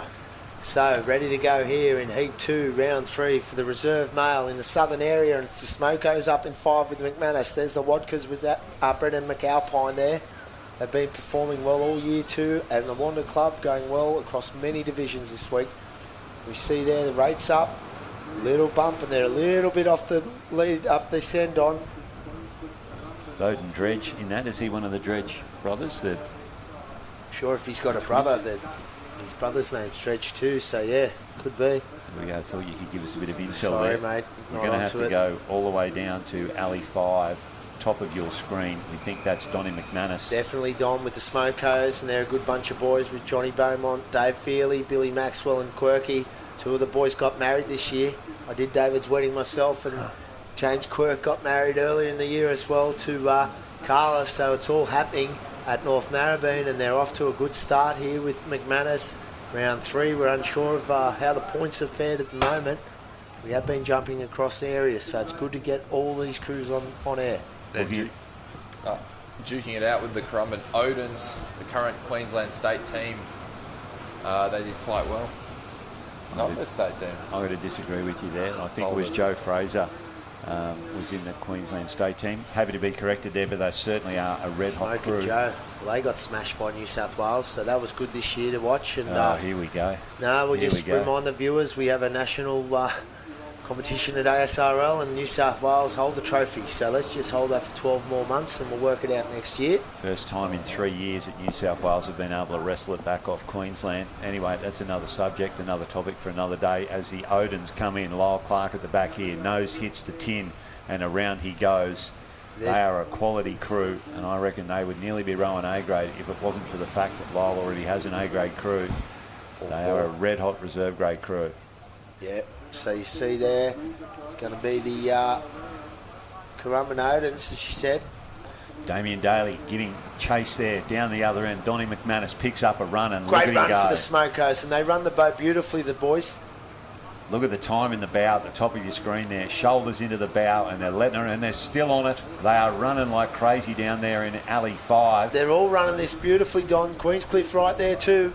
Yeah, the Odins out the back door on that. The other crews have run through them. What can they do here? Is their turn going to come? North Narra, a length in front. They've got to hold it. We don't like that far end, but they're holding off at the moment. There's still 100 metres to go on rowing. Here we go. Bumps coming. This could change everything here. We've got 4 boats all in contention here. Possibly. There's one for North Narra, Don, if they get over the front. I don't want to jinx it. Get over, boys. Come on. Lift. Wanda's on the surge, but they've fallen off. Queensy finding something. Dave Feely in the bow of that North Narrabeen crew's not going to let that drop over, and look at him. The boys pulled it down. So great row for Billy Maxwell, beg your pardon. Maxie in the bow there. There they go. Donnie steady as a rock, holding you straight. Odin's pulling something. Wadka's falling off it. Queensy falling off it. Oh, Queensy, they are going to get exposed here. Can they get across late the line off. quick enough? Currumbin across in second position. Queensy in dead water. Sitting Look at the ducks. weight. They are just dragging through there. They need to get to the line before these other crews come along across the top of them. And here they come now. There's the line. Cannot tell you what happened there for the Miners. Unlucky for Queensy and Damien Daly there getting swamped from behind. But the Smokos for North Narrabeen comfortable for first, and the Currumbin team there in second, so we'll leave the rest to the judges. We'll hope that's enough points for these crews to get through. And we're going to move into round 3 of Heat 3 in the southern area. We're getting through these races, guys. It's good. Good to see they've got a little bit of catching up to do down here in the southern area. The northern area running in front of it currently. Not that it's a competition. But it is. But it is. And we can tell you that in alley 1 of this next race is the Mona Vale meet of Luke, Kai, Nathan, Mitchell and James. Metropolitan Caloundra in alley 2. Alley 3 will be Palm Beach, the Pelicans. Alley 4, Mooloolaba Freight Trains. They're a fair crew. Yeah, they did well in the Masters. Era the Marts are in alley 5. Freight Trains there. That I'm thinking of some Mooloolabars. You're on your own. It is. Here. No, it is the Freight Trains. There's Macaulay. I was going to say he's had a shave. He looks younger. We're not going to dig you out of this. No, it's the Freight Trains from Mooloolaba. They're in a 200s battle this week, and they did a good job all season. So they're probably not going to be out of place. But as we get into the last of these rounds, and you see there, it's probably Palm Beach in alley 3 with the early equal lead with Era in alley 5. Era's done well.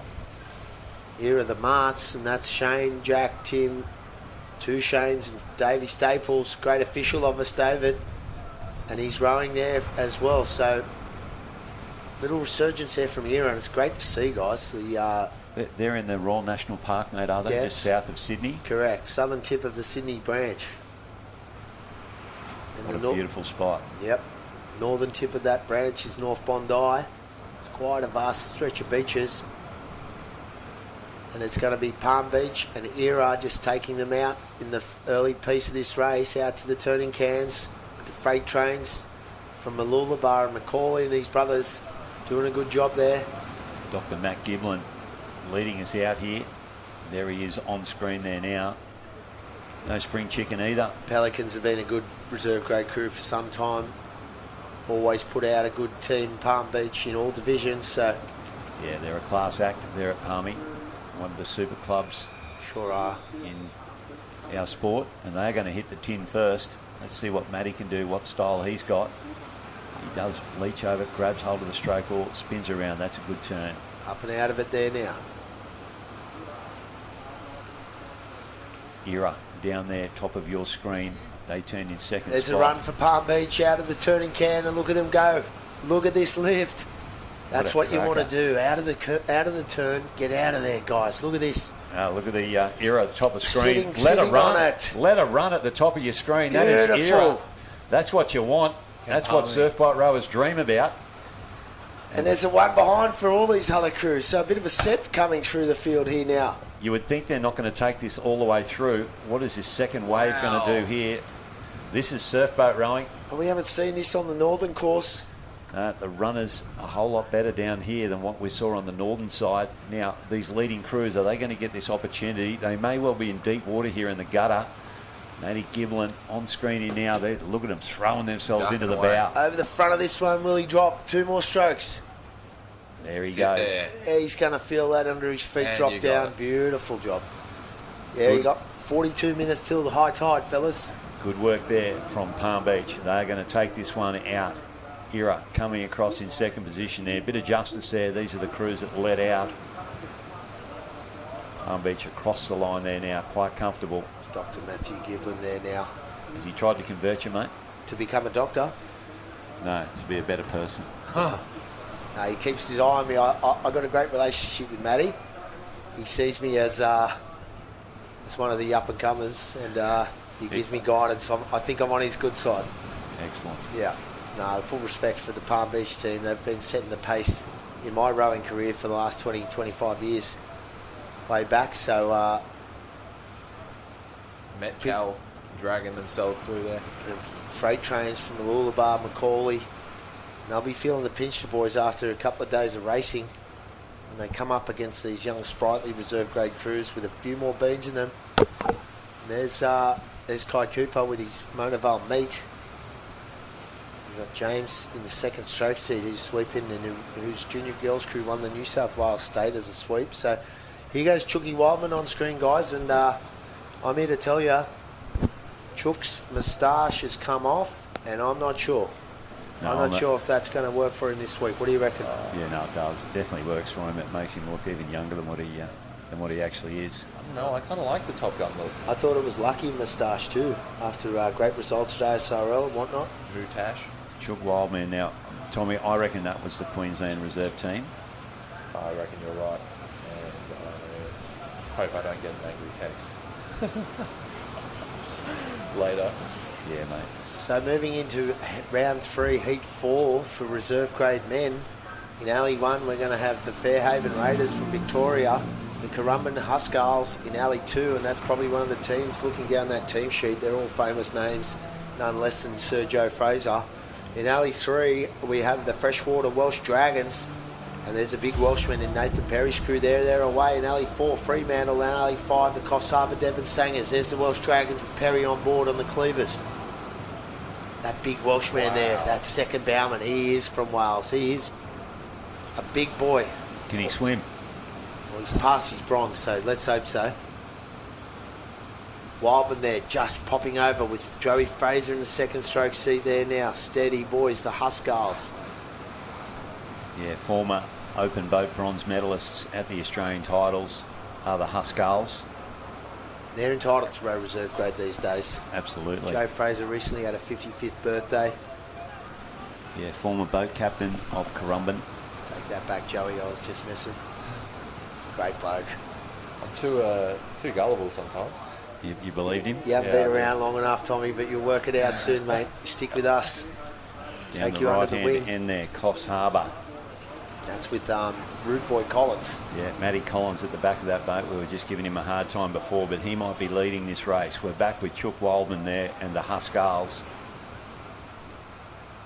These boys know how to row, but I'm looking at the right-hand side there, and I think it's Coffs Harbour, and then back to the left to Currumbin to be our 2 leading crews. And the wind's shifted around, so it was round from the southwest earlier. Now it's a bit more side-on coming from the south. So as you look out the screen, it's coming from right to left, which is going to hit the gunnel on one side and hit it on the other side. You see a few more ruffles out to sea.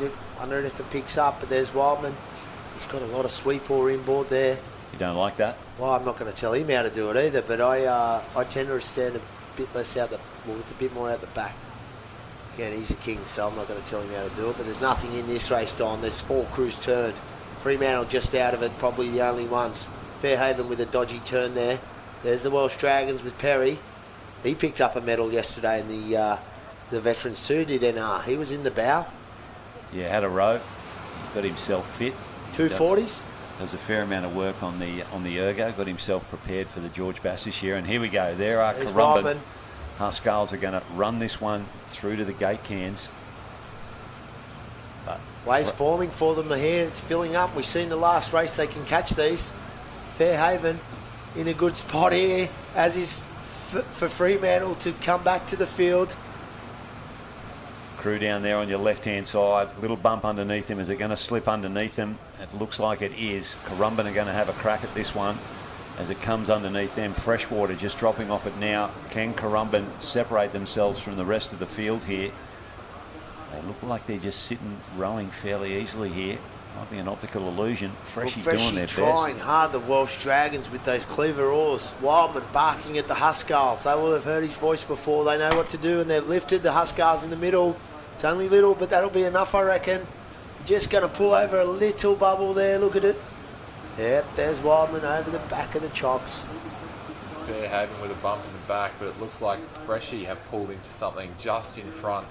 Fairhaven might have the run on them here as they head towards the finish line, hoping that Freshwater have done enough there. They've certainly done better in the rowing race. You want to drop them off, Perry. You rode them to the line, but Fairhaven's doubled up and gone over. They're coming towards them, Fairhaven there now on the finish, but just can't see the line there. No. And NR driving them all There the it way to is. the sand. Yeah, tough one there. We'll leave that to the line judges to figure that one out. And coming up into bringing up the field was the Coffs Harbour Devon Sangers and the Fremantle Fajitas. And geez, those names are making me hungry. I wouldn't mind a Devon sandwich or a fajita right now with tomato sauce. So we're going to throw to Tash with a very special guest. I reckon we might know who it is. Here on the beach, I've got Rainbow Bay Duck here with me and Kate, the owner. How old is Duck? Duck's 5 years old, but Duck's a regular at surf carnivals all over the Gold Coast and Australia. He's a regular participant. We love following all the surf carnivals. Our kids compete. We're members of Greenmount Surf Club. Yeah, so I just came across him down in the north area and asked Kate if she would kindly come down for a little chat with Duck, and they're making their way down the beach to the board and ski area. But Duck surfs? Yes, we live on the beach at Rainbow Bay, and when they changed the rules that you can't take a dog to the beach, we love dogs, we changed to ducks, and that was about 49 years ago. So this is our fifth. And the council hasn't caught up with you yet, so ducks are still allowed on the beach off leash? Well, actually, you mentioned that about council. There's a lot of regulations to be able to have a duck, but we live in a double block of land at Rainbow Bay, which meets all the criteria for a pet duck. But I do say to people, don't go and get a duck thinking it's going to be like this, because it's a lot of work, and unfortunately they end up getting dumped, and that's cruel. All right, well, thank you for bringing him down here today, flying the colours, the red and yellow. We'll let you get back to the next race, which is on the line in the starter's hands. That's one super chilled duck. And I have seen that duck surf before down at Rainbow. I've seen it catching waves coming in. It's a sight to behold. It's hard to believe. You think it would be AI, but it's not. It's got an Instagram and everything. Yeah. The Rainbow Duck. Yeah, the duck surfs. Check it out. Pretty chill. Malcolm Trees might get a good snap. And away we go. Round 3, heat 5 of the reserve males. We've got Allura Wilco in 1, Port Kembla Wreckers in alley 2, Mooloolaba Gorillas in alley 3, Yamba Kooks in alley 4, and Palm Beach Peppers in alley 5. And it looks like Mooloolaba and Palm Beach are getting the best of this one. Oh, Peppers down the other end. They've got the cleanest of the runs out. Oh, look at these other crews, bottom of the screen here. They've all copped it. None more so than the crew from Port Kembla. They copped a fair caning. The sweep reaches down, puts the pumps on. Right-hand side of your screen there, Coxie at the back of the Palm Beach crew. They've gotten off to a flyer. Absolute flyer. Stephen Cox with crew, Marcus, Anthony, Dugald and Harrison. And they have shown a clear pair of heels as they head out towards the turning cans. Allura with a bit of work to do. Wilco at the back of that boat would be letting the boys know we've got a bit of work to do here, fellas. A few checks for them. Yamba Kooks just hanging on to third there. The Mooloolaba Gorillas, they are a pretty hot reserve grade crew, we can tell you that much. A couple of Queenslanders on commentary here. Thank God we've lost Phil Stavano for a while, mate. The one-eyed New South Welshman and Roosters supporter. Hopefully South Sydney Rabbitohs give it to them tomorrow night.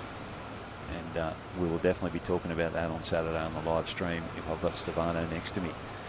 Back to the surf boats, top of your screen. That would be Palm Beach, and they are leagues in front there. And Coxie's going to bring it up on the white tin. He's going to hit that, and let's just watch him spin around here. Reaches over, grabs the stroke oars, and round they go in about 3 turns, and they are off and away. Who's polished? Allura Wilco's pulling right back into this turn. Yeah, that's a good row from the Wilcos. Overtaking Yamba by a fair margin, but the Gorillas aren't giving it up so easy. Gorillas still in the mix here. Now we've seen some great runners coming through on this back bank. There's a bit of a lump here now. A couple of crews running the top of it. Port Kembla running the top of it now. Look at it under the Gorillas. She's steepened up under the Gorillas, and they are going to ride this one. Nice aggressive swing on that one. Let her run, says the sweep of the Gorillas as they come cruising towards the gate cans. Allura Wilco's, they're chasing it now as well as it fattens out, as it drops into the gutter here off the back bank. And there we go, 3 in a row. All the good work there by Palmy. The surf has played its part, and it's brought these other crews up beside him. Will Palm Beach get their turn at the other end of the field? Mooloolaba running this one. There's not much underneath them, but they've been able to milk that. Let's call that 6 or 7 stroke runners as they drop off the back of it now. Good stuff here from these surf boat crews taking advantage of the ocean. Palm Beach doing their best, top of the screen. I don't know. They seem to be going up and down in the one spot there. There is a wave there for them if they can get down it, and they will. It up. They will. They drop down. Palm Beach and Mooloolaba on this wave. Let's see who gets the better run in here. Currently Mooloolaba with their nose in front. Sprint to the line here. And they might just get there. The Gorillas from They've lifted the Mooloolaba. nose. Harmy's just said sit there. I think they're content with their points. Yeah, I think they've done fairly well in the earlier rounds and getting themselves through to the elimination. Wilco's making sure they get through. McCook's following up. And Port Kembla to finish. Port Kembla definitely getting the worst of the start there. Got a decent check. Got a fair bit of water into the boat. Had the pumps working hard. And that completes Heat 5. We'll move on to Heat 6 coming up now. As the boats push into the water, we are looking at round 3 of reserve grade male. We are looking at Heat 6. And in Alley 1, Warhope Bonnie Hills, the Nightmares, McMaster's Fat Dads. Crowd favourite, the Fat Dads. Short course specialist, the Fat Dads. Took it out a couple of years ago, won the gold at the short course championships. Queenscliff Reese Lightning in Alley 3. Coogee Suns in 4. There's a name I've seen before. And Currumbin Krakens in Alley 5. Anthony O'Toole at the back of that. Should be a good battle here. McMaster's Fat Dads, well known. Coogee Suns always showing up, and Currumbin, you can just never write them off. Fat Dads are play on words. They are dead set ripped, those dads. 6 packs on them. I've been told the fat is more of a pH. Gotcha. Smooth operators. Bottom of screen. That is one fancy spray job there on the Warhope Bonnie Hills boat. Coogee on screen there now. That would be macro at the back of that boat. You had to pick the most winningest surf boat, like the actual boat itself. Out of the makers, you mean South Coast, which is now not South Coast. JDB, I think they are called now. Obviously Climbers, Perry's and the DKGs. Good question. Question without notice from my co-commentator here, Tommy. I'll go away and do a bit of research on that. I reckon short of makers even, just the Lod Leggett gets around a fair bit. There's a few known boats. Climbers have certainly been around longer than any other boat builder currently. Oh, the Fat Dads rating it up. Have a look at them go. That is aggressive. Yeah, they are short course specialists. Hopefully they don't run out of steam here, the Fat Dads, as they punch through that. Look at that. The boat just moving forward. That is good stuff there. They've got a couple more to bounce over. And again, let's go. Coogee Suns going under. Up and over. A little bit untidy there. Top of your screen there, though. That looks like the Krakens. Krakens have been around for a while. I think they might have even been in the 23's for a bit. They've stepped up. Yeah, they certainly have. They have been one of the hot crews in Queensland. They've only just got themselves back together. Zach Thompson-Smith was over in Europe. He's only been back for about a month and getting himself fit and getting the crew going. So the Mac Fat Dads have used their bickies off the start and starting to draw back into the middle of the pack. The Coogee Suns initially hampered by a wave, and they're pulling back into it. There, the Krakens on the screen there now. Jock, Jess, Billy and Zach in that crew. Billy at one point sweeping and rowing in 2 separate crews in the state team. Yeah, Billy Basaltis is a good young style of man. Good value. Bottom of our screen, if we work from the bottom to the top there, we have the crew from Warhope Bonnie Hills. Next to them is the McMaster's Fat Dads, and boy can they start, but looks like it's catching up with them now, the Fat Dads. Queenscliff Reese Lightning, they are in the pink boat there, centre of your screen. Above them is Coogee, look like they're holding out second position, and turning now, that is the Currumbin Krakens. And around the Krakens go. Sweep there, just dropping the oar into neutral. Bonnie Hill's really good turn. Wow, they're all in a line there, mate. Nothing much in it. Currumbin probably didn't take advantage of the lead they had. Certainly Warhope had a good turn. Good length in that boat. Yet Warhope, bottom of your screen there. Reach forward. Yeah, nice runner really up good there. Run. Yeah, alley 5. Currumbin running nicely. On the right-hand side of your screen, that's Warhope, Bonnie Hills. Got the bow in the air, running the top of this one, trying to milk as much as they can. And the runners definitely better down in this end than what they are in the northern end. Currumbin just holding on to the lead here. Run again for Warhope. Couple of strokes in that one. There's got to be something happening here shortly. Something's got to give. The Fat Dads, what have they got left in them? If a run comes underneath them, have they got the gas to chase it, to bring themselves up with these other crews? Top of your screen there, Tommy, the Krakens, they've got nose down there, mate. They have no issues running a wave. Most Currumbin crews will know how to rate up and hold it. Looks like Warhope might be surf specialists, to be honest. They've really turned it on the way back in. Coogie's sons are still grappling with Queensy for third place, and they're not giving it up without a fight. Little ripple under the crew at the top of your screens of Currumbin Krakens. Warhope, Bonnie Hills, they've got a wave in front of them there, and they're going to drop into a bit of dead water. Currumbin run now. Oh, sideways. That's going to hurt. Straighten her up, boys. And get yourselves over the line. Pulling into the thick of the wave, doesn't matter. They'll take that one out. Currumbin correcting themselves there to get second place. And she's on for the minors, mate. Possibly Coogee. Angle of the beach. And the Fat Dads who let us out. Really good start. Might have trailed the field. Super aggressive start. I was impressed. I guess I thought they'd just keep that going. That might conclude the round 3 of the reserve male. And Tommy, we will look back and have a look at how the cuts are progressing here. As that is completion of a point score rounds, the round robin part of our racing. Will now add the points up. They will draw a line and they will cut the field here. Reserve grade, it's normally pretty harsh. It will be a sharp chop. Reserve grade is our largest category, so I think we're looking at 3 rounds and a elimination. Glenelg on screen there now, and there is Tash with the microphone by her side, chatting to her clubmates. And we are looking at round 3, heat number 1 of the reserve female. And just pulling back off the line there was Allura Power. It had Laura, Jenna, Taylor and Jessica in that crew.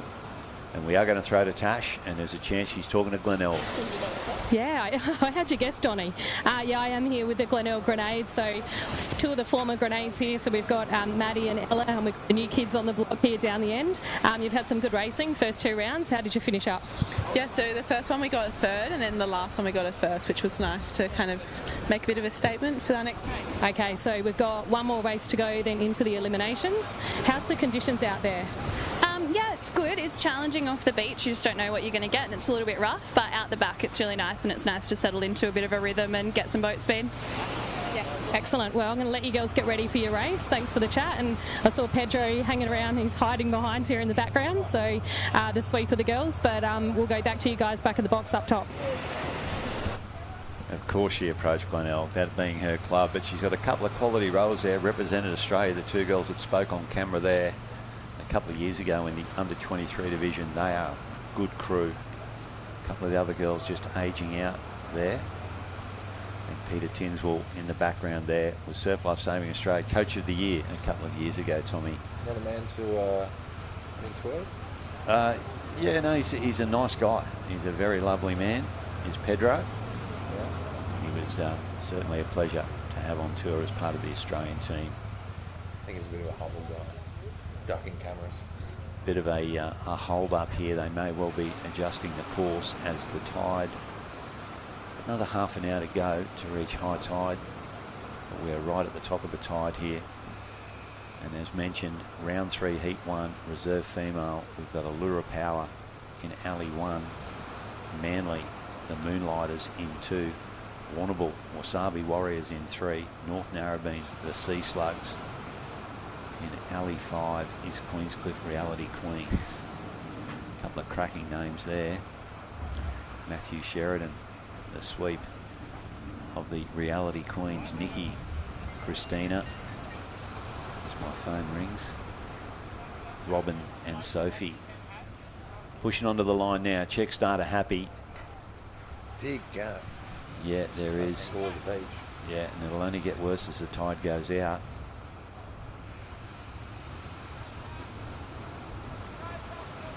We'll see that sandbank start to play again. And really hard for that starter too. Looking at all those sets coming through, they're just not even close to even. Starter here gets them away. Allura just a little bump in front of them. Nothing that the girls can't handle. Manly, oh, that's not how you want to start a race. They are off sideways there. And the sweep of that crew, David Maguire, he's had better starts. Sweep did his best. He put about 6 strides into that one, trying to shove him off the sand. And let's see what's in front of these crews here now as they approach the first of the banks. Allura, not a bad run out there. Crew in the middle there. I think that is Queensy, mate, is it? No. Wombrel, sorry.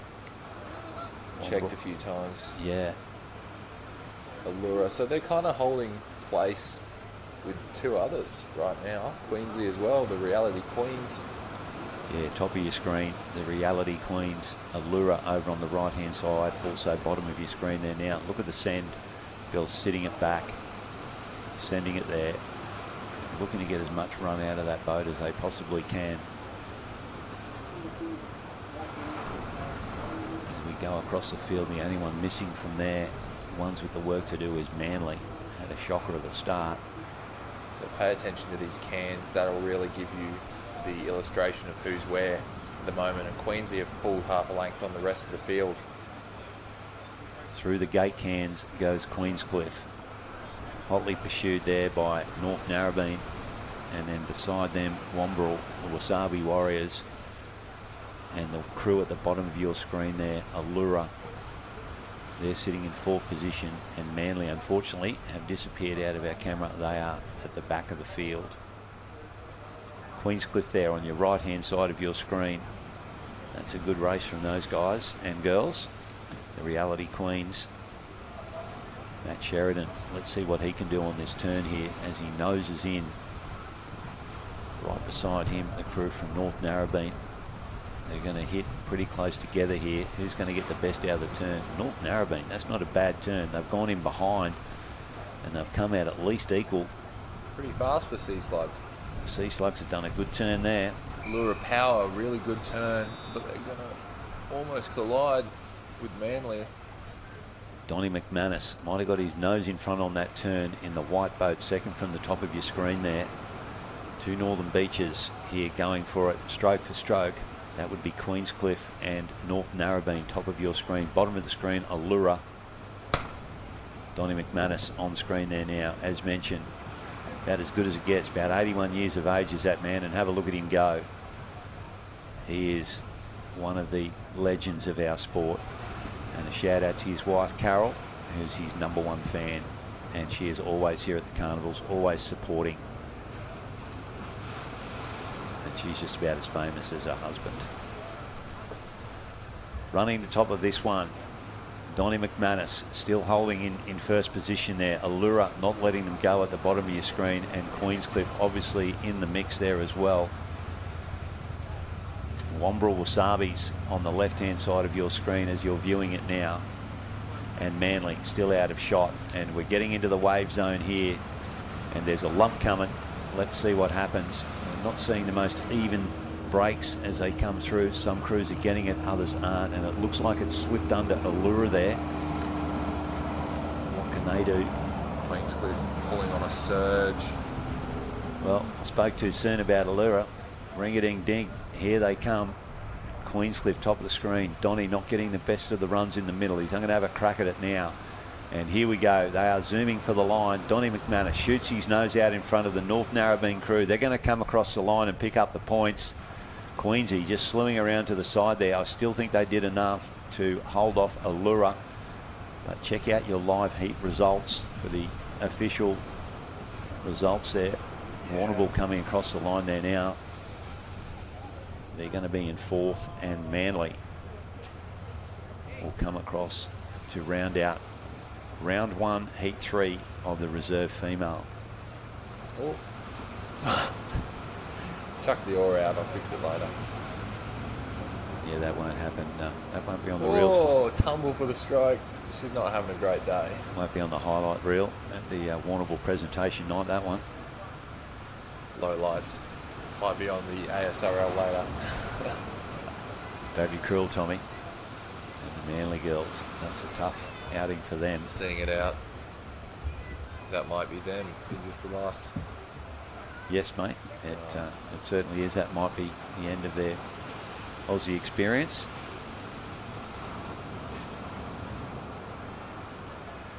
We will come back up into round 3, heat 2, reserve female coming up now. Bottom of your screen will be the Currumbin Collectors, swept by Foxy, Davina Finter. They're not on screen there now. That would be Glenelg. So we'll get back to the Collectors. Currumbin in Alley 1, the Lawn Stars in 2. On your screen now, Glenelg Grenades. That was who Tash was talking to before. In Alley 4, Palm Beach Pterodactyls. In 5, Palm Beach Platypuses. Great racing here, guys. Tough division, reserve women. Welcome back, mate. You've ducked out for a durry and you've come back in. Give up. Thanks, Don. We're going to shame you into it, mate. It's not fitting with your athletic build. No, you're right. And they don't smoke at Bondi, mate, do they? Well, they smoke something down there, apparently, but might not be nicotine. But in the words of the great John Daly, one of the greatest golfers of all time, nicotine and caffeine equals protein. There we go. So we'll run off that for now, but... pretty sure he wasn't a scientist. We don't John Daly. we don't encourage any of my off-field antics, guys. I'm not here to preach about that. And I'm excited for this next race. You got Foxy's reserve team in Alley 1. They're a hot side. Davina Finter in the bow. She is a legend of a rower, and away they go as they get away in the crew with her. Michelle Gaffney, Catherine Griffin and Penelope Hamilton. Tricky start up there for Palm Beach Platypus in 1 with Charlie Trotter, but next to them in 4 was the Palm Beach Pterodactyls. Coxie on the back, and they've been a highly fancy reserve grade women's crew the last few years. There's waves ahead of those there in the southern end, and there's not much down in Alley 1 and 2, so let's see who gets through this break. Cornell on screen there now. Peter Pedro at the back of that boat, and he might have snuck out in front with the better of the beach there. The 2 Palm Beach crews on your right-hand side. Copping the worst of it on the way to sea, but as you've mentioned, they are quality crews, and there's no way we'll be ruling them out just yet. Pretty even start there across the line, apart from the checking down on your right-hand side by Palm Beach. Yep. And we're 12 minutes away from high tide, guys. So we'll see the course start to shallow out, and we'll see that bank come into play, and that heavy water across that shallow bank will come into play later on as the waves drop. See the pterodactyls there now, been together for some time.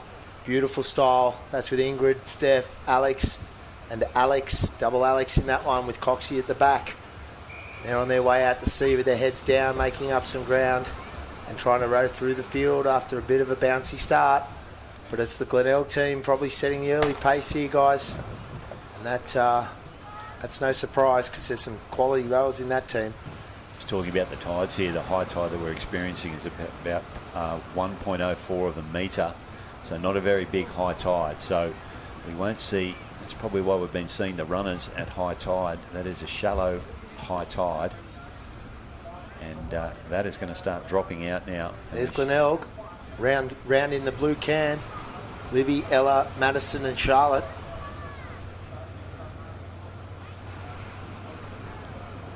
A couple of Australian under-23 representatives in that Glenelg crew as they turn it on and head for home. And there's not much in it, and you see the pterodactyls and the Platypus from Palm Beach in alley 6 and alley 5 on the white can and the yellow can, trying to feature back up towards Glenelg. But as we say that, there's a big run for Glenelg in the centre. There's runs forming from behind for the next cruise behind, but Glenelg getting the best out of that one. And coming through the gate cans now. Pterodactyls from Palm Beach having their crack at this runner now as well, but Glenelg, they've cleared out here. Haven't got it sewn up just yet. There's still swells at the back there, and Palm Beach within striking distance just on the right-hand side of Glenelg as they come through the gutter, heading towards the wave area. And this can make so much of a difference here. This is where it really gets, I want to call it unfair, more of a lottery as to how the wave gods work for you. We see Glenelg here. They've won the rowing race, but that doesn't necessarily mean you're going to be first across the line. Little wave for Platypus in 6. Yeah, they're not going to be able to drop down that bow in the air there. They've run the top of it, and Glenelg nose down here. Can they get down the front of this one? It looks like they're going to do it. Pedro up on the chocks, says to the girls, let her run, and they are wave in front. They're looking good in this division for the early races, so keep your eyes on Glenelg for the rest of the carnival. Yeah, there's some quality crews there, that's for sure. The 2 Palm Beach crews and also the Currumbin crew on your left-hand side.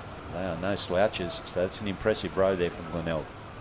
Platypus is there, one up the tail. Still have to keep moving because it's shallow, and they are getting honed in on by the Lawn Stars and the Currumbin Collectors. It's a great row from the Platypuses because they're probably not the strongest of the Palm Beach Reserve women's there. Fancied Pterodactyls, but I think they put them to the bed just now.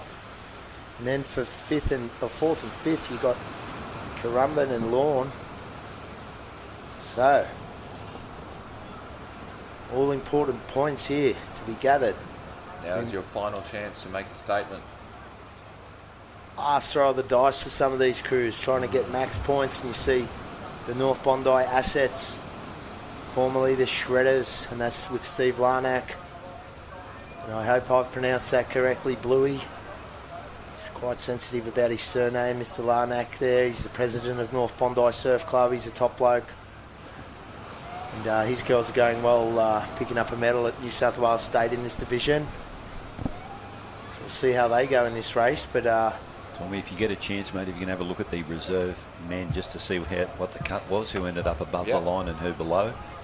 And if you're watching us and you can check into live heats, that's where all the official results are. There's a lot of information on the live heats. Check it out. So moving into round 3, heat 3 reserve women, southern area, you've got Wanda Wildfires in 1, Browley Surfers Griffin Graves in 2, the Assets from North Bondi in 3, the Currumbin Crab Sticks there with Steve Purcell, one of the Danger Men in 4, and then the Palm Beach Peace Mode in alley 5 also going well with Peter Spence in. You see that start line there slightly. It's not going to get any better. That's about as good as it's going to get all day. As the tide drops out, it's going to expose these banks further. You see the bowman there sort of just trying to stay off the shelf as the edge drops away. We're getting winners from both ends, though. Yeah, that's definitely a good sign. Like you said, it's a bit of a lottery, but as we know in surf boats, as long as you're within striking distance, anything can happen. Bottom of the screen, Nathan Spinner. He would have his A-grade crew on the beach today in support. They are one of the top open men's crews in the country, picking up the ASRL Open a month or so ago. Silver in this New South Wales State Championships, or potentially bronze to the great Bulleye crew. Yeah. There's the North Bondi Assets, picture of concentration. Guns up. From the Shredders crew, you've got Emma in the bow there. There's Spinner with Wanda. The Wildfires going well. Gun's gone. In deep water there. Nathan not being able to push his crew. They've had a dead start there, but they're in good deep water here. Let's see what they can do with it. Oh, the crew there in alley 2, that would be Browley Surfers. They had a bit of a sideways action there, and that's cost them.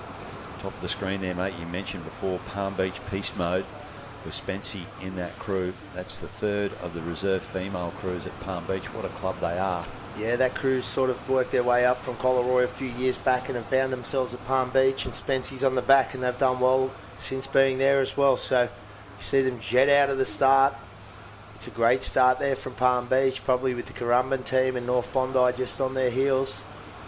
And back to Alley 1 in fourth there, Wanda, with the Browlee team, as Don said, missing the start. So there's Spency on the right-hand side with the piste mode. Yeah, put an asterisk next to them. They're going to be one of the crews to beat in this division this weekend.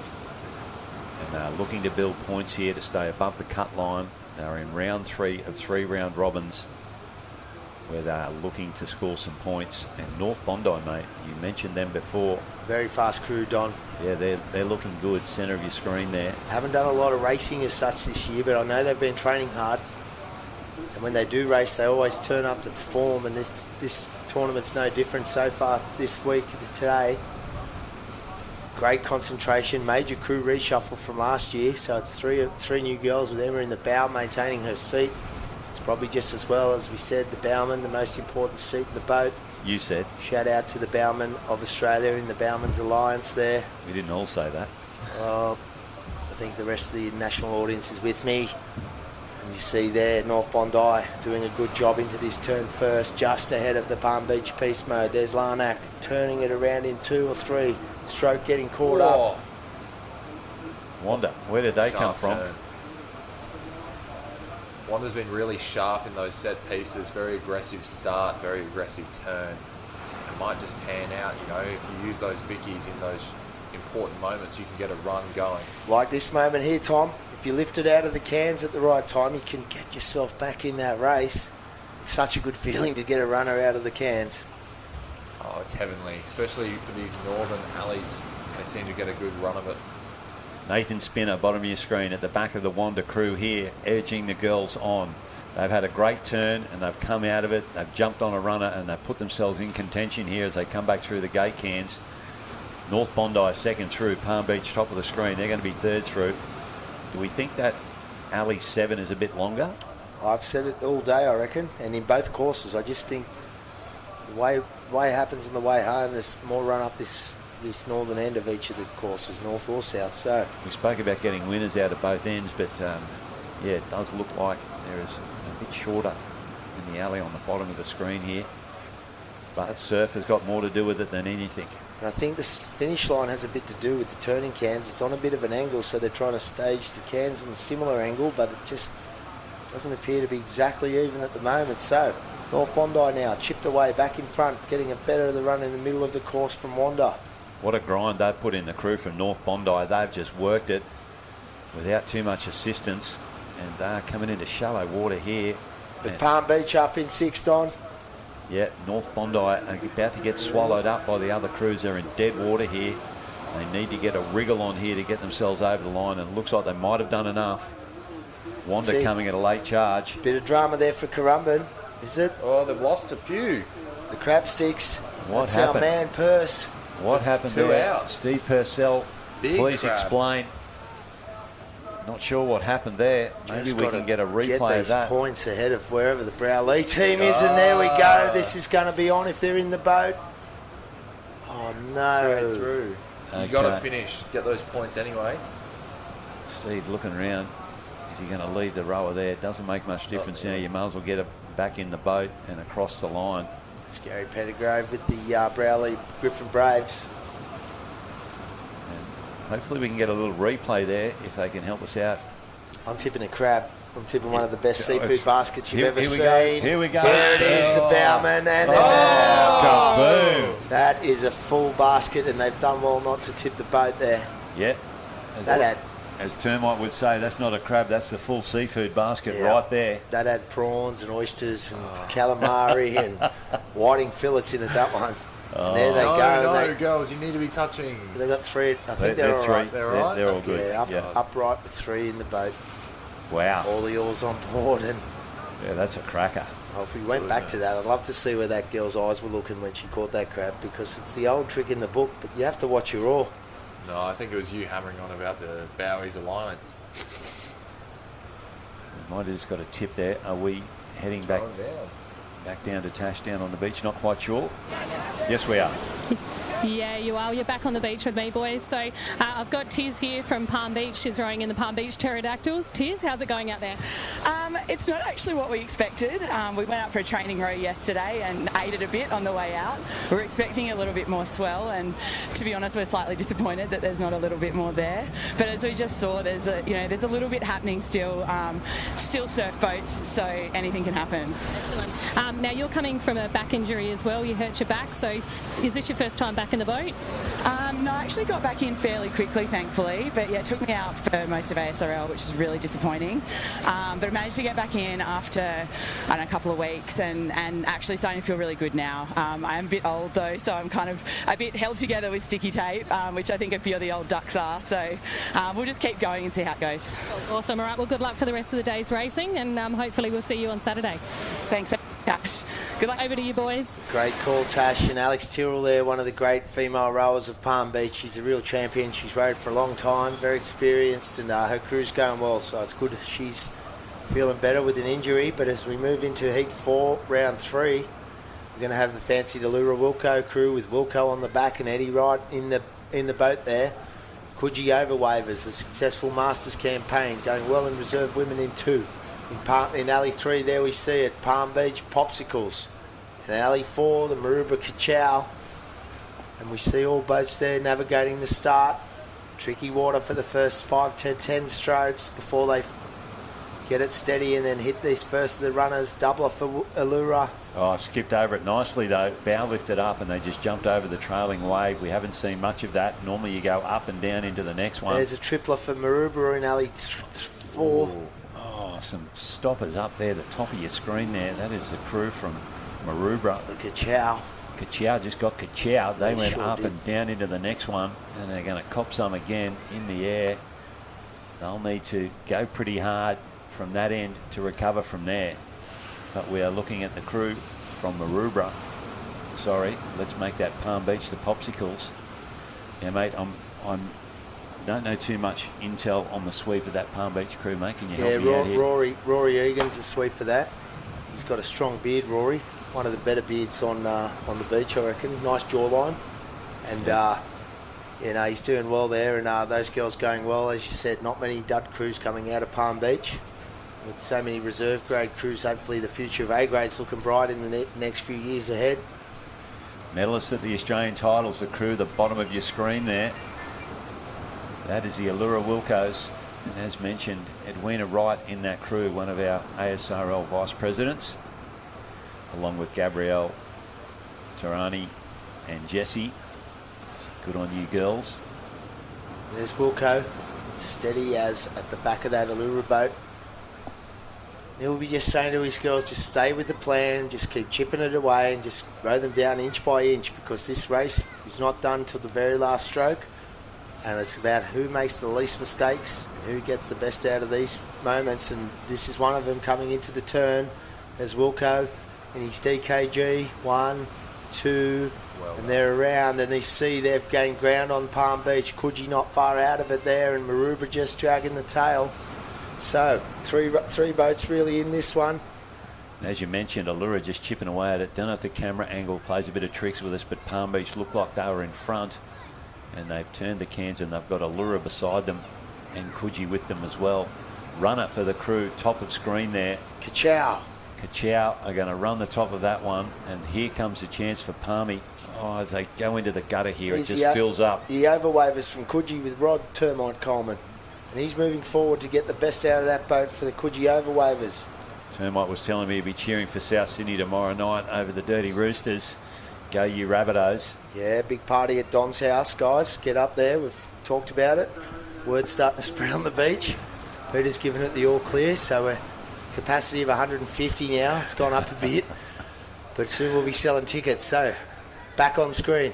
Allura, as I said, inch by inch, stroke by stroke, getting it done and slightly just gaining advantage over Palm Beach. They're a strong crew with a great sweep, Allura. So Rory there with the girls in Palmy. He's led from start to go to woe, but now getting pressure from next to him from Coogee and Allura. Termite would be barking at his girls. Here's an opportunity. They're not going to be able to drop down it. They've just floated on the top of that one. Allura rating picks up. Nose down. They've got themselves out in front here. What can they do with this? They're speeding along here, and let her run, says Wilco. There's that jawline and beard of Rory's. They are wave behind. I'm not sure they can push through this wave in front, Palm Beach. It would be an incredible row if they could. It's not going to stop them rowing. Allura are going to come across the line here, and that'll be handy for them. Maximum points here in round 3 of reserve female. Palm Beach in second, Coogee in third position. Allura there made up by Gabby, Tirana, Jessie and Edwina, as we know, with Wilco on the back. So well done to the Allura Wilco team. Maximum points in their third round. They've hit a roll reversal there, last to first. And that completes the southern end of round 4 of this end's racing. And Tommy, can you help us out there, mate? Have you had a look at the reserve grade ladder? I have had a look. We've got some interesting cuts. We'll go back to 24, which doesn't sound like too few crews until you realise we had about 35 nominate in the reserve men's alone. Is that each end, Tommy, or 24? 24 in the Southern Arena, I believe. Okay. So, Wild Beach on screen there now. Absolute mammoth of a crowd. I think we're moving into the under 23 male. Looking on screen, and we're going to have Wild Beach, Moby Dix in 1, Yamba Team A just down the road in alley 2, Glenelg Team A in 3, Coolangatta Tweed Heads Team in 4, and the Wanda Woodies in 5. And there's Glenelg on screen. There's the Tweed Heads Club. Don't see a lot of racing boats from Tweed Heads, but it's always good to see those guys. Yeah, they've got a history in it. It's good to see them back on the water again. Great club to have a schooner at too. And you see there now getting in was a bit awkward there from the team from Yamba. Bit all over the shop from the boys, and bumpy water all over the shop for Wild Beach as well. So Glenelg. Not mucking around, Glenelg. They're going to punch through this one. Up and over, grab hold of the water on the other side and start moving it forward. Wild Beach, mate, haven't seen much of them over a number of years. They had a red-hot A-grade crew going back a lot of years now in Perth. But Beachy, the sweep of that crew was in that team. Oh, there we go. And he's come back to Wild Beach, been around the traps, but he's found himself back at home, and he has been training hard with those boys over the course of the year. He's been racing them in Colts and A's and all over the joints. So he loves it, and they're having a good time, the Wild Beach boys, but they've got a bit of work to do now. You see Wanda Woody's up in 5, probably having the early pace off the beach. And again, the Wanda Woody's, mate, can you help me out with the sweep here in that crew? Yeah, it's Brendan McAlpine, Big Brendan, familiar to us all. He's a passionate boatman, and his team's always doing well. And when you've got stablemates of spinners teams next to you, always good teams to train against. Yeah, if you've got the Wanda weapons in your club, one of the quickest crews in the country, it would be handy if these crews are training beside each other. And Wanda, let's see what they can do. We haven't seen a winner come out of the top of the screen for a number of races now. We're thinking it's a bit long at that end, or they're just not getting the advantage of the ocean. So let's just see what they can do here. They are certainly clearly in front from our take. Glenelg with them though. So we would expect to see the Glenelg and the Wanda crews turn about the same time. Stevano pointing at the screen there. Are you looking at the Kirra Surf Club? That's Kirra Surf Club. Beautiful right at the top of the screen. There we go. Round the turn equally here is Wanda with Glenelg. There we go. Around they go and heading back home again. Wanda and Glenelg turning there. A couple lengths in that between them and the rest of the field. Yeah, they've cleared out our two leading crews. Wild Beach there, as we mentioned before. Yeah, you see just the crews that are doing it for a bit longer, and then you see crews like Yamba and Tweedheads probably not as seasoned in the racing, and their timing's just off, and you see the boys moving at different times. There's plenty of ways to row the boat. As long as 4 of them do it together, it's generally the fastest. Mate, that's what you instill in your crews? Togetherness. Yes. Yep. Try and get them all the same. We're best balanced. We're always at the same position at the same time, even with your hands away. If someone's got their hands away, or 3 of them do, and one's back on the chest, the balance of the boat's slightly off. Catch timing can be off. Wow. But you see Glenelg stomped it. in the middle of the field.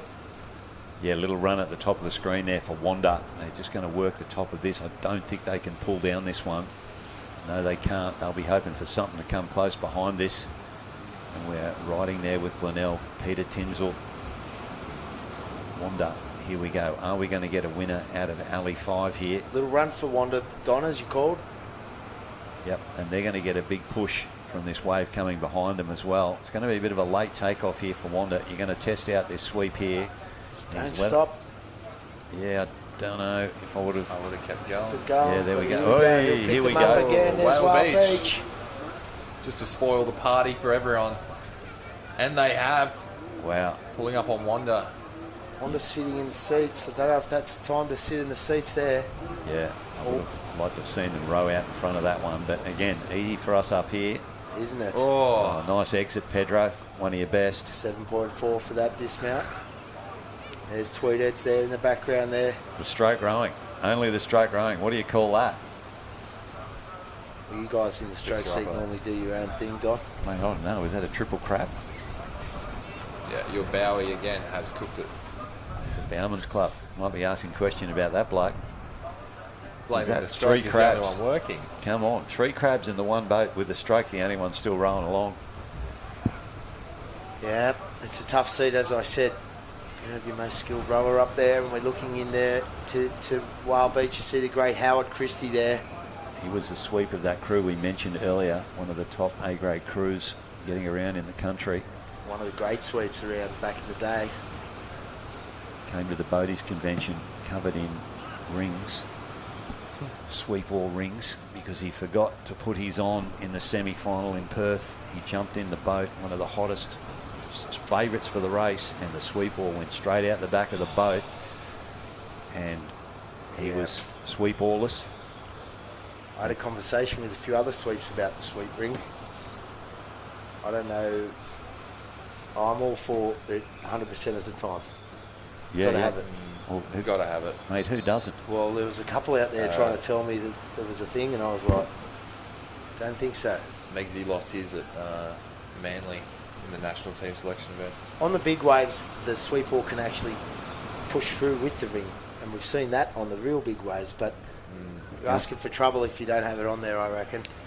And have a chat with my sweep Mills. He does some special thing with the ring. He sort of doubles it over and folds it in a way where it's actually fatter around the sweep oar and won't suck back through the sweep rollick. These 23s jump in nicely, don't they? They are in like whippets. And we are on to round 3, heat 2. Kirra Buckyear, bottom of your left-hand side of your screen there. Beside them, Mooloolaba Dusties, Mona Vale Melonheads in 3. Currumbin Drakens in 4, and Palm Beach Pentecost. Bust up. Oh, it's a collision. And that's not going to be good for the Currumbin Drakens. That's Anthony O'Toole on the background there. And the Currumbin team, Tooley and his boys, giving a spray from James from Mona Vale. Both of them not happy, so we'll have to look at what's happened there later in the piece. But contest won't help you. It'll just swap you with whoever places better of the two of you. See Coxie in the Palm Beach Pentatocos in the background. Had an earlier win in the races. There's young James sweeping that Mona Vale Melonheads crew. And they're probably in 4th position, and dropping back to 5th would be Tooley and these boys at Currumbin Dracos. Again, let's have a look at this Alley 5. We think that they're out in front or pretty close to it.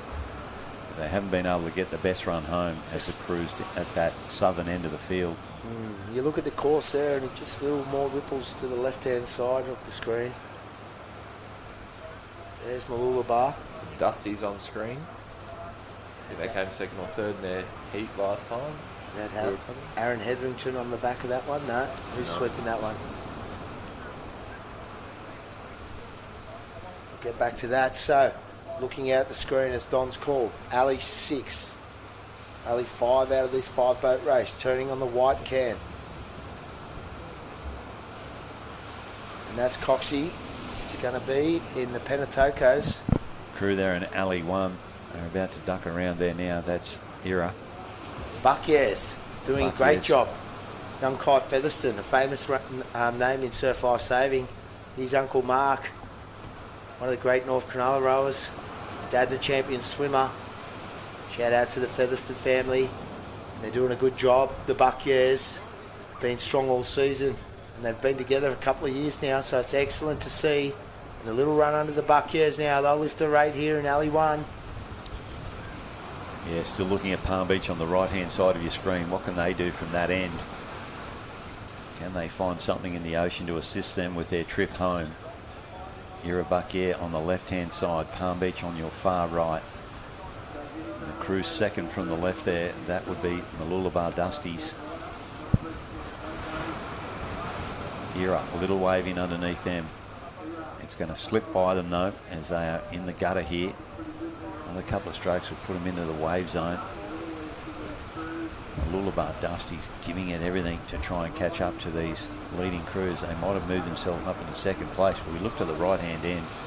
Well, there's a bit of dead water down in that alley, isn't there? They just don't seem to be getting anywhere, Palm Beach. There's no run for them up there. As I say that, they run on the top of something here. There we go. Commentators curse. Can they get over that? Good on them. That's what we like to see. Winners from everywhere across the field. And we're going to see one here coming out of Alley 5, and that's a good row from that crew. He's called it early, is Don. There's still a couple of strokes to go. The Buckyers charging on. Run with me, mate. I'm going to hope for you, Donny, because we don't want you to curse anyone here, mate. But you're right. You've called it. That's why you're at the top of your game. There we go. Palm Beach, we think.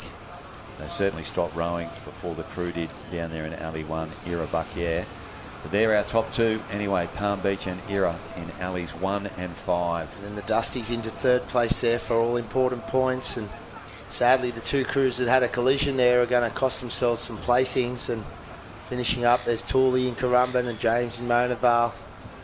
And the sweep from Mona Vale looking across. Not happy. No.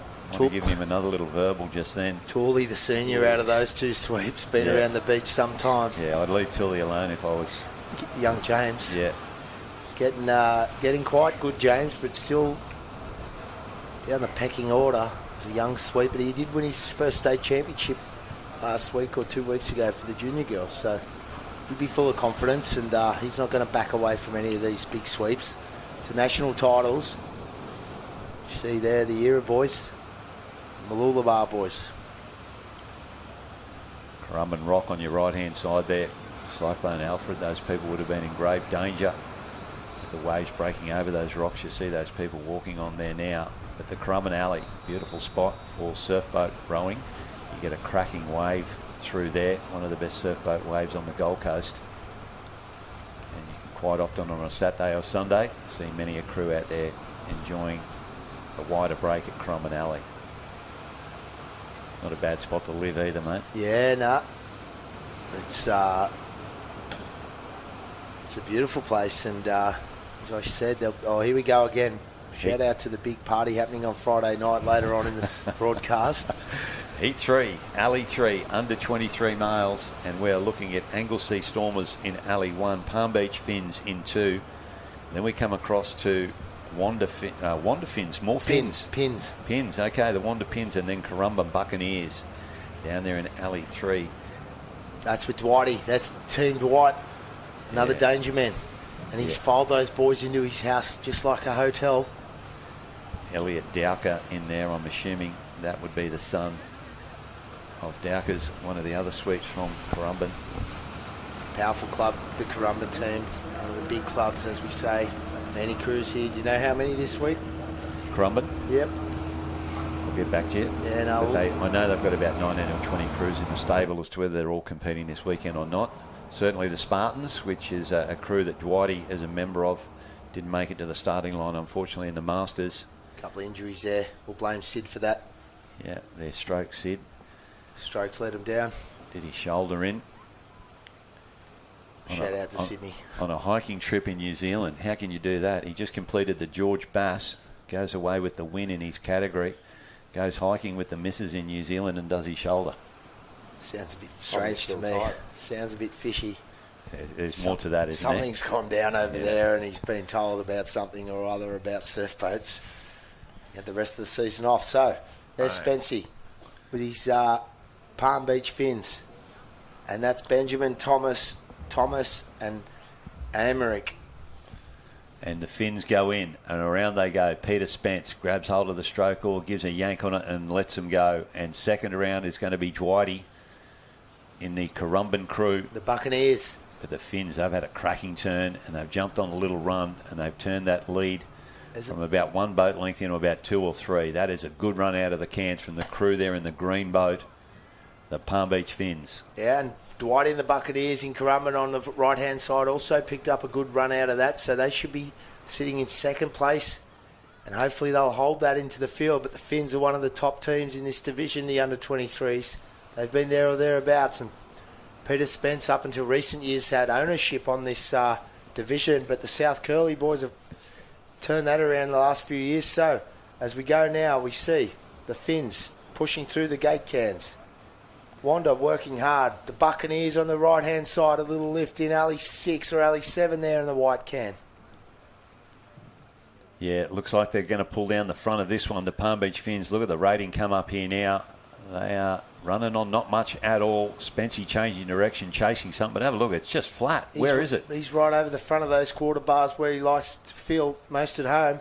Geez, he doesn't want to look around, does he, Spency? Old Rubberneck. Rubberneck in there.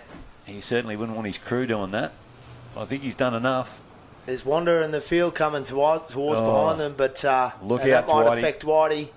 Look out, Dwighty. The crew down there, Anglesea, aren't going to get over it, but Wanda are. And look at that, Currumbin in dead water. Late takeoff for Currumbin too if it hits them. So there's Palm Beach.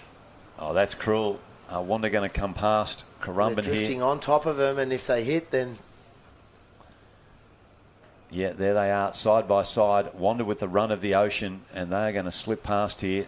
Possibly a clash of oars there. Looks like it. No Sweet putting his hand in the oar. Scotty Tannehill there coming across the line with the Anglesea crew. One of the great sweeps from Victoria, Scott Tannehill. Not a bad starter either, Scotty. Depends on who you ask. Oh, really? Has he put you under? Well, they all put us under, haven't they, at one of the times? If you don't get a flyer, they're awful, aren't they? Nah, it's a tough job starting. And that concludes round 3, heat 3 of the under-23 males. We've got a couple more to go here in this division, so we're going to call them out from the top. Round 3, heat 4, under-23 males, southern area. In alley 1, we're going to have the Palm Beach Petrel. In alley 2, the Palm Beach Pingu. In alley 3, it's great to see a team from Bilgola Beach back on the water. And then alley 4, Secret Harbour Screaming Seaman. Well, I think that's a Navy reference. Yeah, especially the way it's spelt. Let's leave that there. So there's the Palm Beach team, and that's the Palm Beach Petrel in 1 and the Pingu in 2. Alley 1 and 2. Allura getting thrown sideways on that first wave. That's Secret Harbour, Tommy in the Allura boat. Yeah, got me. Just to stay on track, all good. Oh, poor Tommy. Surrounded He's by doing a couple well, of, Tom. surrounded by a couple of experts here. Oh. A young fella. It's good having him here, though. He's a breath of fresh air. It's great. I make you feel sprightly. No, he's just a good energy, Tom. Keep it there. Shame you're not rowing. Of course, we love to watch you and your team go well, but you know exactly about this sport, and you've done it at the top level, so it's good to have some insight on the Queensland teams. Both of you being from Queensland. Mm-hmm. Refreshing on the ASRL victory for New South Wales while I get a chance. Shout out to that great team in blue and one in a row. Our team manager, Mr. Greg Hurd, and the team captain, I believe Nicky Berry, gave some sort of speech, and it's involved a few swear words. Really? Yeah, Greg was explaining to the team about what Queensland have done in the last few years and this and that. And Captain Berry said she didn't give a flying whatever about what Queensland have done, and we're here to do it now. And basically, who's with me? And the whole team erupted, and then you seen what happened. She seems like such a sweet girl too. Yeah, I would. Yeah, that's to the face. She's ruthless. She's an animal. She's a competitor. And they're in a real shot this weekend with her A-grade team, the South Curly Hoosier. So back on track now there. It's the Palm Beach Petrel with Rory in the back of that boat there going into the turning can. Alley 1. Plenty of gas in the tank for this team. Getting around there, 2. Getting straighter around 3 and up together. Off we go. Bilgola not too far out of it. Shifty turn for Bilgola in the yellow bone, and Charlie Trotter getting stuck in alley 2 for Palm Beach. The Secret Harbour Screaming Seaman there. In alley 4 in the blue boat, borrowing it from Allura. And that's Bilgola on screen now. So it's Callum, Neil, Bo, Tom and Connor. And it is fantastic to see the Bilgola boat there, and that's the boat named after one of their great men, Norm Pounder. He's an official and one of the great rowers for North Narrabeen and for Bilgola. He was a starter too, wasn't he, Norm? Yeah, he's a good official, Normie. He's been hiking, been off the beach this year, probably just getting some brownie points back in his life. The other section, he spent a lot of hours on the beach, but you see there, Bilgola's not giving up. Those boys have been training hard. I've trained alongside them up in the beautiful Bay View this year. And they're big kids and they're having a go, so this is great to see. You see there now, pushing hard into the no man's land. Charlie Trotter's found himself on a little run here in alley 2. The Pingu from Palm Beach. Oh. They're going to pull down this one, so will Bilgola. Palmy 1-2 on the cards. Although Bilgola's making a decent effort of it. He won't stop them. And it comes down to the break of the wave at the moment. Momentum was with Bilgola. If they can hold it straight, they're charging ahead. The others stop rowing. Bilgola kept tapping it up. We'll see on the finish line. It's going to be tough. They're rowing uphill there now. I might give it to one of the Palmy crews. That's good work there from the Bilgola sweep, though. I thought he did an excellent job there of just hanging on to that boat. And you can check the actual results out on live heats. There's the Screaming Seaman. Seaman. That was definitely not how it's spelled. No, Seamen. Seamen. There you go. Good times. Well done. All right. Secret Harbour boys, help me out here. I think that's just south of Perth. We'll do some... silence was a stern reply. We'll do some research. WA is not my strong suit. In fact, it's the furthest location from Queensland. I think it might be a Victorian or a South Australian team. Oh boy, I'm in trouble if it's... I don't know. If I've got that wrong. Secret Harbour. I think we're throwing down to Tash. I think... Happy to live there. Okay, down on the beach here, I've got Peter Spence from Palm Beach. We just spoke with Tiz before. Spency, how's it racing out there today? I don't know. I can't work it out yet. I mean, it's what Queensland crews would probably say classic North Kirra. Yeah, you know, you can be in front, crews can come from behind. You know, I still probably think the northern end's a little bit better. Southern end earlier was good getting out. Yeah, I'm not quite sure yet, I've got to be honest. Yeah, it's a tricky course. Yeah. Can I ask, back here in 22, obviously you had an incident here when it was huge surf. Do you have any sort of sense of, like, I don't know, hesitancy, or it's you straight back into it? No, I wouldn't even know I was on the same beach. I mean, it's very different conditions, but no, I don't really dwell on that. It was just a bad accident. I got out of it luckily, and yeah, just over the last couple of years, just got stuck back into it. If it was big today, I wish it was a bit bigger. I'd like to be back out there. Yeah, awesome. All right, thanks for that, Spency. Thanks for the chat. We'll cross back to the race that's just started. All right. Yeah, Peter Spence there. Yeah, he was one of the rowers that got called upon when the decision was made to move from Tugun down here, and he's summarised that fairly well for me. This is a very tricky beach to get correct. It is a strong sweep running from the right-hand side of your screen to the left-hand side of your screen. Sounded like we were on the money about the northern end too. Yeah, he thought it was good early. He doesn't like it now. That would be the southern end, sorry, mate, that he doesn't like. Oh, sorry, northern end as in it's a shorter end? Or yeah, the better end? He likes the northern end, the better end. But easier to get out in the southern end earlier, he said. But tide's about turning now, and we're grateful that Spency's still here, because anyone that was here, that was a nasty day, and that was one of the biggest wipeouts we'll see. And we don't need to dwell on that. We are grateful. He's a good man, Pete. He puts his heart into the sport, and it's Palm Beach is the reason why they're at the top, and it's his dedication along with his cohorts down there that keep him going. So, yeah, passionate surfboat sweep. He tends to suffer from white line fever. Nice bloke until you get on the line beside him.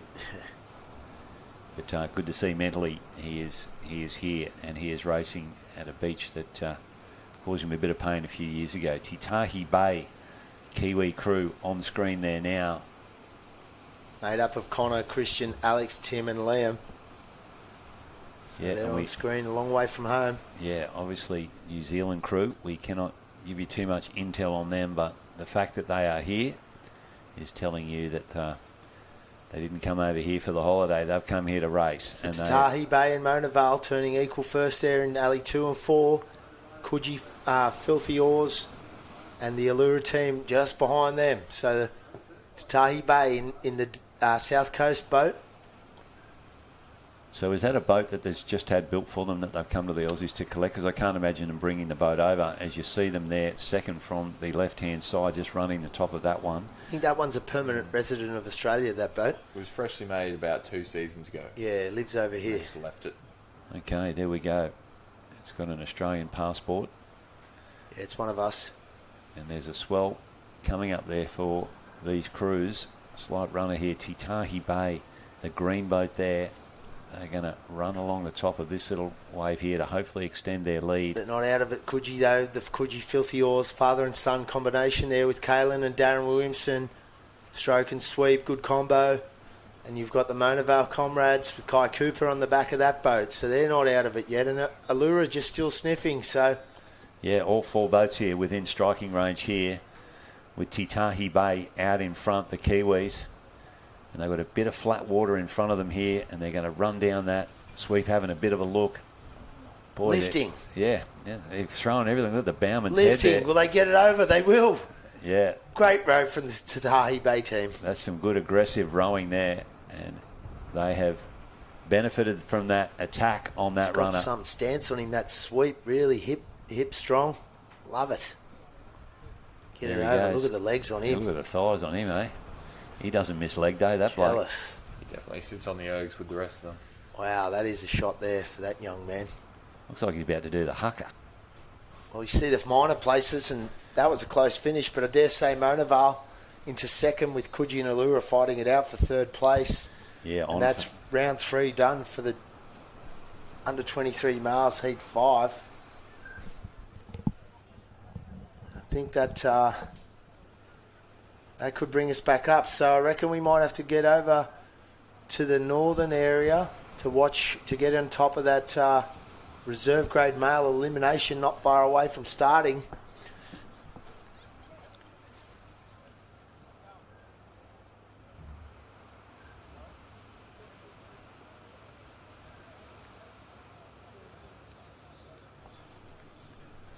Just checking in with our team there.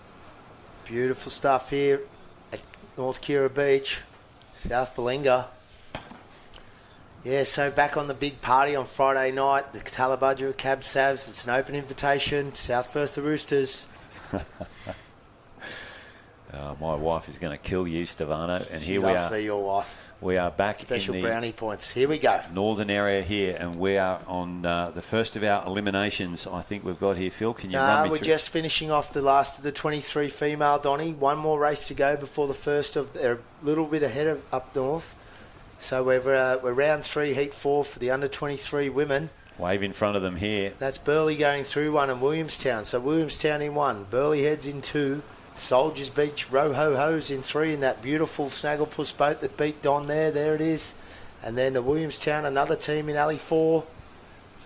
So we see now Soldiers Beach, the Row-Ho-Ho's getting stuck in the break. Yeah, they've got a bit of work to do there. And you see Burleigh Heads in the black boat. Last of the rounds. Last of the heats up here for 23 women, Don, and we're going to move into the first of the reserve grade elimination up here next. Matty Smith at the back of the boat there from Burleigh Heads. He's got Erin, Sophie, Emma and Jessie Zimmerman in that crew. He's a good bloke, Matty. Starting to sweep now for a couple of years. Passionate guy. In the JDB boat, the South Coast surf boat. One of the first boats out of his new mould, I think that is. Yeah, Jace was trying to hit me up to buy one. Heard I'm moving on to a new club and he jumped at the opportunity. Have to talk about a price first, Jace. So, They've got a shed full of boats, haven't they, at Bondi, mate? That Yeah, we're pretty lucky. Haven't done much work. There's a brand new one unrowed there, so I'm looking forward to getting into that. 6-year-old brand new, and lucky for me, it's a Perry, which I do like, the Perry boats. We've got 2 of them, shed full of oars. Had a good meeting 2 weeks ago with 30 potential rowers coming up through the ranks, so I'll be excited to be racing at Bondi next year. Any of the lifeguards, mate? You got any of them on board? Yeah, they're all my mates, Harry's and Hoppo on that. I'm going to try and get them into some sort of rowboat challenge with Bluey at North Bondi and teach them how to row and get it on Bondi Rescue. I might fly you down for that one, Donnie. Yeah, mate, could call that. We need some good-looking rowers, particularly in the stroke seat. Well, that's a shocking turn from Burley. Sorry, Matty Smith. You've gone sideways out of that. Net set nearly coming into the way of Soldiers Beach here. What's happened? He's going to go around on the other side of them. Or unusual. Is he? Oh, Soldiers Beach, yeah. You have a bit to say about that. Matt has to get out of the way. The official rule is there. He has to do his best, but... Yeah, go figure. The boat on its way to sea has right of way. And Matty Smith has had a horrible turn. He'll want to do that one again. Well, he can't, and he's got to chase this runner now. There's a little run under him and underneath Williamstown. So as we look across the across this field, and it's Alley 1, Williamstown probably just come past there. You see Timmy McFarlane doing a good job. He's a busy boy this week as well. We're just trying to get onto the next race here now. So it is Williamstown holding court over the Burley Heads team in the black boat there. Williamstown Alley 1, Burley in 2, the second of the Williamstown crews in 3, and then Soldiers Beach, the Roho-Hos. But it is great to see the Soldiers team and club back on the water. The more clubs we have, the better. So it's good to see sport growing across different beaches. And Williamstown there, left-hand side of your screen, Timmy McFarlane. They are going to row themselves across here from a fast-finishing Burley who are going to pull onto a wave here and come up to challenge them. Timmy McFarlane needs to get away from Burley here as they attack from behind. And Matty Smith takes the Burley crew down, and they're going to storm past Williamstown here. Like they're standing still. Yeah. That's surf boats, as they say in the classics. Timmy, bit of a shake of the head there. You had that one, girls, and unfortunately the wave gods didn't come our way, but we've won the rowing race, and you've got to take confidence out of that into your next event. So if we're on the money here, according to us in the next event, we're going to have the first of the elimination races. I'm unsure how many we're losing in this race, but I can read out the line for the first of the northern end. There's Soldiers Beach finishing off the course. Come on, get over it. There it is, girls. Good job. Hold it. It's a good looking boat, Don. Soldiers Beach, very strong in IRBs for a number of years. I haven't seen too much of them in surf boat as the bow chick tries to get her oar back there. That's a good attempt. She's pinned under it now. Now she rights herself and they will come across the line. So, moving into the first of the elimination, fellas. This is where it counts now. They'll be packing up and there'll be a few on the drink after this. But in Alley 1, we're going to have the Point Leo Lounge Lizards. In Alley 2, Tom, your old team, the Maroochydore Force. In Alley 3, Don, your team, the Talabudgera Travellers. The highly fancied Avalon Beach Pinkies in 4. Avoca Beach Cheese Dogs in 5. And the South Curly Blades of Glory. In Alley 6... So we have 24 crews going into these eliminations. How many are we dropping per race? I'd tip 2. We're dropping to 16. Yeah, I'm guessing here that there's 6 in, 4 through. So 2 of these crews could miss out here. Don't take our word for it, though. 1, 2, 3, 4, 5 crews in here. Could well be dropping even more. Oh, we're going to 16, are we? Yeah. And the 6-boat race in this one. We're dropped off. So we think we'll take 4 through on this, I would assume. Just that screen doesn't show the South Curly that we see on the live heats. Nearly 6. Right, south. So there they are. There they are. They've got a screen of their own. Shout out to the Big Voice Media team. They're doing a great job, guys, bringing this sport to us. And thank you to the SLSA for having us here. I'm grateful to watch surf boats, the first of the eliminations. There they are. They said they're going up to A grade next year. The Avalon Beach Pinkies, they mean business, this Aussies. Yep. If they get out in front, you can put the glasses down. This crew, there's been a lot of controversy about these guys stepping up. There's Tally Travellers on board there, Don. What do you know about these guys? Rick Estridge at the back there, his son, the big unit there, second bow. Here's Man Mountain. Josh there is the stroke of the crew. They've had a bit of a chop around with their seats, and that wind just starting to pick up, getting more east as it comes around from the southwest, heading south, and now possibly southeast. Gun gets them away. Look at the Pinkies. Bang, couple of short strokes there, and they punch through this. Wow, there you go. Nothing to chance there. They're out of there. They are spinning the wheels here about the Tullabudgera crew. They need to finish those strokes off. Chop inbound. And they've copped a fair bit too. And the Pinkies there in the red top boat, Avalon, one at the back to go up and over. And they'll do that without too many dramas. And wow, the boats on the right-hand side have cleared out of the two crews on the left-hand side. That's Point Leo. Maroochydore, Tommy, in your team, Ali 2. I'm doing my best to... Come on, mate. You got to cheer your boys on, here. mate.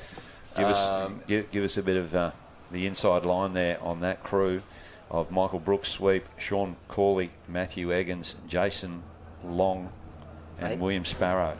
What about effort, Mason? Mason Luff, yeah.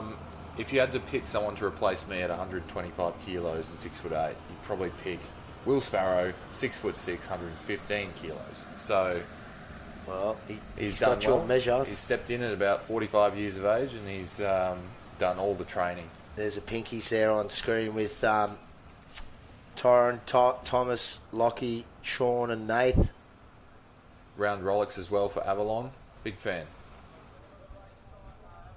Yeah, and there's a gap. Still back in the Stone Age. Maroochydore, round Rolex, wooden sweep all. Well, Avalon might be... They weren't complaining at the short course. Love a bit of banter internally there, Tom, but they're definitely missing you, the Maroochydore force. So you see Avalon there now. Clear length in front there, turning the blue can. Then there'll be Avoca onto the yellow, and then South Curly rowing up to the white, with Maroochydore on the green in the background. Watch this turn. Yeah, Maroochydore, have a look at that. Great turn from Megsy. Wow. Left-handed sweep at the back of the Maroochydore boat there. Michael Brooks spins it around, and he can pick up a boat length on a turn. Nathan Wellings, similar left-handed sweep there, as you can see. And what we mean by that is that they are standing on the opposite side of the order than most of us normal humans. You're a left-handed sweep too, aren't you? Yeah, picked it up on the left when I was learning to sweep at Bronny. That was the advice I got. It served me well. And the Pinkies, this is why they've dominated this division. I'm just wondering if the Pinkies have had a personnel change in this one. Well, I was just looking in the boat there as well. There's a familiar face not there, and there's a name that I'm not too sure about. So they're still doing well if that is the case, and they're 4 lengths in front of the field here. Yeah, is it the second stroke? I think so. It's less rock over than the others too. You see, he's not moving as well. He's looking different to the other three in the boat. Is the second stroke there, not finishing back as far, sitting up to the finish of his oar handle. Yeah, you see, it's an important seat. I know who we're missing there now is Matt from that team, I think. So maybe an injury there. It's Wellings, though, still barking the commands. He's got a little jump-up style to skip the nose down there any run. That's and a they've good run effort. away with it. They have. What And a good there it effort. is. He's called for it. Nathan Wellings at the back, and the crew delivered right there. And what's going to happen for the miners here? They're across. We're going to be dropping 2 here, so it looks like we have our leading 4. Certainly, this crew on screen here now, they are going to qualify through, and the 3 behind, it looks like South Curly, Avoca, and Maroochydore. Megsy, look at him. Sat them back, bold strategy, and it might pan out anyway. Doesn't bode well for Don's Tullabudgera team and for the team from Point Leo, though. Sadly, we think their day's done. There's Nath Wilson with the Blades of Glory. Done enough to squeeze through that. And there's 5th and 6th coming over the line now. Traileritis for those crews. They will be putting it on the trailer, and we'll be seeing them later on for a beer. Tally Travellers wrapping up their campaign. So, Heat 1, Elimination 1, Northern Area, done and dusted. Let's have a look at what we got next coming up. Pretty hot one, this next one. Northcliffe Hurricanes in Alley 1, Marcoola in 2, South Maroubra Mavericks in 3, Mermaid Beach Mackerels in 4, Brighton South Australia, the Rams are in 5, Surfers Paradise Sharks are in 6, and we've got a 7-boater, Maria Top Dogs. And a shout out to Bert Hunt, who will be looking to see his Maria Top Dogs. Well, I think they've been hard done by South Maroubra there. Usually a 7-boater starts at the first of the heats. Somehow they let 6 go through the first and then 7 in the second heat. So you never want to be in those 7-boaters in these races because there's just one more crew to beat you. Yeah, you'd rather not be. Brighton on screen here now, the South Australian crew. That is the Rams. So, can tell you about this South Maroubra crew and the black boat there. Alley 3, they've been training all year very well with Jules the Roaster at the back. Boys are flying. Hugel just getting called back there. The Surfers Paradise Sharks. He's asked for them to come back. Oh, Hugel pointing at the other. He's a dobber. Look at him. Yeah, well. Hugel the dobber. It's part of the dance. I would be calling them all back if I get called back too, Don. I have the exact conversation with the Czech starter. What about them, I'd say? Yeah, and there's Fan Belt there. He doesn't take too much crap from these sweeps. Poor Fan Belt. He generally wins. Oh, no, he's not having it. Flag down. Yeah. And he's saying, guys, how does that work? False start. No, they're going to call that one back for sure. You can't pull the trigger. Flag's down. You can't pull the trigger when the flag's down, and Fan Belt letting them know it as well. Fair call. He's turned around and let the starters know he did not have the flag in the air, and he wants the crews to come back. Fan Belt wants a straight line here, and he's expressing himself to the crews. He's all about fairness, the Fan Belt. So running through this race again, we should have the Northcliffe Hurricanes in Alley 1 up there in the blue boat. Marcoola Mungos in Alley 2. South Maroubra Mavericks in Alley 3 in that black boat. Mermaid Beach Mackerels in Alley 4. Brighton Rams in 5. I think they might have been the rep team for South Australia at the ASRL. Surfers Paradise Sharks in Alley 6 and the Maruya Top Dogs with Gavin Hunt on the back of that boat as well. Good sweep from Maruya. The crew of Maria, Josh, Henry, Jim and Jacob. They're just out of screen here at the moment. Fan Belt, is the flag up or not up? He's got to call it. If it's up, it's up. Let's go. Rightio. Marcoola would not be happy there, about half a boat length behind there. And Damien Claypan, top of screen in the blue boat. Keep an eye out for him. And as you mentioned, the red boat there from South Australia, Gary Fazzolari. The big Faz. And we cannot see Maruya, bottom of screen, just out of the picture. So this will be the first time we race off all 7 cans. For those not familiar with the sport, there are 7. We've been working off the farthest right-hand side can, the white can, for fairness. But in a full field, they're going to be... there's the Brighton boys in and away. Oh. There's Faz at the back of that boat, navigating a few little bumps here, and you see all the noses up and down. Marcoola probably getting the worst of it. Northcliffe up the top there, getting a good run, as is South Maroubra. And down here, Maruya are doing a good job. Yeah, they've wounded up the Maruya crew. They've got the deeper water there by the looks of things. They're going to tear out there. And Gavin Hunt at the back of that boat. Good shot there from the drone, looking across the field. Maruya just need to keep that nose down, keep it pushing forward. Don't let it bounce up in the air too much, but that's a good start from the South Coast crew of Maruya. And we go across to top of screen to the Northcliffe crew. And there is Damien Claypan at the back of the Northcliffe crew. Look at the stroke finishing back there in the Northcliffe crew. He's finishing. God, Tommy, is he coming out of the Maroochydore stable? You boys love to finish like that. No, but he was very, very competitive in the under-23s. I believe they held an Aussie title before we moved into it. Yeah, there you go. And so it looks like the bookends, Alley 1 and Alley 7, doing a good job here, but it's clearly Alley 7 on the way out to sea right now, it looks to be. Maruya with Gavin Hunt on board. The South Maroubra boys doing a good job there, looking very composed with Jules LaRosa on the back there in that sleek new boat.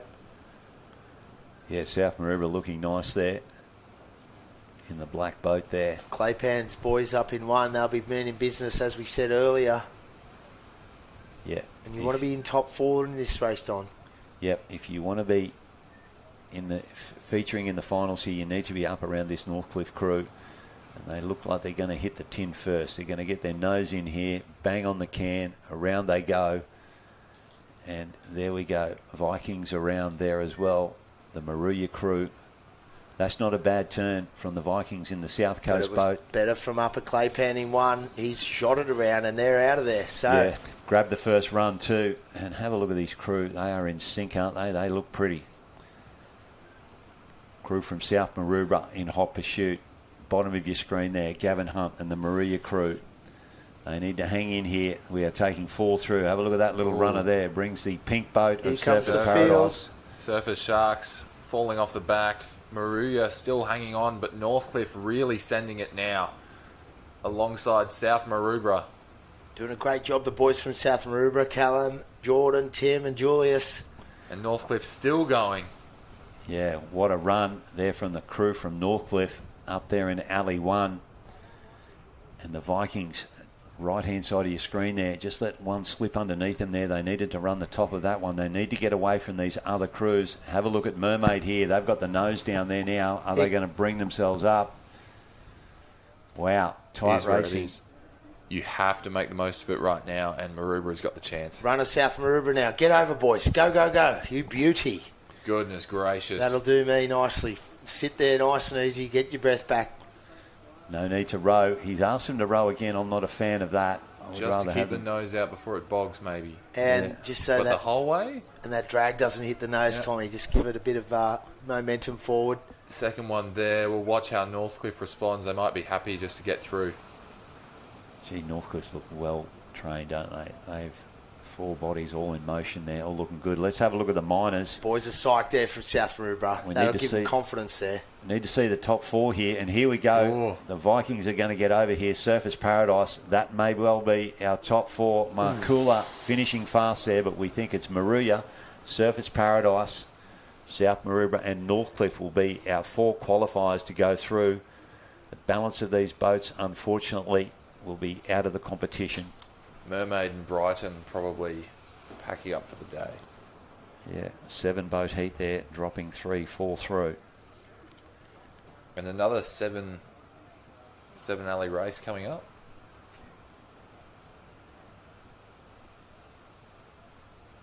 Well, the way these 7 boat races come about is due to point scores being even and countbacks, etc.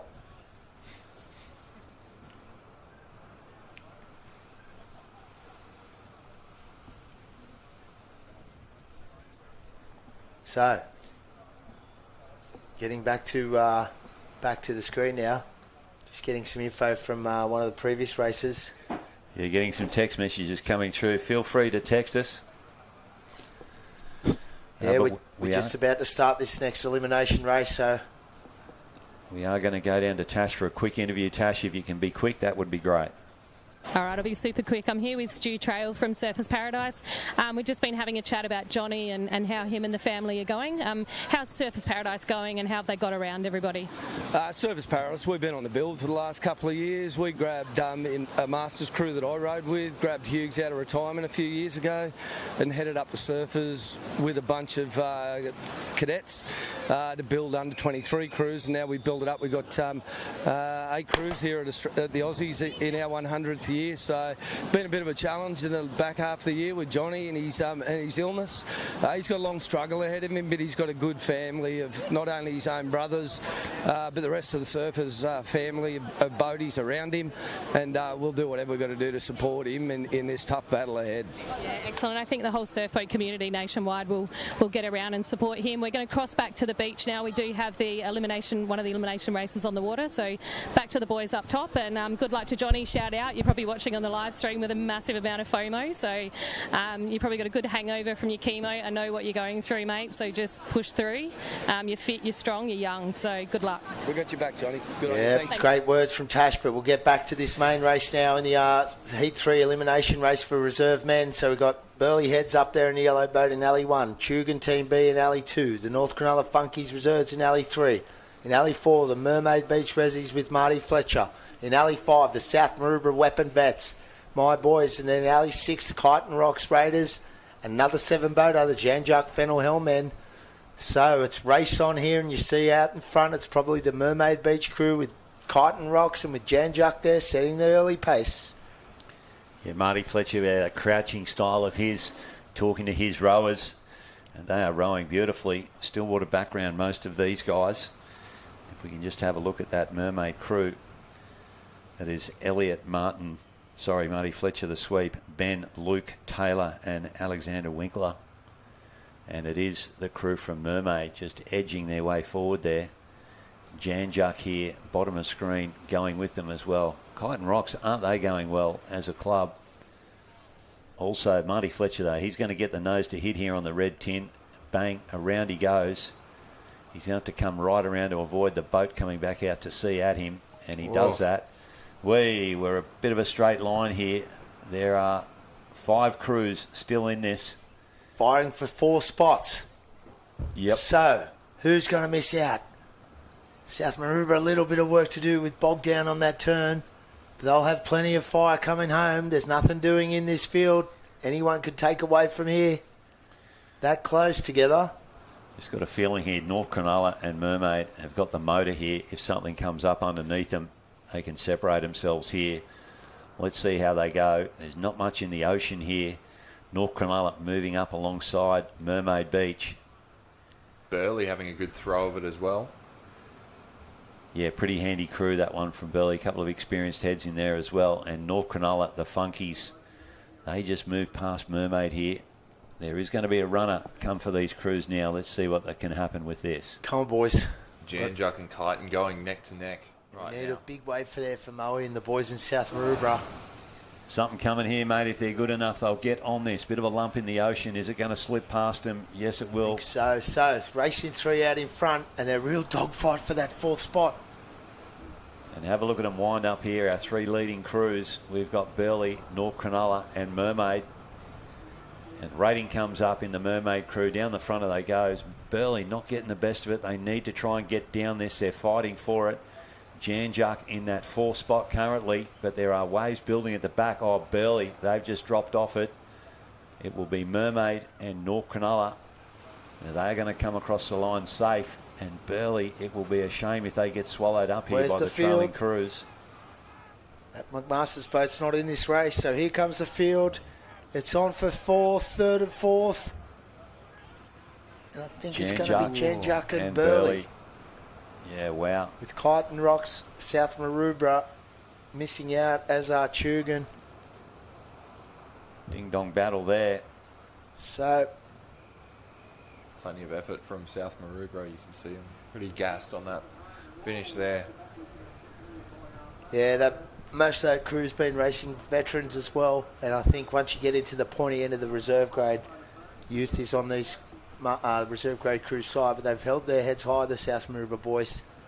Bit of a disjointed season, had an injury as well, so well done to those boys, and they'll be back again, the Weapon Vets. So we've currently got 12 crews that have qualified through so far. We are into the last elimination round here in reserve grade boat, and we are looking for the last 4 in this. Williamstown are in Alley 1, North Cronulla Purds in 2, Tullabudgera in 3, Northcott in 4, Windang in 5, and Gerringong Naps. Pretty hot heat, this one. Yes, as you look down that start list, Gerringong Naps, one of the great reserve crews for many years. Is that Malcolm Dunwoody at the back of that? Sure. Let me just have a quick look. There he is, Malcolm. He's in that up the back of the Gerringong Naps. Windang oddballs, mate. You know much about them. Yeah, well, their Sweet Bando's done a good job. They won the reserve women a few years back, if you recall. Peter Anderson, sweep of Windang. Good boys. Great area. Home of Alexander Volkanovski, USC great from Australia, from Windang. So there's good water down there. You're a wealth of knowledge. Phil Stavano covering off on the UFC. Got more. / local rugby league. There's some former winners there. A couple of the stalwarts from North Cronulla, familiar faces there. The Perds. Wow, have a look at that alley 1. Is that Williamstown? They're a good boat length or two behind. That looks awful, doesn't it? That looks terrible. And it just gives you that sense of, you know, you are behind off the start. They're in deep water, though. That's the only advantage I can say, is that they're going to run out in reasonably deep waters where these other crews are going to hit these waves. North Cottesloe, bang, punch through that one. So that checked him. Yep, and more coming. Yeah, more waves there for the crews in the centre. Actually, it will be the crew at the bottom of your screen. It'll probably bounce over the best. Doubler there for Northcott. Yeah, and for Tullabudger in the centre of the field. Northcott, they are powering through. That is a good effort to punch through the surf. One more for Tullabudger. They got a bit of airtime coming up here. Up in the air they go. Oof.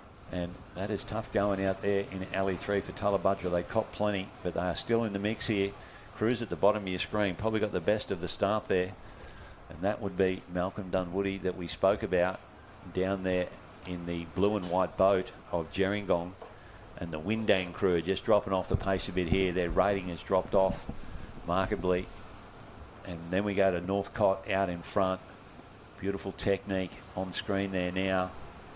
And they're obviously a force to be reckoned with. Chalmers. The Chalmers. Might be a bit in that name as well. Malcolm Dunwoody, bottom of screen. He's up there with the best of them. North Cottesloe. Good green swell coming through the course there. A few more bumps you see. So there's plenty of movement in the ocean there as the tides drops away. Another big run they're going over a big green lump. Look at that. Oh, won't they be looking for those on the way home? And at the moment, we have two clear leaders there. Gerringong, bottom of screen, and Northcott possibly looking at Tullabudger. And then we've got 3 in a row after that. As they hit into their tins, we're going to figure out who's where in the zoo here. Yeah, and only 4 to go through in this last reserve elimination race in the northern area. So that'll cut it down to, what do we say, 16 up this end? Yep, 16 going to be taken away from this end, barring incident. We'll have to cut to the other end as well and see what happens up there. The Naps getting stuck down there, but North Cottesloe turned well, and they're away as Tullabudger, and up in alley 1. It's the Williamstown boat as well, not out of it. So oddballs on your right-hand side of your screen, probably the crew to do the work there, the Windang crew. But other than that, North Cottesloe out in front. What can they do here to clear themselves out, get themselves a wave in front of these other crews? As mentioned, we are only taking 4 through, and she is on like Donkey Kong. Great run from the Naps here. They know how to row together. They've been doing it for some time with Dunwoody at the back, and they've pushed themselves up into a position which will qualify. Dunwoody stepping back over the quarter bars, hoping for a wave, hoping he'll be up on those chocks pretty soon. Nothing coming yet. North Cottesloe ahead by length. Then the field. Throw a blanket over 3rd, 4th and 5th. This is going to be cruel here for one of these crews. We are taking 4 through, and as you can see, we've got 5 solid contenders here coming for the finish line. Northcott out in front. They would want to separate themselves. Otherwise, if these crews from behind get on a wave, they could zoom past them. It would be unjust for Northcott not to qualify. And here it comes now. Can they pull over the front of this? Lifting for Tally Don. Your boys up there in 3, though. Look at this. Go, Tally. Go, you good thing. They're going to pull over the front of it. Matt Hickey up the back of that one. And they are going to pull over along with North Cottesloe. And Gerringong here would be unjust if they don't get through and qualify. They were rowing so nicely.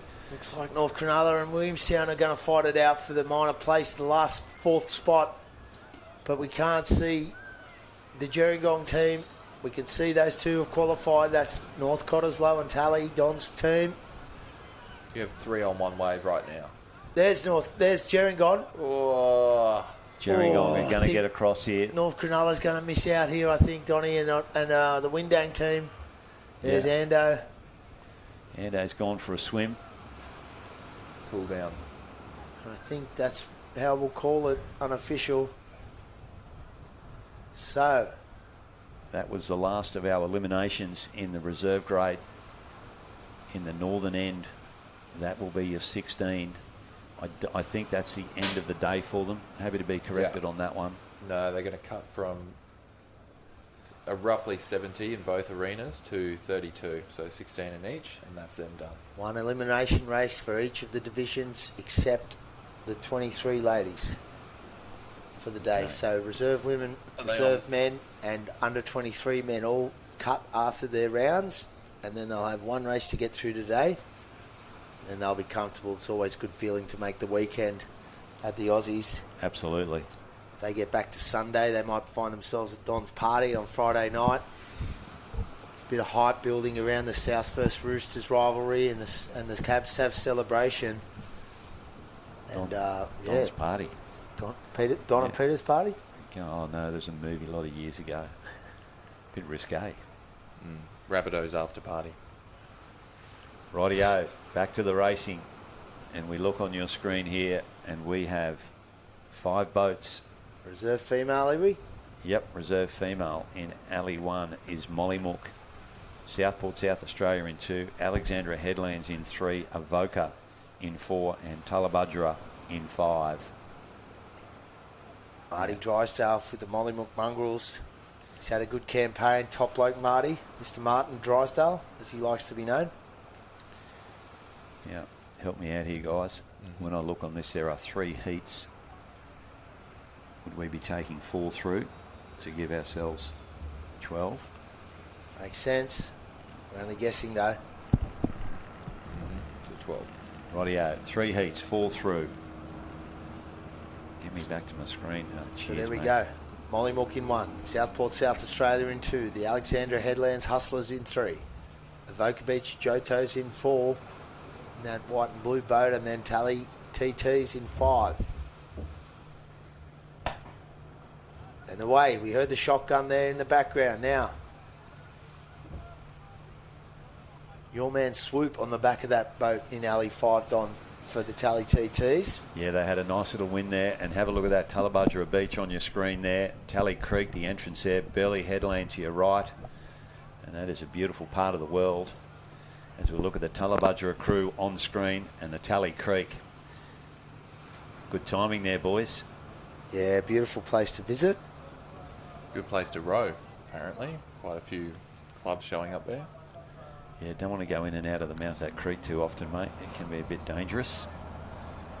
And there we have Jamie McKinless on screen now from Alexandra Headlands. And we are looking to take 4 through out of 5. So only dropping 1 here. Reasonably soft cuts here. And the crew down there in Alley 1, Mollymook Mongrels. Mate, is that your mate sweeping that? Yeah, Mr. Martin Drysdale. Good sweep. Some second to you guys yesterday.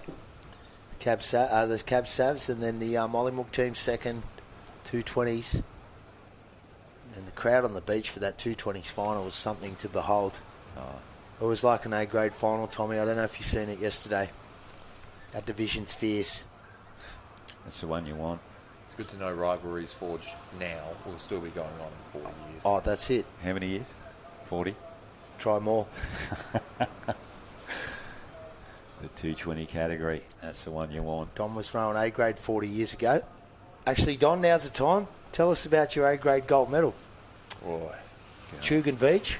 I don't want to be a Matty Collins and talk about myself. No, mate, you've so. been asked. Rightio. We're hosted by your old club, so... 2002 at Kirra. And we had 2 Chugan crews in it. And let's just start at the end of the race. Avalon Beach, Rick Miller had it shot to bits. He was a mile in front. He rode across the back bank with nothing. Our second crew from Chugan rode onto one, and we managed just to pull onto it. And as our sweep called us back, I looked down and there's Avalon sitting in no man's land. And they copped about a 6 to 8 foot wave from behind, and the chaos started from that particular point onwards. There's boats going upside down. We lost our sweep. He got knocked out by one of the other boats coming across. And yeah, luckily we had luck on our side. Rode across the finish line without our sweep. Bruce Zillman. Well, we get back. Was looking for a short story, Donny, but it's Mollymook in first here now in 1, and he's got to hold it for his gate can. He's got to find his gate can. Martin Drysdale there, he's done it. So 1 and 2, that's Mollymook and Southport there. South Australia, but it hasn't got him all the way home. It has got him in front of these other crews. Waves building here. What can happen down the right-hand side? Come on, Tullabudgera. And there's Mollymook. They're going to climb onto this one, there's are they? Marty just steering them home there. You just don't want to come last in this race. 5 in, 4 go through. Yep, and beside him, he has Southport, South Australia there.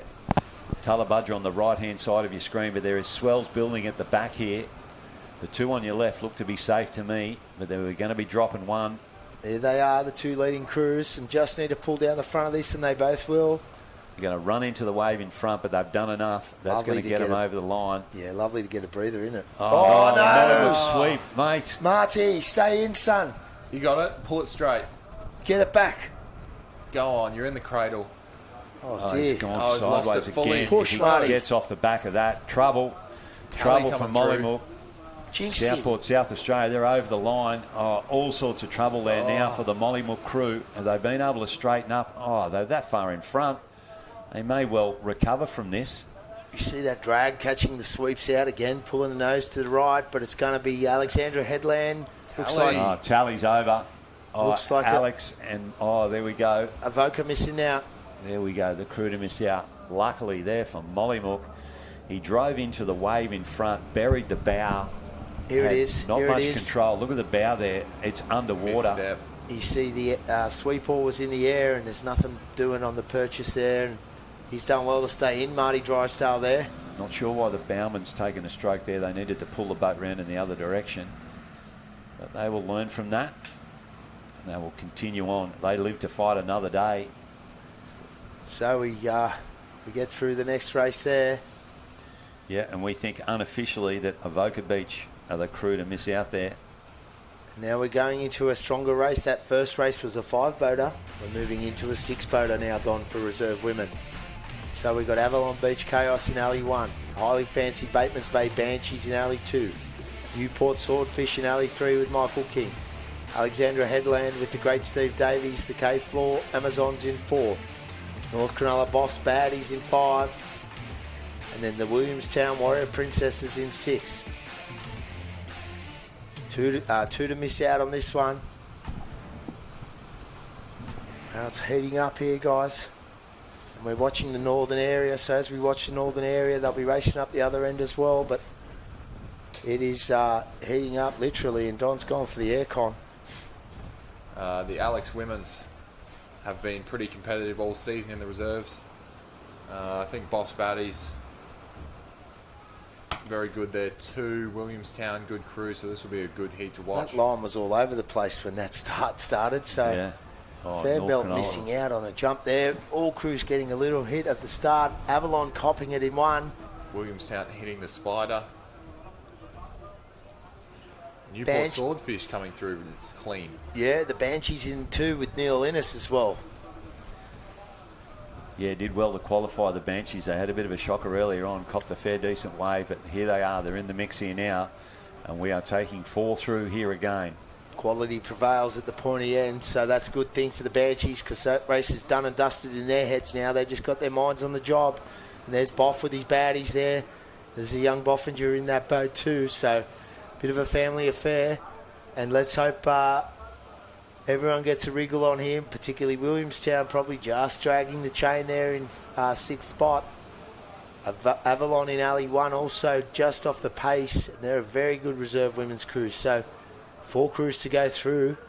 Yeah, Abby Boffinger in that crew with her dad sweeping. He's got to be a proud dad moment. Along with Paris, Siobhan and Maggie to make up the 4 rowers, and they're pretty much in a line here.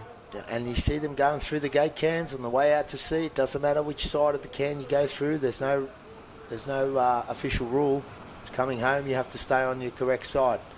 So you see out to sea now. It's probably the crew in Alley 2 starting to edge away. That's the Bateman's Bay Banshees. What a crew they are. They've been around for a lot of years, and they've picked up 3 Masters gold medals in a row. And they've got themselves with the nose in front here. New South Wales State, were they the state champs? So they're certainly on the podium. Yeah, on the podium. Not sure where they finished, but they certainly medalled. Force to be reckoned with. The crew from Bateman's Bay, the Banshees. Neil Innes at the back of that crew with his wife in the Yeah, Tracy sitting in the stroke seat, I think. Swordfish out 2nd. We've got Alex sitting in 3rd, and they might get a run here. Cronulla's done really well there as well. Probably throw a bag over the first 4. And there's Williamstown just dragging the chain. So I think they're out of it in this hot race. But as we focus on the leading 5 crews, and sadly one of these is going to miss out. Avalon's picked the pace back up in alley 1, and they're back in position. So there goes the Banshees on another run, and Neil stepped them up. Good run there from the crew. Donna, Megan, Tracy and Alison Wayman, wife of Michael Wayman. No, he's the husband of Ali Wayman. Sorry, I just thought she was the tougher of the family, that's all. She is, that's right. Michael Wayman had a go on the ski in the Masters competition this weekend. Made it out and around the cans. He was pretty happy with that. And waves coming here now. Can Bateman's Bay run this again to separate themselves? Avalon running the top of it now, and here it is for Bateman's. And dare I say, this southern end of the course not really proving fruitful for Boffinger and the North Cronulla girls. They've got some work to do, and they need a bit of luck with the waves at the right time. 5 crews still in contention here. We're taking 4 through. Who is going to miss out of these crews that we've got in a line here from your right-hand side? There's the Banshees on the right-hand screen there, stretching out their lead. They don't know about slowing down those girls. The Banshees are going to pull over the front of this one, and they're going to be safe. And now it's on. Alex and Cronulla starting to pull. It is on for the last qualifying positions. There's your first one. They're safe. We're taking 3 more. And there we go. Here we 4 go. waves. Party wave. All on. Steve Davies has kept the girls rowing. Sprint finish. Is that going to pay off for him? Newport better get moving. Avalon with the angle. Michael King looking for a shootout here. Here we go. Oh, wow. Get moving, that is girls. Tight. Sand. We don't know where the finish line is there. I'm tipping Kingy's gone. Michael King from Half Newport. a nose looked like. Feels as if he may have missed out. That was a tight finish there. Steve Davies rowing them to the sand. Bowie's collapsed. Yeah, that was hotly contested, and we will wait for the results there of the reserve female elimination race, Heat 2. From the northern end. We can tell you that Bateman's Bay were safe.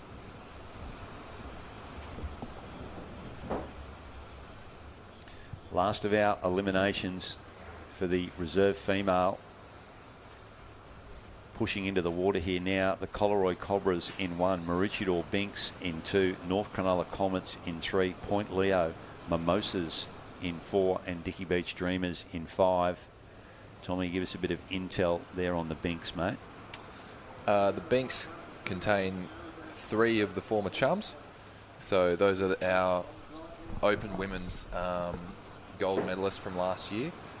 They've stepped down. Erin has just stepped back in due to injury cover. She was actually off for this season. She didn't plan to row, but she's come back in. They've had 3 sessions together. Katie's also stepped in through the off-season, and they've formed at the Binks. So we'll have to see how they go. They didn't plan on this season. They've stepped back into reserves a bit just to chill out a little bit more. Well, I was speaking to Megsy up the back, and he did say they will feature, so he knows that something that we don't, but when you throw 3 former A-grade rowers that rowed together in A-grade into the reserve grade, I think they're always going to be a chance. So, flags are up here. 5 in this one. 4 to go through. We've got this spread across the country, East Coast. Coleroy in 1. Not getting the best start either. There's Dicky Beach in 5. Waves at the back to bounce over, but you would think Maroochydore got the best of the start there. Point Leo on screen there now. Look at that wave in front of them. He's going to want to pop over that. Oh, get that nose up. Yes, he calls the crew forward. They pull the nose and bounce over. Minimal water in the boat there. And the crew will drag away as that wind has picked up. On the close-in shot there now, you can see we've got a reasonably strong sou'easter blowing across the course there now. Well, that's nothing on Tuesday's southerly. To be fair, it was howling that day. And when you raced yesterday, Don, there was lumps and bumps and waves, and it was an action-packed course. So it's benign now, as happens for the Masters. They get the worst of the conditions, and then the Open competition comes on, it flattens out. There's 5 in this one, and it looks maybe like Coleroy getting stuck in that sticky water in alley 1's not quite moving the boat as fast as the others. Point Leo on screen there now. We think they're up with the leading 4. Wee, big jump in the back there. Did anyone notice that? It was like a stingray or something jumped in the back of the shot there. There we go. Point Leo. Anyway, hold your attention here. No, I've seen that, Don. There was something flapping about out there. Go over to your left-hand side. We think that's the crew to do the work. The Coleroy Cobras, Tara, Alex, Tian and Antoinette. Swept by Gavin Scott. The Dicky Beach Dreamers up here in Alley 5 with Susan, Louisa, Fiona and Jamie. Yeah, they're a fair crew. There's the Dreamers there. Ben Thompson sweeping the back. Tomo. Up the back of that crew. Susan Estrich in there as well. She is the wife of Rick. There's the first. You just saw got It's the first boat eliminated. turning there. Your Binks is turning in too there, Tommy, in Maroochydore. And they're sharp on turns as well with that left-handed sweep. So it looks like they've got quite a few strokes on everyone else. I'm going to say that Point Leo have dropped back out of that one, and they've got the work to do there in Alley 4 on the yellow can. Good row there from Coleroy Cobras to bring themselves back into the picture here in Alley 1. But we're looking at the crew second on the right there, Maroochydore Binks, former A-grade crew. National champs from last year, Michael Meggsy Brooks. Having a look over the shoulder there. Nothing much there at the moment, mate. And they don't seem to lean back as much as what the men do, mate. Is there a slightly different technique in that boat, Tommy? Yeah, so half of the theory of that is that you need a lot of payload, a lot of weight through the stroke. And a lot of core strength too. Yeah, so for the men that works great. For the chicks, that can be a bit of an issue, especially if you shoot the legs and use a lot of your back. So rather they've trimmed down some of the oars for a little bit less payload, a little bit less sit, but you can keep moving. Get the rate right up, and it's working for them here, Tommy, because look at them go now on this little runner, and there they are on screen. And that's the Maroochydore Binks with Meggsy at the back, Michael Brooks. Prolific rower, this guy, and he's always got a fast crew, as Tommy knows. Smooth operator, that bloke. Nice level boat there, and you see Coleroy. What a row from them up into second position in Alley 1. And that's the Coleroy Cobras, swept by Gavin Scott, so they're not mucking around. Let's get out of here, girls. Dicky Beach Dreamers getting caught up with Cronulla, I think. Point Leo trying to chase over the back of this one, and that will bring him back into the field here because someone's going to miss out, and it's not going to be Maroochydore. And it looks like Coleroy and Dicky Beach are sweet, but as we see on screen in the background, it's North Cronulla and it's Point Leo fighting for fifth spot. Who's it going to be? Fourth. Leo, keep rowing. Sideways for Point Leo. That might cost him. Oh, and he's lost the boat. Wait.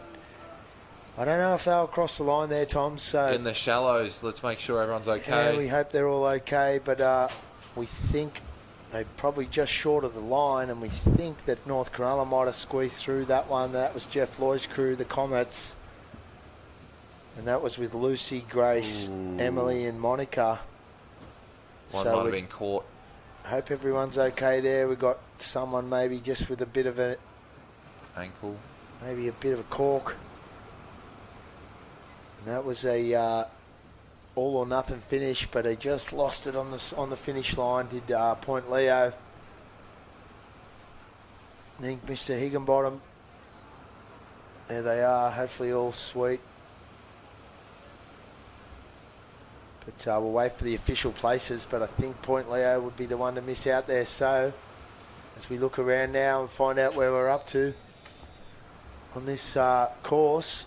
I'm looking to my tech support either side of me here to help us out with that. But just while we are, Aaron Tannehill, shout out to you, mate. See there that you're watching. And that looks like the South Curly Underdogs to me, pushing onto the line. Aaron giving a shout out to the Janjuk crew. The Hellman. Don't know how they ended up, mate. But big shout out to you, Aaron Tannehill.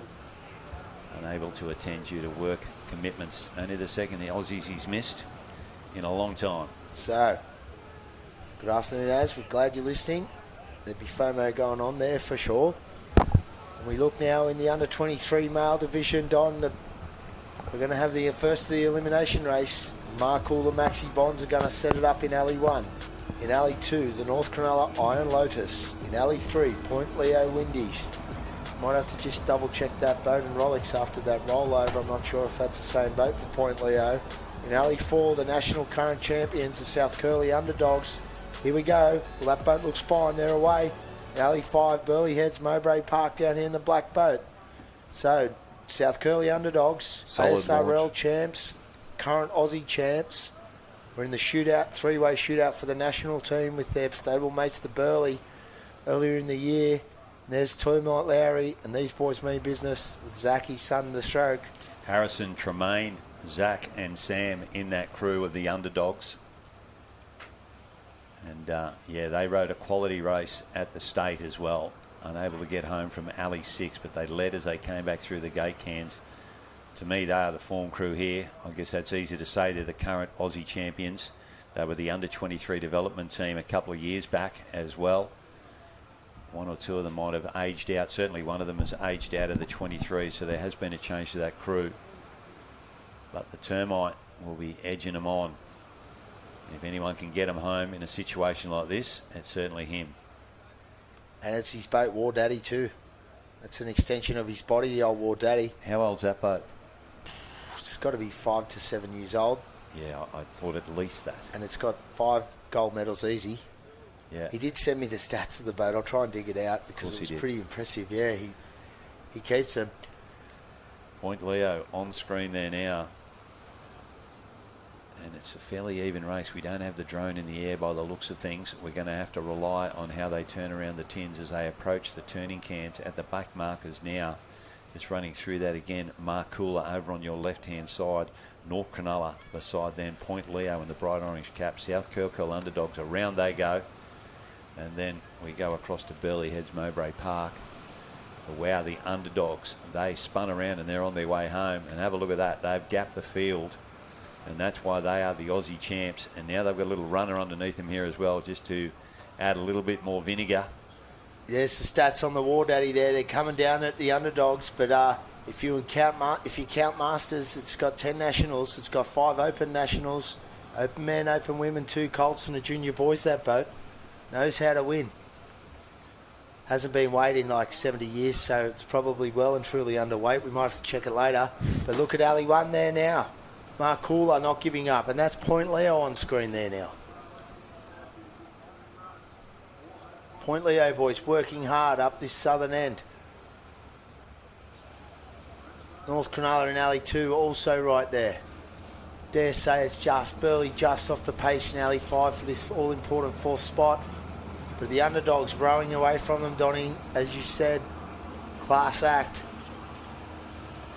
Yeah, the Termite knows how to produce a crew. And this has been a great effort from these guys. And will he be in for another tattoo, mate? There he is there, the Termite. When he wins an Aussie gold, he gets a tattoo. He's got a few on him. Yeah, he's got a couple of good chances this week too, just quietly in this division and others. A bit of a late takeoff, but they'll just keep rowing this one across the line. And doesn't he look relaxed? He's relaxed, old Termite. Looks look like at the field here. Well, he shouldn't be too relaxed. Here they come. Little bubble. Is that Markula? 4 through. Yeah. Little bubble just there for his nose, staying front. Oh, Markula. He's lost Down it. the other And then end. Burley aren't out of this then, guys, because they're not across the line in Alley 1, Markula. Keep rolling, They're sweeps boys. out of it. And Matty Smith might find himself into the next round. Markula, good effort from the crew there. They quickly spun that around and they're going to head for the line. Good effort, boys. They held that tight. Yeah. That's crewmanship there. That's composure. Switched on, exactly. Yeah, absolute composure there. You lose your sweep. Bowman probably called him into line there because he can see what's happening and takes over when the sweep falls out. Definitely the stroke.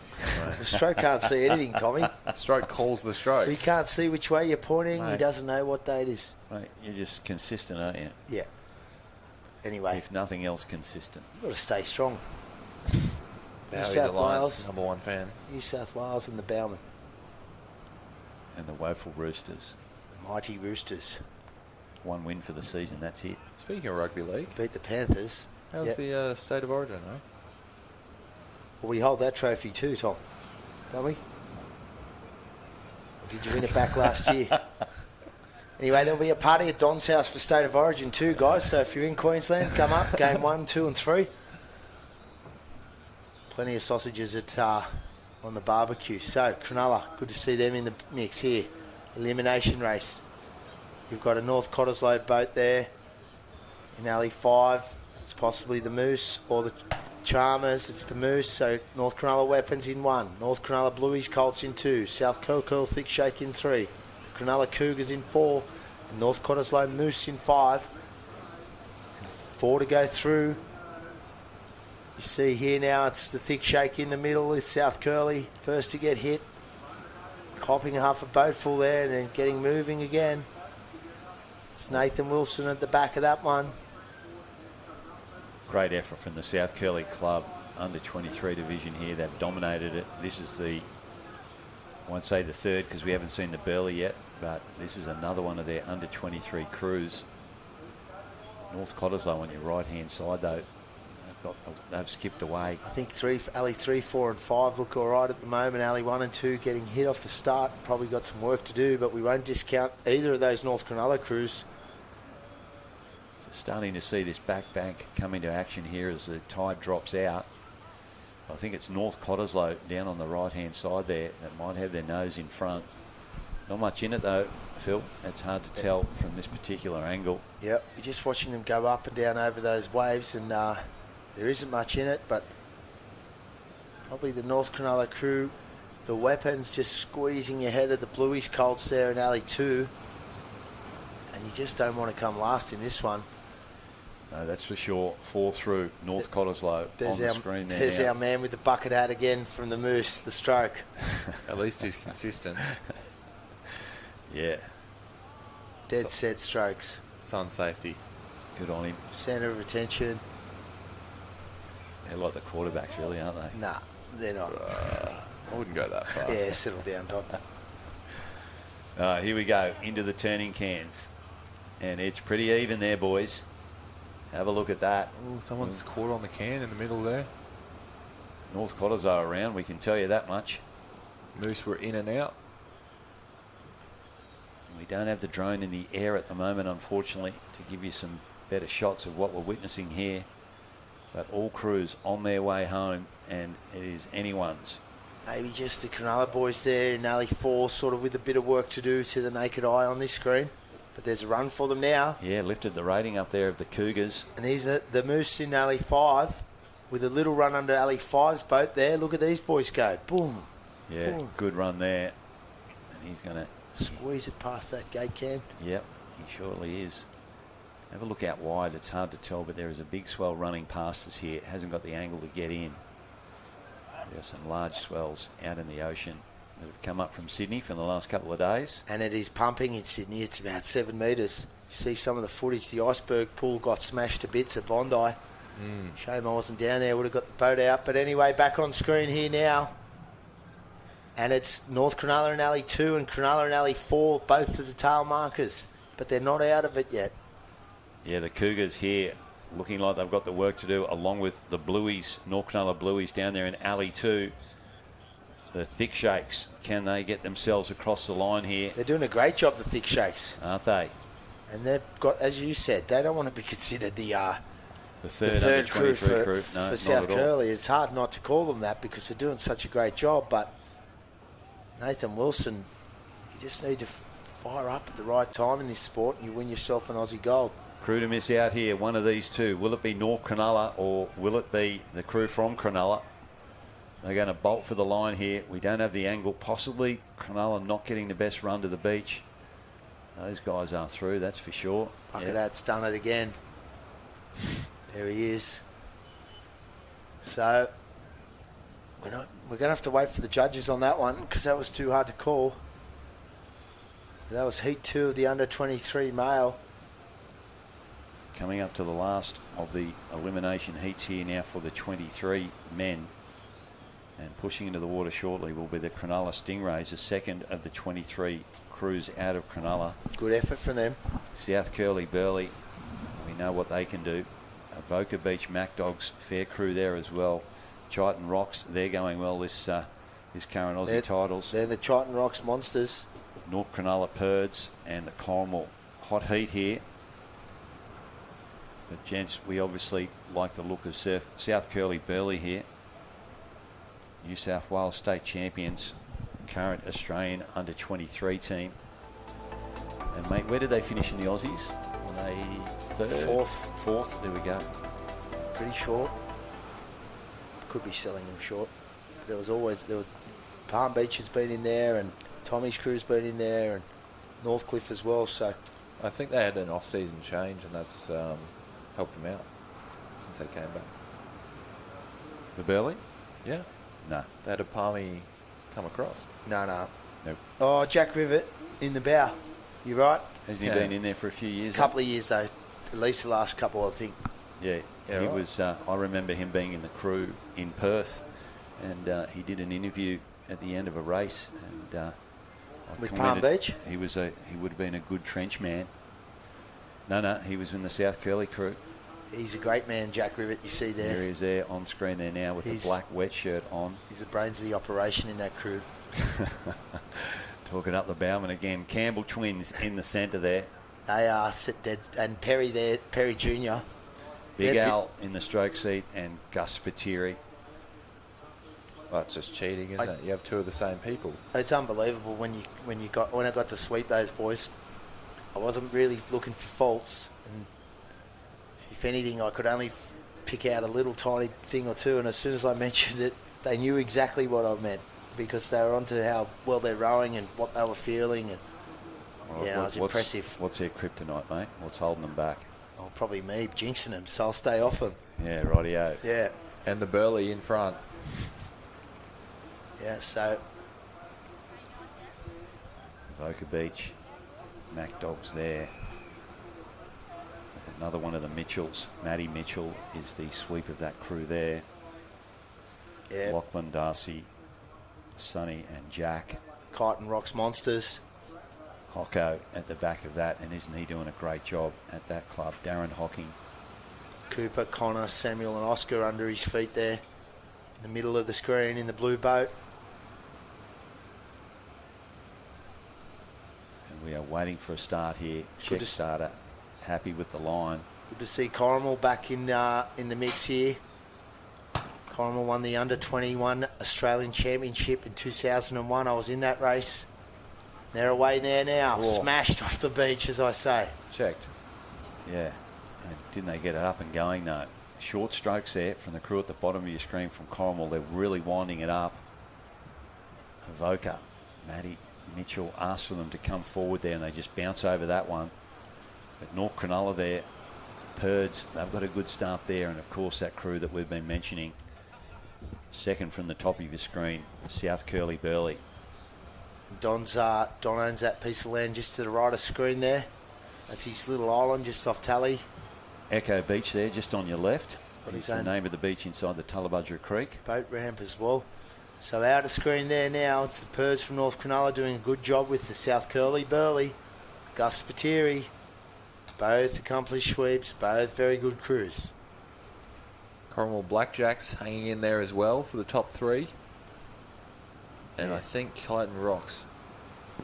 Good to see the drone back in the air to cover this one for us, and it'll be North Cronulla with their nose just in front here. Adam Burley Purdy at the top of your screen, and then we've got North Cronulla bottom of your screen. Corrimal.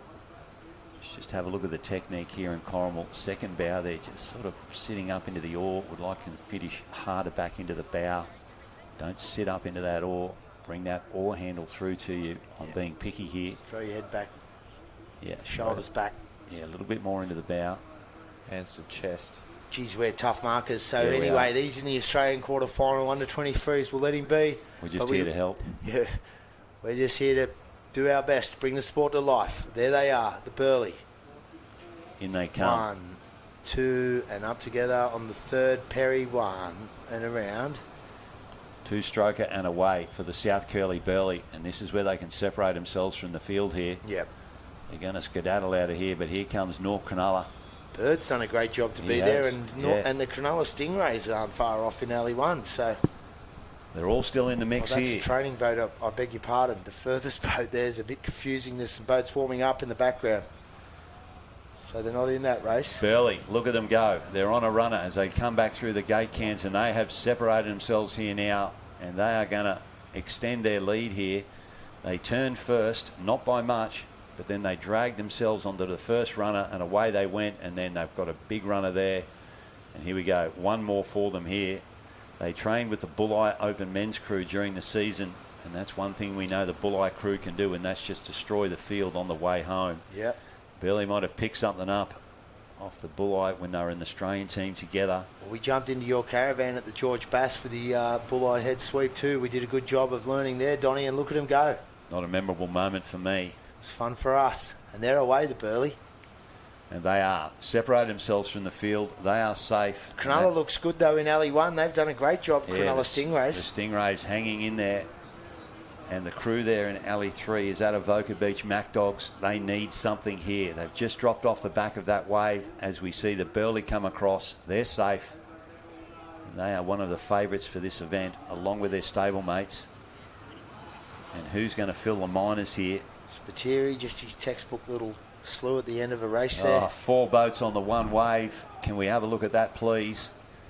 As they come across. My goodness, 5 here? boats on the way, Don. Horrible. What has happened here? Wow. Well, 3 out of those are going through. Yep. To the naked eye. Tommy, do me a favour, mate. Jump onto the results there and tell me who got through in that one. We'd love to know. Tom's our tech support. No, he's not. He's got nothing in front of him. No juice in the phone. Here we go. Back on deck there, Tommy. Charge right up. So, as we look back on screen now and we work out where we're up to. Getting through this racing for today. We just ticked past 2 o'clock. Local time. Is it all over? Let's have a look to the southern end. I'm not sure. Any racing going on in the south? Southern, we may have some more eliminations. Yep. Let's for get the on top of that. Rezzies. Alrighty. Drone shot there. Not much action on this beach here, guys. I think we may be done in the northern area. Crews looking to warm up there by the looks of things. So we're just trying to search for this last of these remaining races.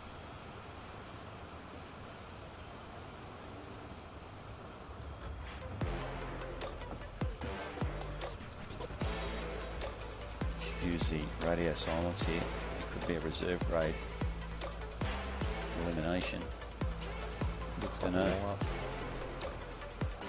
and we haven't got results on heat 3 yet, but there's a termite on the screen there now, just walking past with the underdogs. They're safely through. Aaron Hocking there in the Chidden Rocks. Beautiful. So we're hearing about some racing coming up to the South Arena. And I reckon, looking at that, just working out what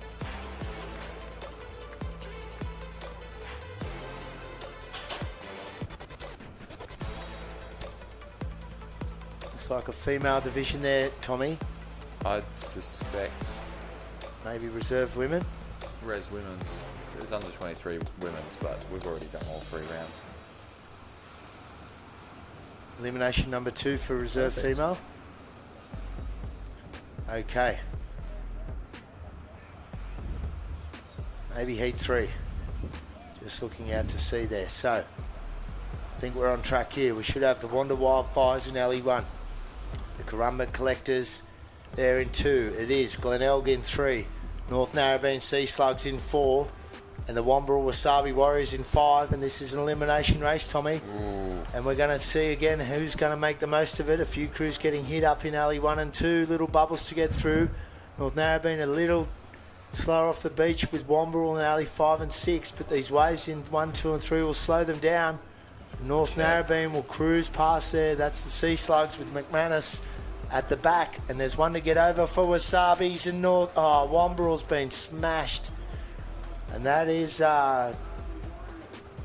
That's a shame. Amy Helen, Natalie Sheridan with John Sweeping, and they got belted as did Wanda. So they won a few of their heats. So them and Wanda at the back. 4 to go through in this southern end of reserve female elimination heat 3. And this is something else to behold here, because the Australian Championship, sadly, Wombrel got all the work to do. 4 to go through with Wanda in 4th at the moment, holding on to that important spot. We think maybe Glenelg taking the lead now. Currumbin Collectors in 2nd, just, and then North Narrabeen Sea Slugs, Wanda, and finally Wombrel. Yeah, it's definitely a race on here for this round 3 reserve women.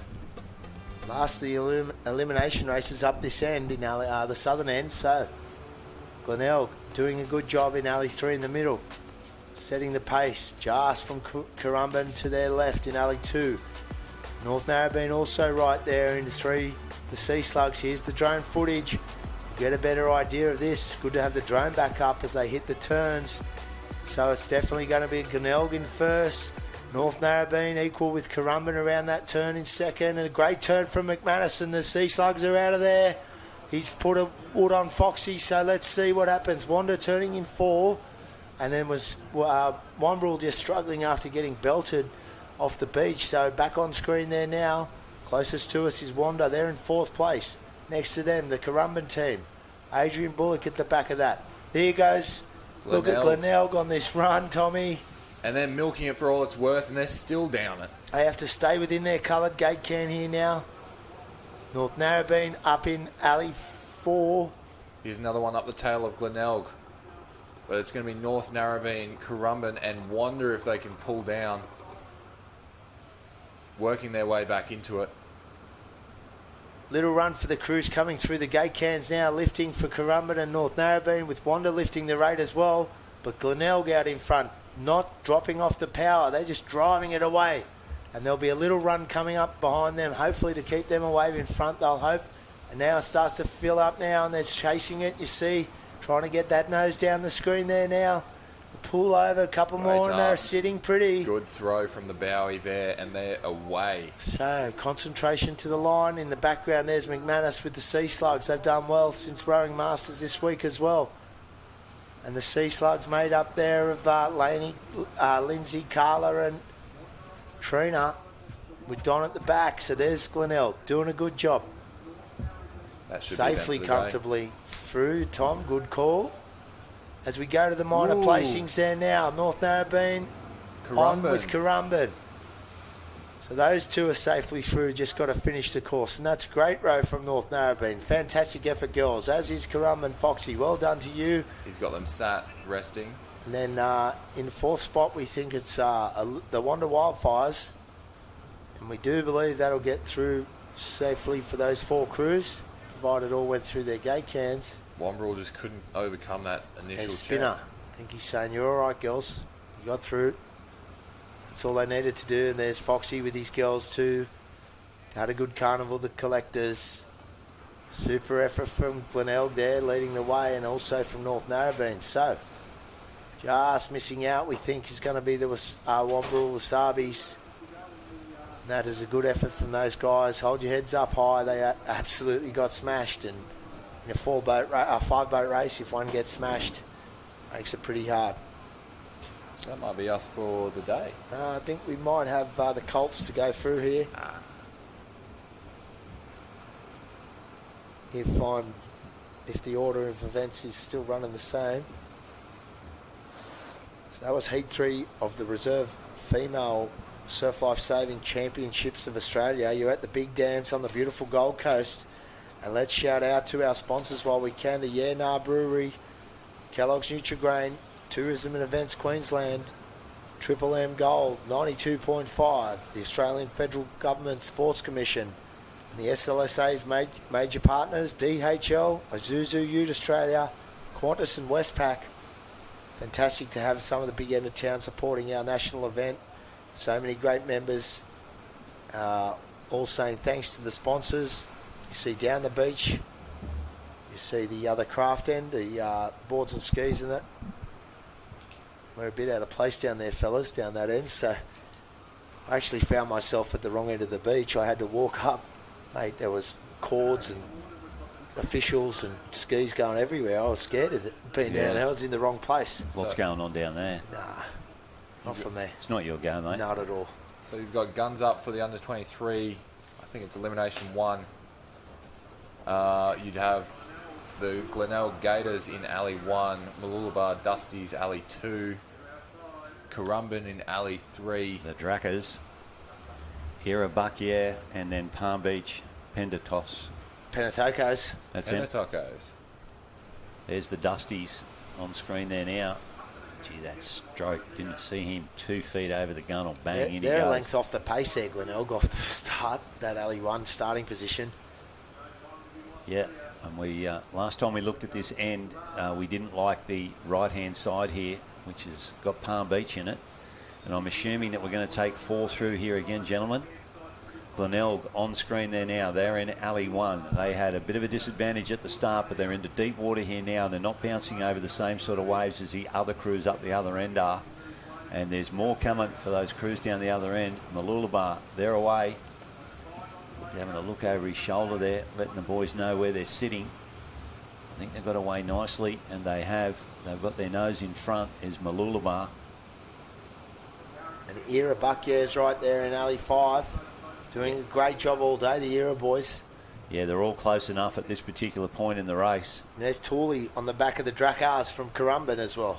Tooley, former Bilgola rower, Yeah, former legend Bilgola. Yeah, might have won an Open men's, mate. I'm not. Nah, no? sadly Okay. not. He was in a fair few finals. The first Aussie gold he won was at Currumbin in the reserves. So I tried to talk you up there, mate. Apologies that I've got Nice. corrected here by Stavano to my right, mate. I was going to give you an Open gold medal. Oh, he wouldn't take it if he didn't deserve it, old Tooley. He's There you got go. he's got a gold medal off the water though. Me and him did a lot of networking back in the day. He's a handy man to have a drink with, old Tooley, and his dad's a champion too, Dennis, with the shotgun in hand. So, looking out to sea. The field has come up on Mooloolaba there, and it's Kirra just pushing out ahead. Currumbin have done a good job with Tooley and his crew easing up to the field here and going into these turns. It's going to be Kirra first. That's a great row from Kirra. Yeah, well done to them. Hot heat here. You can see there's not much in this.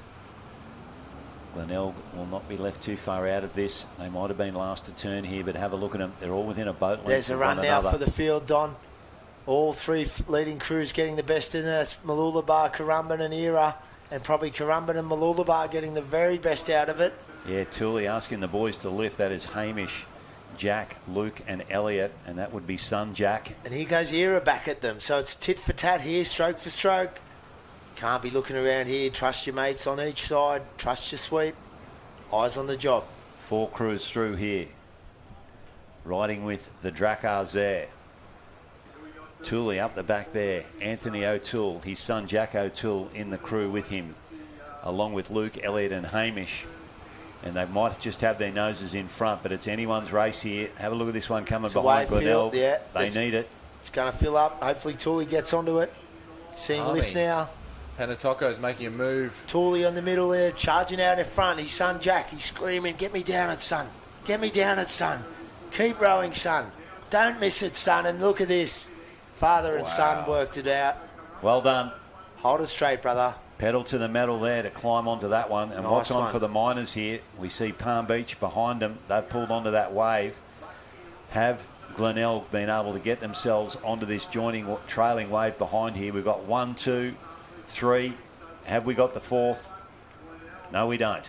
Well, there it is. Glenelg will miss out here.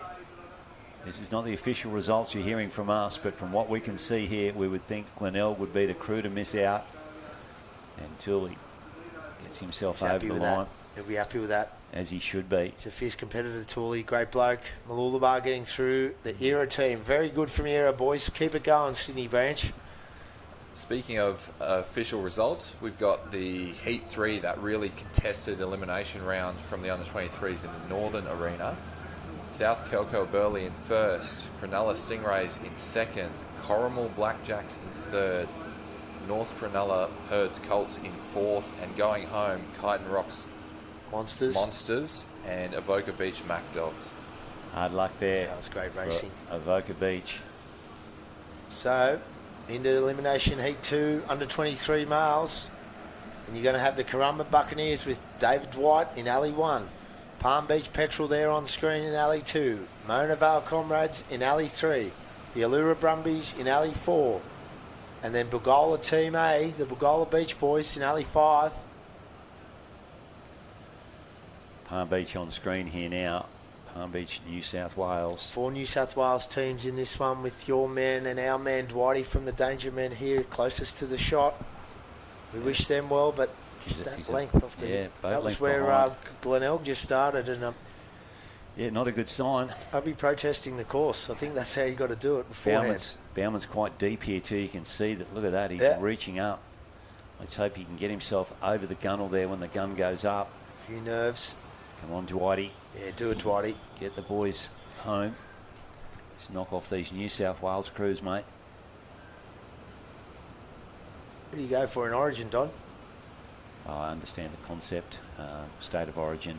I barrack for... You don't have a choice. Your home state, eh? Yeah, barrack for New South Wales. Good boy. So anyways, 8 in a row. Tom's grown up in the glory years. He's coming out of his shell, isn't he, Tom? Yeah, he's good to see him warm up. Yeah. I didn't know what losing was. Yeah, I know. And then it happened. Yeah. Humbling. Anyway. That was some sort of run there too. And one of the greatest teams of all time. We'll take our hats off to them. Worst time in the world to be a New South Welshman living in Queensland. That was for real. Unless you're Greg Inglis. Oh. Yeah, well, again, where's he from? Yeah. Well, we want him back. Yeah. Air away. Let's go, Dwighty. In Alley 1 there, the Buccaneers, Palm Beach Petrol in 2, Mona Vale Comrades in 3, the Allura Brumbies in 4, and Bugola in 5. And the rate is up. It is up, and Dwighty has picked up half a boat length from where he was starting behind, and let's see if he can get himself into some deep water here. And away. Bit of wave in front of the Mona Vale crew there. They're going to bounce up this one. Kai Cooper on the back of that one. Bang, down they go. More coming. That slowed him up. Bugola hitting it as well. Palm Beach, trouble for the Petrol. Hit him again there. That'll help Dwighty. And they're sideways. Another one coming. Sweep gets him around. Pumps working overtime, and boy, they've given this field a fair head start here. You would think that was game over in this sort of company. They're still there. They are still there. They're going to take fall through. They're going to need some help. Stranger things have happened. Sure have, but you know when someone gets hit and you're in one of those leading boats, the step goes up. Yeah. No one's come. You don't want to get caught there. You've got that's what you needed, and now it's your chance to take it. Yeah. We just missed that, but Palm Beach just getting burnt off the start there. They've gone through a couple of waves, got a little bit sideways, and that's just hurt them, and you can see where they've ended up here. Great footage from the big voice media there, guys. Looking good out to sea, but it's Bugola doing well. That's a great...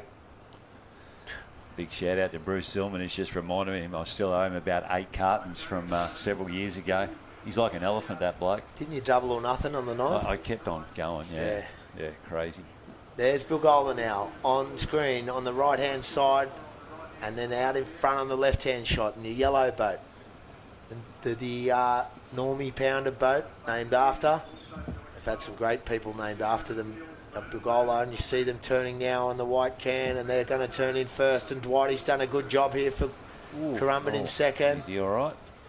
He's fine. That's the technique. He's taking a bit out of Termite Larry's style. Yeah, don't think it worked as well as it does for Termite. And Currumbin, come on, Dwighty. Go, Dwighty. Bottom of the screen there. There he is, lifting the boys. We're giving him a big shout-out because he was in the crew with us doing the George Bass this year that picked it up. The Currumbin boys and the Tally boys teamed up for the George Bass. And here he is, Dwighty. Got his nose in front there. There he is now. Watch him surge on this bump. All of Queensland cheering him on. The only Queensland crew in this boat, and they're doing well. Even the New South Wales cheering for him. He's my boy. And he'll be at your party with all those boys later on in the week. It's going to be good. I know Peter's checked in and said it's all sweet. So, Whitey's found himself in front. What a row from Palm Beach to pull themselves back from oblivion there at the start. Wow, that is an impressive row from Palm Beach. They only need to pick up one of these crews and they're through, Don. Yeah, that's for real. Brumby's sitting in the hot seat right now. Yeah, troublesome. Allura, look out. Pulling back in from a massive deficit. Yeah, Look and at the here we run go. from the Buccaneers, from Dwighty's boys here, and Bilgola up in 5. Palmy need this. If they're going to challenge these other crews, they need this. Oh, they're going to join the rest of them. Is this going to be Brumbies. a 5-boater? Will Palm Beach fall off? Where have they come from? They're going to fall off, Tommy, the Palm Beach team. Look at Allura. They've gone from nowhere. Great effort there. Them and Bilgola tied up. Hold it straight, Dwighty. Rowing to the line. Two Good crews boy. bottom of the screen there. Oh, hand up from the sweep from Bilgola. You're safe, son. Don't worry about putting your hand in the air. Fall through here.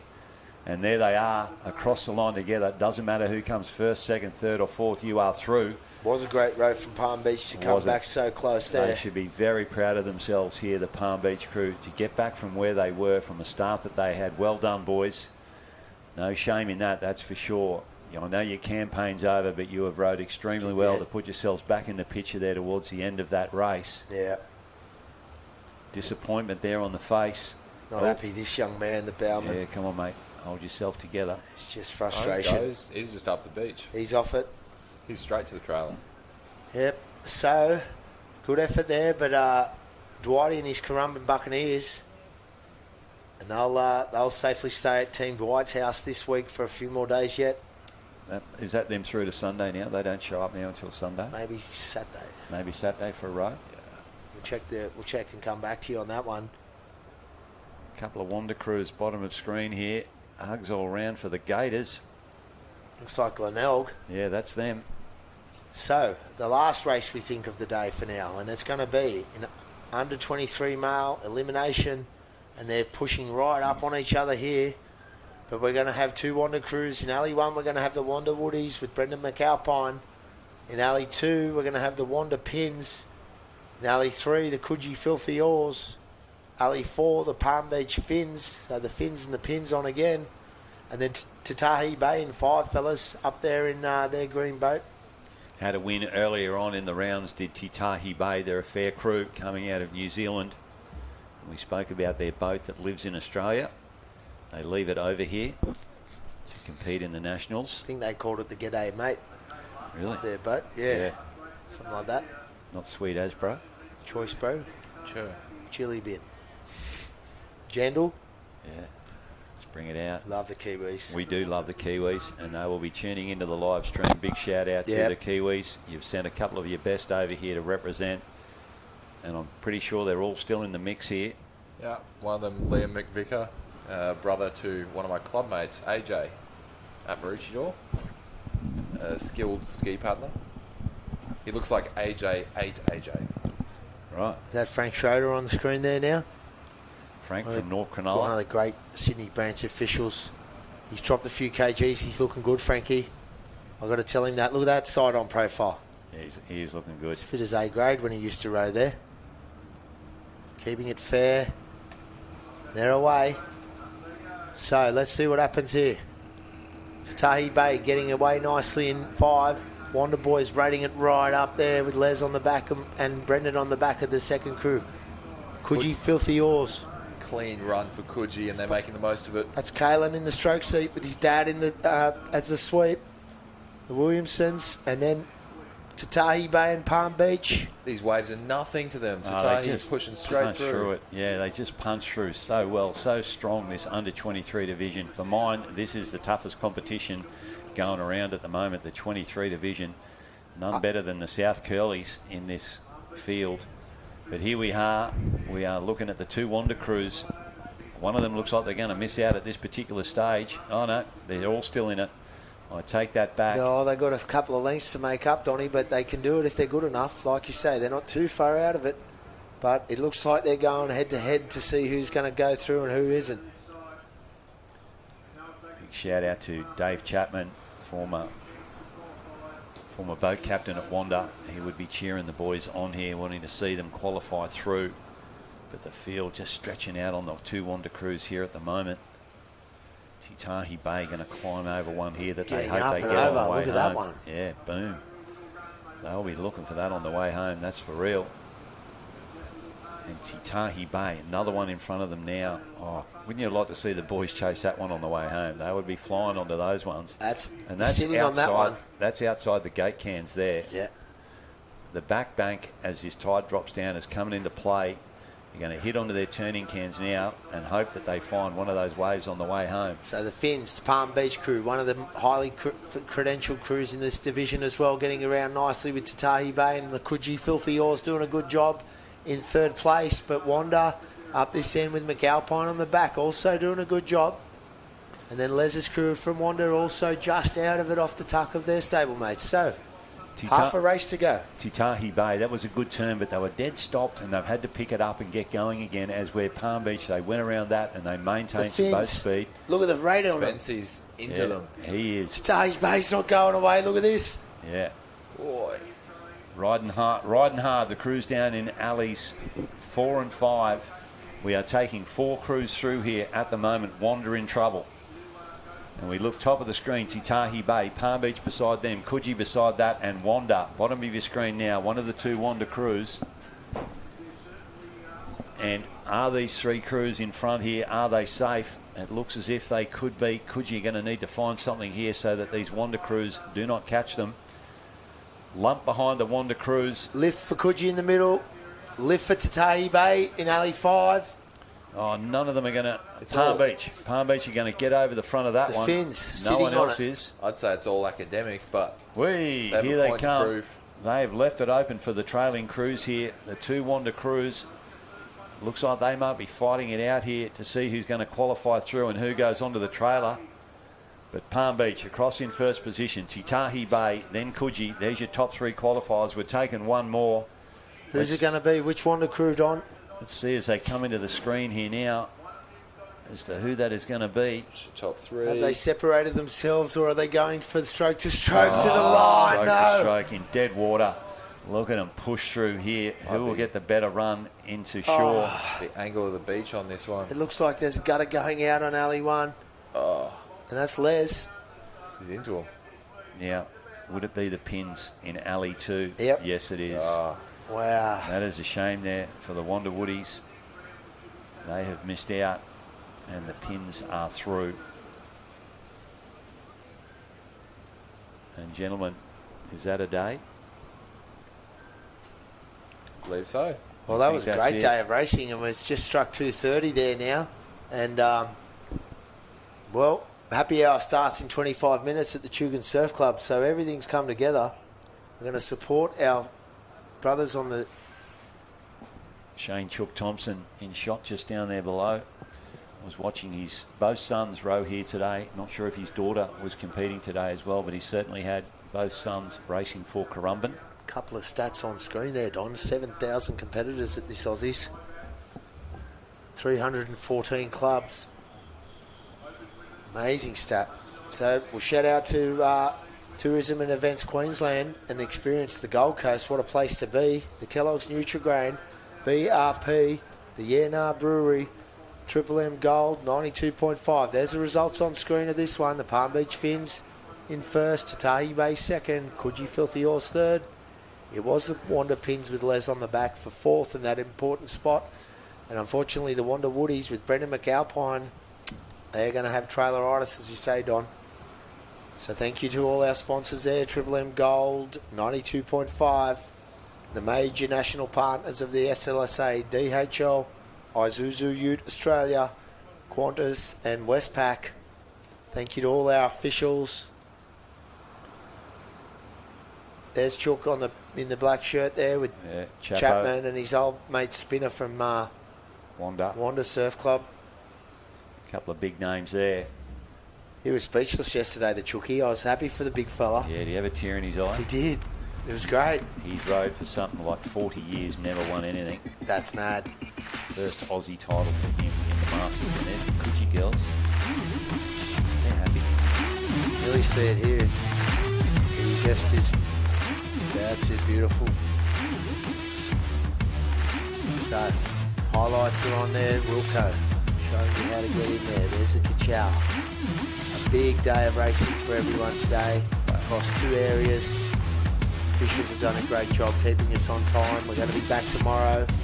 That's the seamen from Secret Harbour getting belted in the Allura boat early in the day.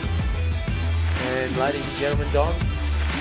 Yeah, thanks, gents. Thanks for your time. We'll be back here again tomorrow And you have it here from the 2025 Australian Surplus Saving titles. We look forward to joining you again tomorrow. Good